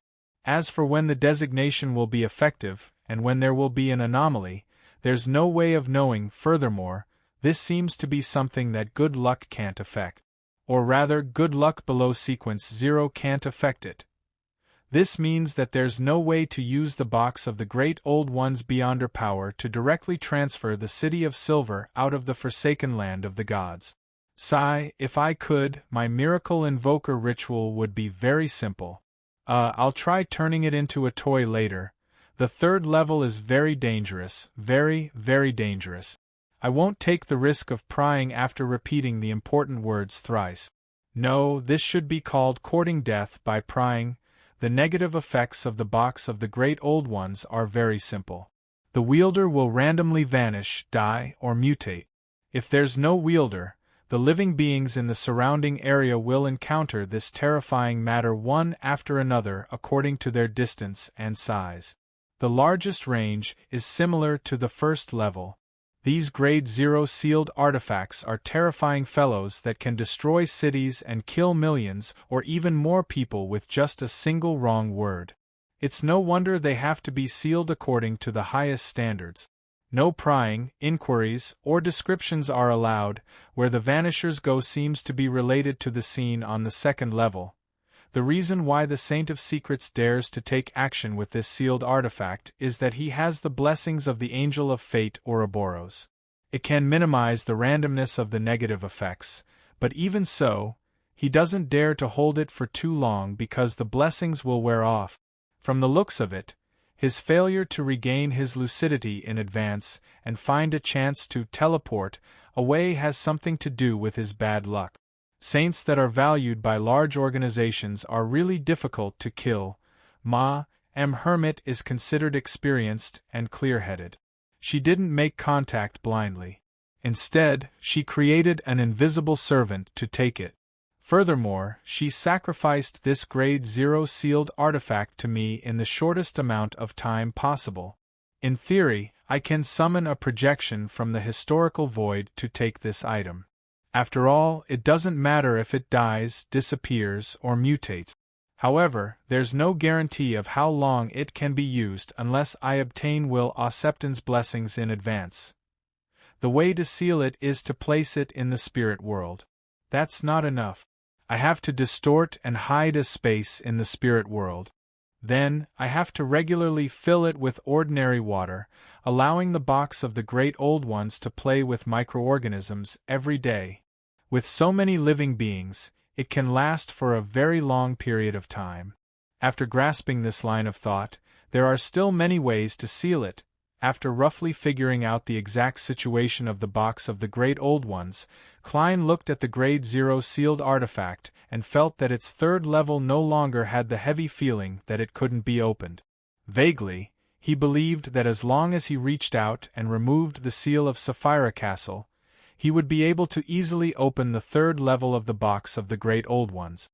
What a strong temptation! Klein retracted his gaze and waved his hand, making the box of the Great Old Ones fly to the junk pile in the corner. Who cares if it's a Grade 0 sealed artifact? I'll head there first to sober up. As a terrifying Grade 0 sealed artifact, it has to have a number before it can be ranked. Unfortunately, I don't know what the Grade 0 sealed artifacts of the 7 churches are. It shouldn't exceed 50, right? Yes, I'll temporarily call the box of the Great Old Ones 0 to 61. I'll adjust it according to the situation in the future. If M. Hermit is unable to create a good sealing environment, I can place 0 to 61 above the gray fog. I'll apply for it when there's a need. Of course, I have to pray for Will's blessings in advance. I wonder when I, the King of Yellow and Black who wields good luck, will be able to live up to my name? A miracle invoker has a portion, and an attendant of mysteries should have a portion as well. Klein entertained himself for a while before picking up the Beyonder characteristic left behind by the Saint of Secrets, Bootes. It looked like a crystal, and countless rays of light refracted inside, transforming into illusory and resplendent doors. Klein stared at it for a few seconds before suddenly throwing the Beyonder characteristic into the air. The power of Sapphira Castle boiled once again. Under Klein's control, it formed a corporeal translucent wave that slammed into the crystal. The crystal instantly shattered, splitting into countless tiny points of light. Pitch-black gas emitted from it and rapidly melted in Sapphira Castle, disappearing without a trace. Under the law of Beyonder characteristic convergence, the tiny points of light gradually gathered together.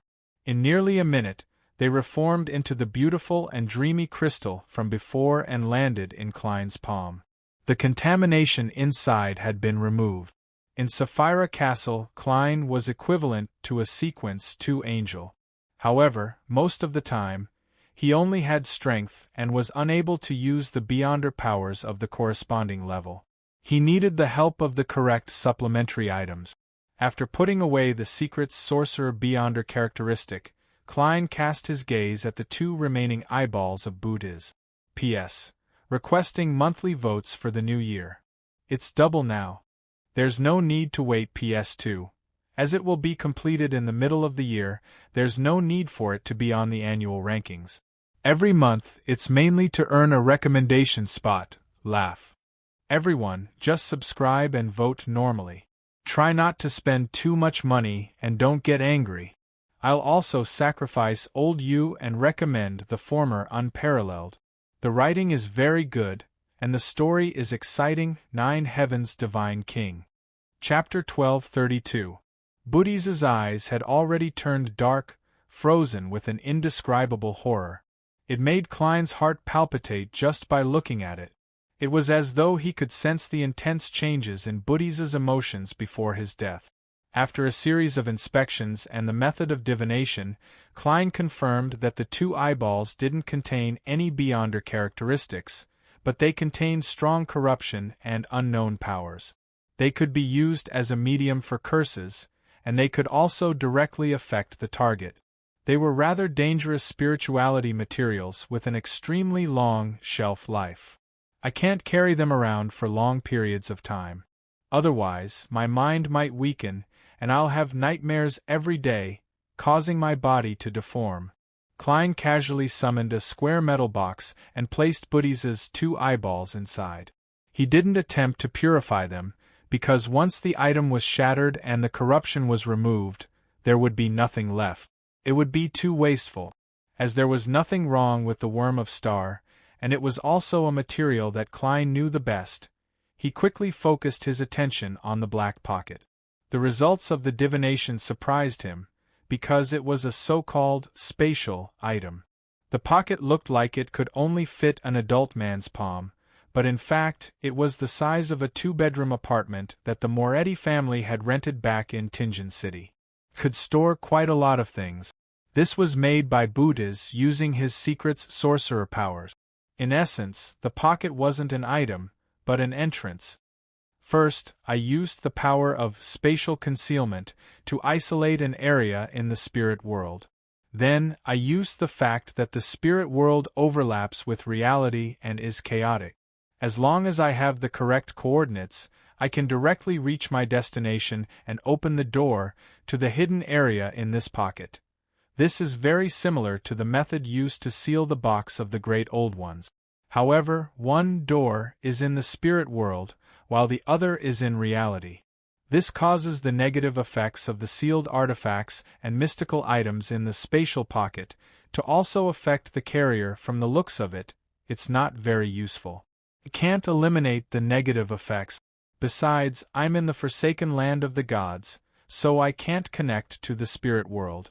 It's useless even if I have this pocket. Also, I have to strengthen the powers of spatial concealment every once in a while. Otherwise, it will gradually lose its effectiveness. It's only suitable for demigods of the apprentice pathway, or organizations that have demigods of the apprentice pathway or sealed artifacts providing support.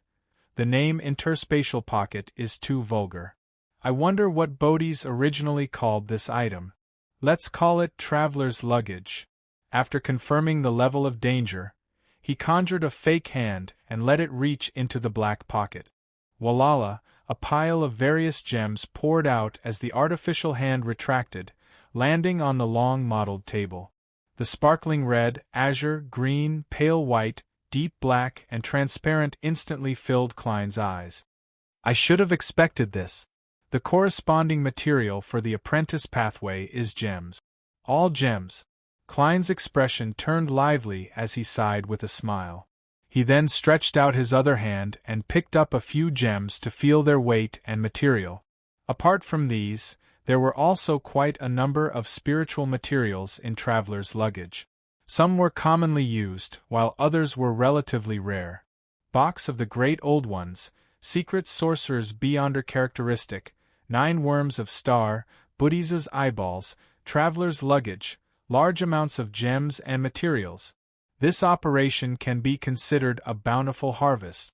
It's enough for everyone to distribute. Unfortunately, Buddhas can record Beyonder powers and certain states.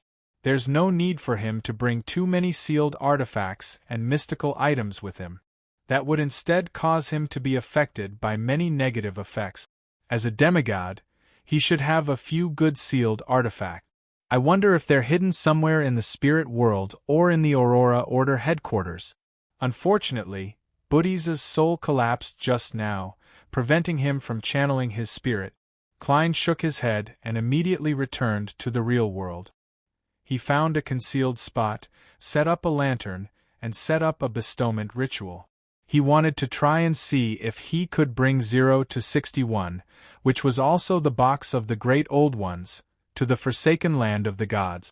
If he could turn the entire city of silver into a toy and place it in the first level of the sealed artifact.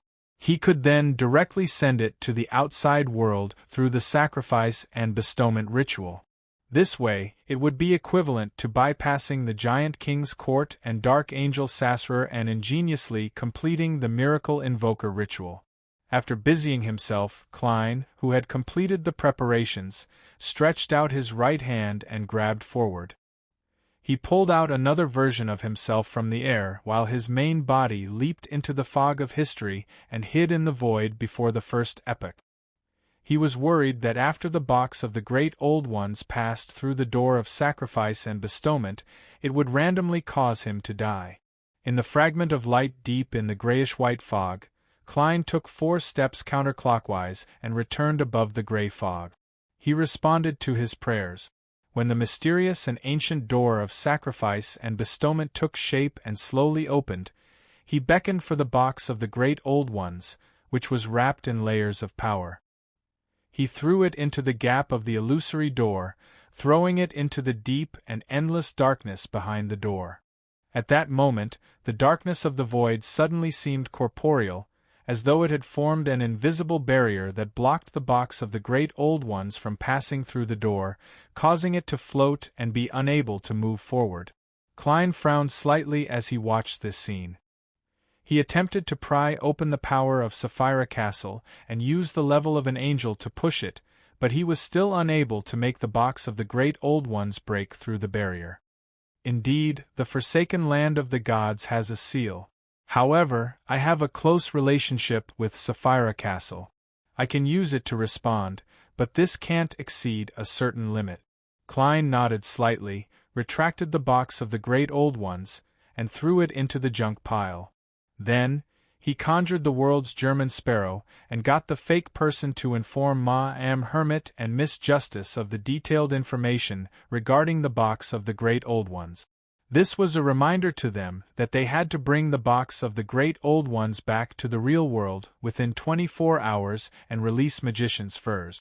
Among them, Klein informed Miss Justice that before praying for the box of the Great Old Ones, she had to remember to sacrifice some top-grade ice cream to a particular blessed of the Snake of Fate. As for Katlia, due to her temporary luck, there was no need for her to seek external help. However, she had to complete everything in a few minutes and sacrifice the box of the great old ones above the grey fog. Bakeland, at the intersection of East Borough and Bridge District, in an apartment that had been in disrepair for years. Leonard, who was wearing red gloves and a black coat, was leading his team members to seriously inspect the scene. As a mobile force of the Church of Evernight, they were undoubtedly filled with energy at nearly 10 o'clock at night. "Captain, the walls here are severely cracked, and some parts are even shattered. This apartment might not be able to survive next summer's hurricane season." Cindy, who had long burgundy hair, came over and reported to Leonard. Leonard's green eyes scanned the surroundings and nodded slightly. "Fortunately, this is a dilapidated house, and no one has been living here for a long time. However, it's very strange that there aren't even any homeless people here." Cindy thought for a moment. "Captain, are you saying that a Beyonder is using this apartment to secretly drive away the tramps sleeping here?" Another red glove, Bob, happened to be checking the bottom of the wall as he casually added, "Then, they had an internal strife, and a battle broke out, igniting something?" "I can't rule out this possibility," Leonard replied rather professionally. "But have you noticed? Every part of this room has traces of corrosion, and it lacks the remains of tables and chairs that should be there. It looks too empty. This doesn't look like something a low or mid-sequence Beyonder can do. I suspect that it might involve a relatively higher level of power." After a series of inspections and discovering many abnormalities, the Red Glove team belonging to Leonard failed to find any further clues. All they could do was return to St. Samuel Cathedral first. Just as they arrived underground, a bishop came to Leonard and got him to bring 2 team members upstairs to participate in a meeting. Leonard nodded thoughtfully and didn't ask anything. He led Bob and Cindy through a secret passageway into St. Samuel Cathedral. Following that, they followed the spiraling staircase, and under the illumination of the crimson moon through the stained glass, they came to a room with a blackboard and many people. With just a glance, Leonard discovered many members of the mandated Punishers, Machinery Hive Mind, and MI9 whom he had worked with before. Then, he noticed the 3 demigods, Horamic Haydn, Randall Valentine, and Anthony Stevenson, as well as a black-haired, golden-eyed man who was clearly at the same level as them. Without waiting for Leonard to greet him, Saint Anthony, who was wearing a black robe with red patterns, stood up and said in a deep voice, "A high-level battle happened in the outskirts of Bakeland. There was a high-level battle in the outskirts of Backland. There was terrifying corruption and a tarot card left at the scene, the Hermit card. I noticed that you've previously done some investigations on a large number of incidents involving tarot cards and raised the corresponding guesses. Now, give everyone a detailed introduction." "The Hermit card?" Leonard showed genuine surprise, but it was mostly because he had been given such a mission. Ahem. He cleared his throat and walked to the blackboard. He turned to face the demigods and Beyonders of the 3 churches and the military, and he drew a crimson moon clockwise on his chest. After organizing his words, the Red Gloves captain solemnly said, "In the past 2 to 3 years, incidents involving tarot cards have really entered our sights. In the past 2 to 3 years, incidents involving tarot cards have really caught our attention. It was the death of Lenivus. He was involved in a plot to make the true creator descend, and his body was covered in tarot cards. After that, tarot cards appeared again in the Capim case, but this time, the way the tarot cards were placed was different, with emphasis on the Judgment and the Emperor cards. Back then, I linked these matters to an organization that suddenly appeared in Bakeland that believes in the Fool. As you know, the Fool is the starting card of tarot cards."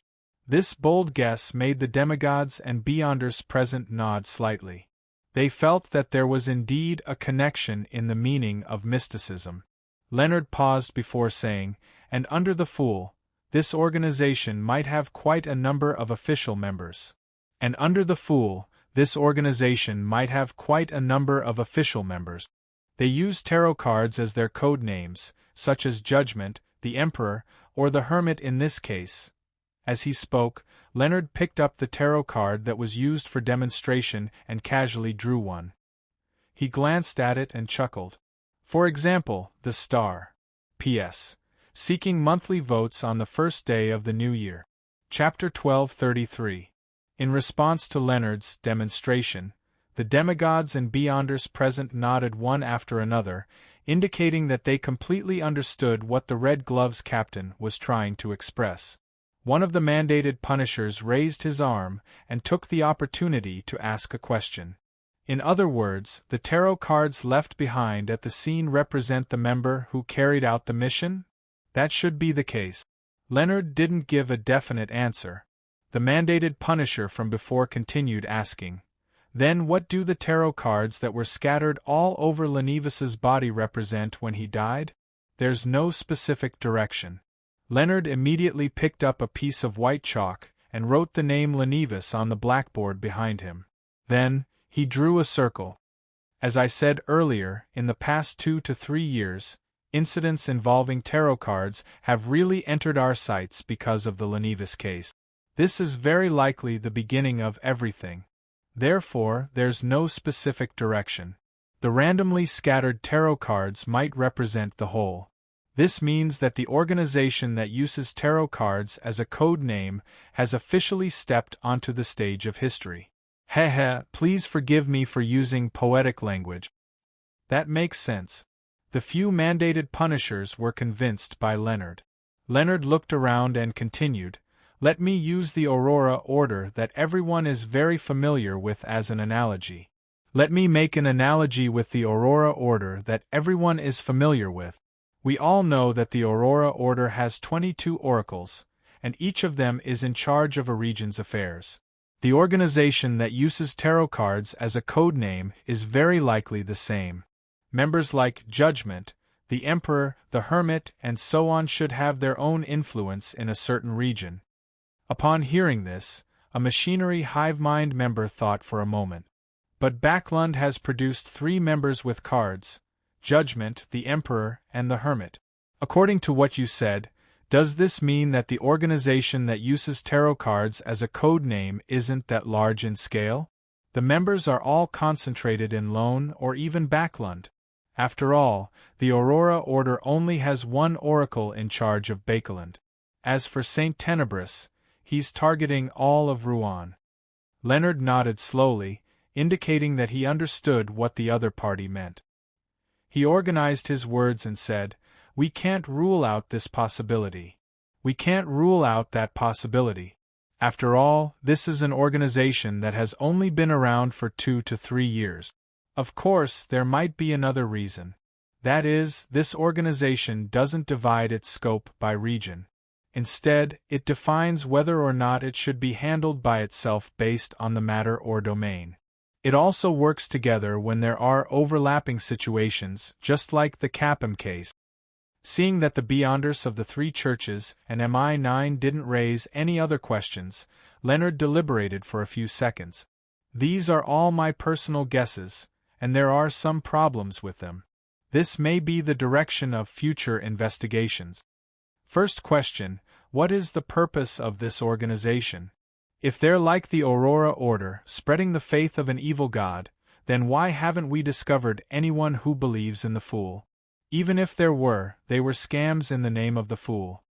The second question is, what do they have in common? I haven't found it for the time being. The third question is, high-ranking members who use tarot cards as codenames can't be at a low sequence level. They also have their own factions, but they don't have any fame in the Beyonder world. This is very abnormal. You have to know that although the 22 oracles of the Aurora Order hide their identities, they have more or less clashed with us.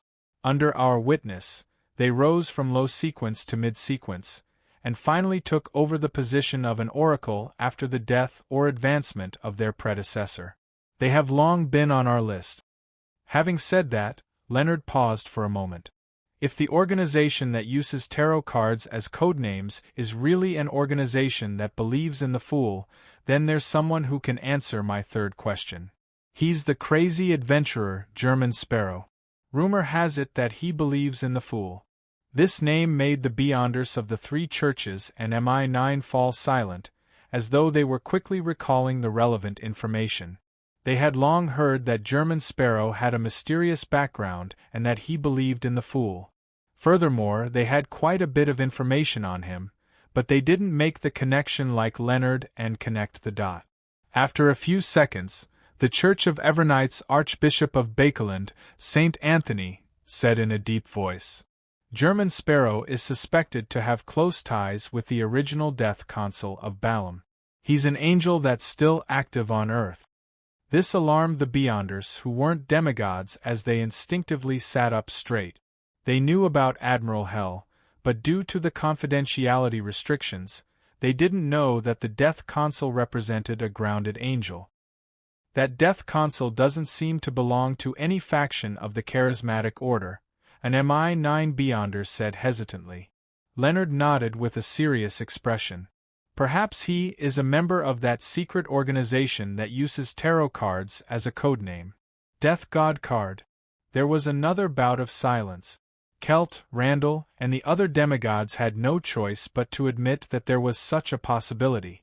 The secret organization that used tarot cards as a codename instantly rose in status, reaching a level that was equal to the Aurora Order. In short, German Sparrow is a clue. Leonard, secretly, drew a breath and slowly exhaled. Your Excellencies, ladies and gentlemen, I'm done. Saint Anthony nodded slightly, stood up, and looked around. He surveyed the area and said, Up to now, this secret organization that uses tarot cards as a codename has yet to target us.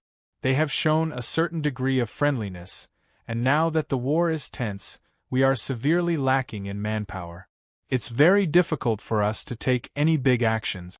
Therefore, I suggest that we try our best to avoid conflict with them and not attempt to wipe them out for the time being. Of course, the necessary investigations have to be done. Such a secret organization with a grounded angel represents danger. If we don't understand them and don't have sufficient information, we won't be able to react in time in the future to stop any possible conspiracies. Horimic and the other demigods thought for a moment before nodding in agreement. Anthony Stevenson surveyed the area and stopped his gaze on Leonard's face. You'll be the leader of this investigation mission. Coordinate it well. Leonard solemnly agreed. At this moment, Deep Blue officiant Randall Valentine said to Leonard impatiently, Give them a name. We can't always say that it's a secret organization that uses tarot cards as a codename. That's too troublesome. Do you have any objections? Leonard seriously considered it and said, Tarot? Tarot Club? Sure. Randall stood up and said with a thunderous voice, Let's call it the Tarot Club. Late at night, in the Hall family's villa in Empressboro, Tim, the exclusive dessert chef, suddenly woke up from his dream and stared at the ceiling in the darkness. He had dreamed that he was enjoying an ice cream, and he woke up with a start the moment he tasted it. The more Tim thought about it, the more he was filled with desire. Finally, he overcame the thought of finding it troublesome. He got out of bed, put on a thick robe, walked out of the room, and came to a small kitchen not far away. As a famous dessert chef in aristocratic circles, Tim had been bestowed with some privileges by Earl of Hall. He could enter the small kitchen at any time and use the ingredients here to experiment with his new ideas. And Tim had returned Earl of Hall's trust with new and high-quality desserts. Of course, he would often come here in the middle of the night to get busy because of his sudden appetite, just like now. After some serious and hard work, Tim used the leftovers and ready-made preparations to make a few cups of ice cream. He enjoyed eating half of it. Then, he rubbed his stomach, washed the cutlery, and left the small kitchen in satisfaction. He left the remaining cups of ice cream in a corner, as though he had completely forgotten about them.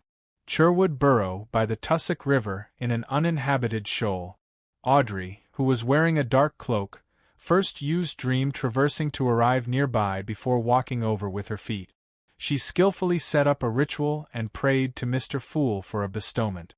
Soon, a silver-black jewelry box inlaid with many gems passed through the illusory door and landed in front of Audrey. Audrey tucked a strand of blonde hair behind her ear, and without any delay, she picked up the box of the great old ones numbered 0 to 61. She aimed at a spot where there were only a few rocks and lifted the lid of the first layer. Silently, long tables and chairs appeared in the area. Several beyonders who had used various means to cover their faces appeared. Among them was the hooded Furs. Their skin quickly changed from that of a toy to that of a human, and their eyes began to move. Furs, who had the highest sequence, was the fastest to recover. She looked around and was extremely surprised to find that she had unknowingly arrived at the shoal by the river from inside the apartment. Furthermore, this change was only in the environment. The situation around her was no different from before. Where am I? What happened? Furs cast her gaze at the empty altar and thought for a second. She seemed to understand something as she asked in surprise, "What happened? It's over?" "Yes," replied Audrey, who was using psychological invisibility. "It's over. It's over just like that." Furs asked in a daze, "It's over. How's the target?" "Dead." Audrey was distracted, controlling the other 5 or 6 beyonders, so her answer was very simple. "Dead. Saint of Secrets Buddhas is dead. I haven't participated in the battle yet. I haven't summoned the German Sparrow's historical void projection." Furz's mouth gaped slightly as she felt like she was dreaming. She felt that she had only been afraid for a second and that her mission had been completed.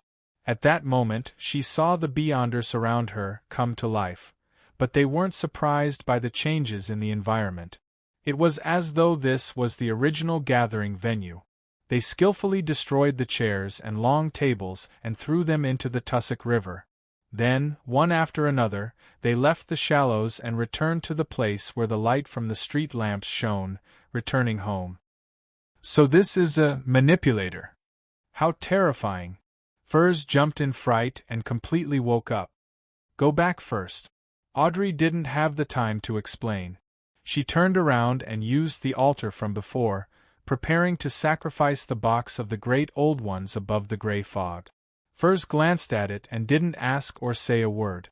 She made her body quickly turn transparent and disappear. P.S.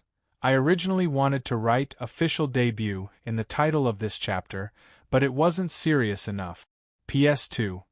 Seeking monthly votes during the double period, end of this chapter. Chapter 1234. Above the gray fog in the ancient palace, beams of crimson starlight shot up, forming a few figures. Leonard casually swept a glance, and his gaze suddenly froze. He stopped at the silver-black jewelry box, placed on the long modeled table. If he didn't remember wrongly, this was likely the Grade 0 sealed artifact, the box of the great old ones, that World Klein Moretti had specially emphasized during the private gathering. Saint of Secrets Buddhas really wields this Grade 0 sealed artifact? Furthermore, he used it? Ma M. Hermit and Miss Justice succeeded in the end? Leonard's pupils dilated slightly as he almost couldn't believe his eyes. As an Orthodox official beyonder, the Red Gloves captain of the Church of Evernight, he had a clear understanding of Grade 0 sealed artifacts. He knew that these things could easily destroy a city, causing people to suddenly die without any resistance. When facing them, not only was he not to come into contact with them, he didn't even try to understand them. Leonard originally believed that after encountering a Grade 0 sealed artifact, Ma M. Hermit and Miss Justice would leave the battlefield according to the plan and think of a way to save Miss Magicians. To his surprise, they actually succeeded. Furthermore, they had snatched the Grade 0 sealed artifact, the box of the Great Old Ones. Ma M. Hermit's mysterious reenactment is this powerful? The banquet of betrayal she mentioned can really make a sealed artifact rebel? Or should I say, Mr. Fool provided some help? As Leonard muttered silently, he glanced at World Klein Moretti, who was sitting at the end of the long bronze table. He realized that his former colleague was rather calm. Klein surveyed the area and laughed hoarsely. Congratulations, everyone. This hunt was very successful. All the spoils of war are here. As he spoke, he raised his right hand and condensed a lot of mysticism knowledge into a blob of pale white light. He also included a few legends that originated from the East, such as Peach Blossom Spring and Lank Chess Game. He wanted Am Hermit to test if they were mysterious and if they had a real source. Madam, this is your reward. World Klein made the pale white light fly towards Katlia. Then, he pointed at the box of the Great Old Ones, the Secret's Sorcerer Beyonder characteristic, Traveler's Bag, Buddy's eyeballs, the 9 worms of Star, and a large number of gems and materials on the table. In addition, you have the right to choose first. After hunting the Saint of Secrets Bootes in a demigod-level battle, Katlia truly had the bearing and confidence of a saint.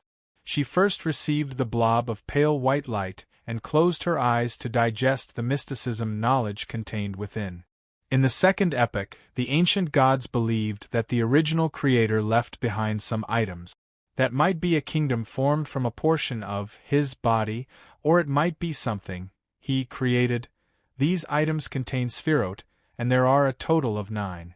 They are Chaos Sea, Sapphira Castle, River of Eternal Darkness, Knowledge Moor, Shadow World, Brood Mother, Nation of Disorder, City of Calamity, Key of Light. The ancient sun god came from a place called Chernobyl. The Marauder Pathways Sequence 0 is called Error Roselle. The Great's fairy tales might have originated from something that had happened in the past. As the mysticism knowledge reverberated, Katlia couldn't help but open her eyes and look at the world, German Sparrow. There were too many things that shocked her, overturned her understanding, and opened the door to a new world for her. In the past, I couldn't figure out Mr. Fool's origins at all, but now I can vaguely grasp a little. A thought flashed through Katlia's mind as she came up with a guess. She immediately controlled herself, unwilling to think too deeply, nor did she dare to think too deeply. She was afraid that she would come up with a horrifying answer that would make her lose control. This is one of the 9 Spherote. Mr. Fool's goal is to gather all the Spherote and attempt to recover. Raising her right hand and nudging the heavy glasses on her nose bridge, Katlia forced herself to focus on the small stories. She decided to return to the real world and completely digest the potion. Then, she would attempt to create magic based on it and use mystical reenactment to draw power. Of course, she also believed that not every one of them would succeed. She believed that some of the stories were purely fictional. After all, this was a gift from Mr. World, so there was no guarantee that it would be effective. Furthermore, back then, Roselle the Great had told Queen Mystic many fairy tales and ancient legends. Only a small portion of them could actually produce magic. After taking a few seconds to compose herself, Katlia cast her gaze at the middle of the long mottled table, preparing to choose her spoils of war. Without a doubt, the most eye-catching item was the box of the Great Old Ones numbered 0 to 61. The silver-black jewelry box embedded with many gems completely concealed the light of the other items. Katlia wasn't too unfamiliar with Grade 0 sealed artifact. This was because Queen Mystic Bernadette had more than one of them. And it was also because of this that the element dawn created by this queen was able to compete with the ancient organization, the Moses Ascetic Order, which was born in the early 4th epoch. The difference between an angel and a saint wasn't something that powerful and dreamy fairy tale magic could make up for. To become a truly important figure, one had to advance to Sequence 2 or possess a Grade 0 sealed artifact. It wasn't that Katlia didn't have any desire for the box of the Great Old Ones, but when she thought of the hint that the World German Sparrow had received from Mr. Fool, she felt a sense of horror when she thought of the terrifying negative effects, the extremely dangerous 3rd level, and most of the Beyonder powers that she couldn't control. Although she had brief luck, she lacked the ability to seal the box of the Great Old Ones to date. After an intense struggle, Katlia pointed at the dreamy crystal and said, "I want the Beyonder characteristic of a secret sorcerer." If she could find a suitable high-sequence artisan, it could become a rather good sealed artifact that could barely withstand the negative effects. As for Queen Mystic Bernadette, she had such resources, but she might not be able to succeed. Even if the final product is just teleportation, it would be enough. But it's obvious that a secret sorcerer won't only grasp teleportation. Even if the negative effects are unbearable, I can get the Queen to shatter it and make multiple attempts, or I can sell it to Miss Magicians. Yes, she said that her teacher would prepare the ingredients for her. Katlia then nodded at the World German Sparrow, indicating that she confirmed her choice. Choose the secret sorcerer beyonder characteristic? Upon hearing Ma Am Hermit's answer, a scene surfaced in Klein's mind.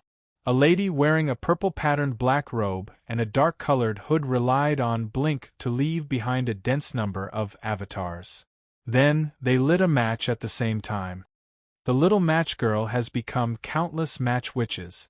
This is a horror version of a fairy tale. The World Klein couldn't help but twitch the corners of his mouth as he tersely acknowledged. All right, that's your right. He then cast his gaze at Miss Magicians. It's your turn to choose. I didn't do anything, Magician's Furs said guiltily. Klein chuckled and said, You've perfectly completed the job of baiting me. Furs didn't know what expression she should show in response, but she heard Mr. Star laugh. Furs didn't know what expression she should show in response, but she heard Mr. Star laugh. Frankly speaking, she wanted to choose the box of the Great Old Ones because it was an item that had been stolen from her teacher's family. Frankly speaking, she wanted to choose the box of the Great Old Ones because it was an item that had been stolen from her teacher's family. She didn't want to use it herself and wanted to return it to her teacher. But considering that she was really just a bait, Furs felt that she didn't have the right to take an item of this level. She had already gained a deep impression of how rare, precious, and dangerous a Grade 0 sealed artifact was through Mr. Star's introduction. She knew that the value of the box of the Great Old Ones was incomparable to a Saint's Beyonder characteristic.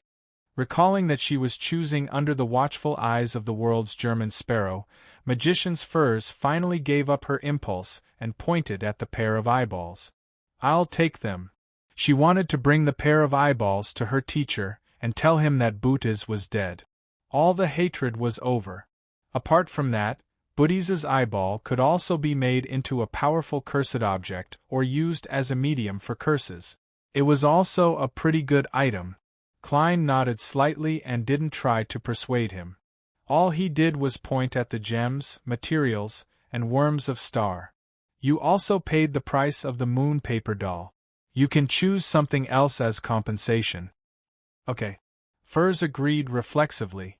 As many charms and rituals of the apprentice pathway required gems as materials, and these things could still be appreciated, Furs took a portion of the gems and waited for the bestowment ritual after the gathering. Klein moved his gaze and said to Miss Judgment, That's right. It's your turn. Zio also knew that she hadn't contributed much, and she knew that she didn't have the ability to resist the negative effects of the box of the Great Old Ones. Therefore, without even looking at 0 to 61, she pointed at the black pocket. I choose Traveler's Bag. This way she could carry some heavy weapons with her, and she might even be able to drag out a cannon at a critical moment. As for the problem of having to reinforce the hidden space after a period of time, she had also considered it. After all, it could still be used for about a year. In the future, she could rent a sealed artifact from Ma Am Hermit to maintain it. Besides, by that time, Furs might have already become a secret sorcerer. World Klein nodded and looked at Leonard. It's your turn. Leonard didn't stand on ceremony as he scanned the items and tapped a few times. 3 worms of Star, 20 gems, and those materials. This makes me feel like I'm paying a protection fee to an official faction. Klein lampooned his poet classmate before saying to Miss Justice, The mission was very successful. I'm very satisfied. Although you've already received the payment, you can choose a little more. Audrey could read the sincerity in Mr. World's words, so she didn't decline. She chose a worm of star and a third of the spirituality materials. At this point, as the person who had entrusted the mission, World German Sparrow, his harvest was 5 worms of star, a grade 0 sealed artifact, the box of the great old ones, a third of the spirituality materials, and nearly 30 high-quality gems. He smiled and looked at Magician's furs. Remember to tell your teacher about this. Just say that this is my goodwill, and I wish to make a deal with him. P.S. Seeking monthly votes during the double period, Divine Emperor of the 9 Heavens.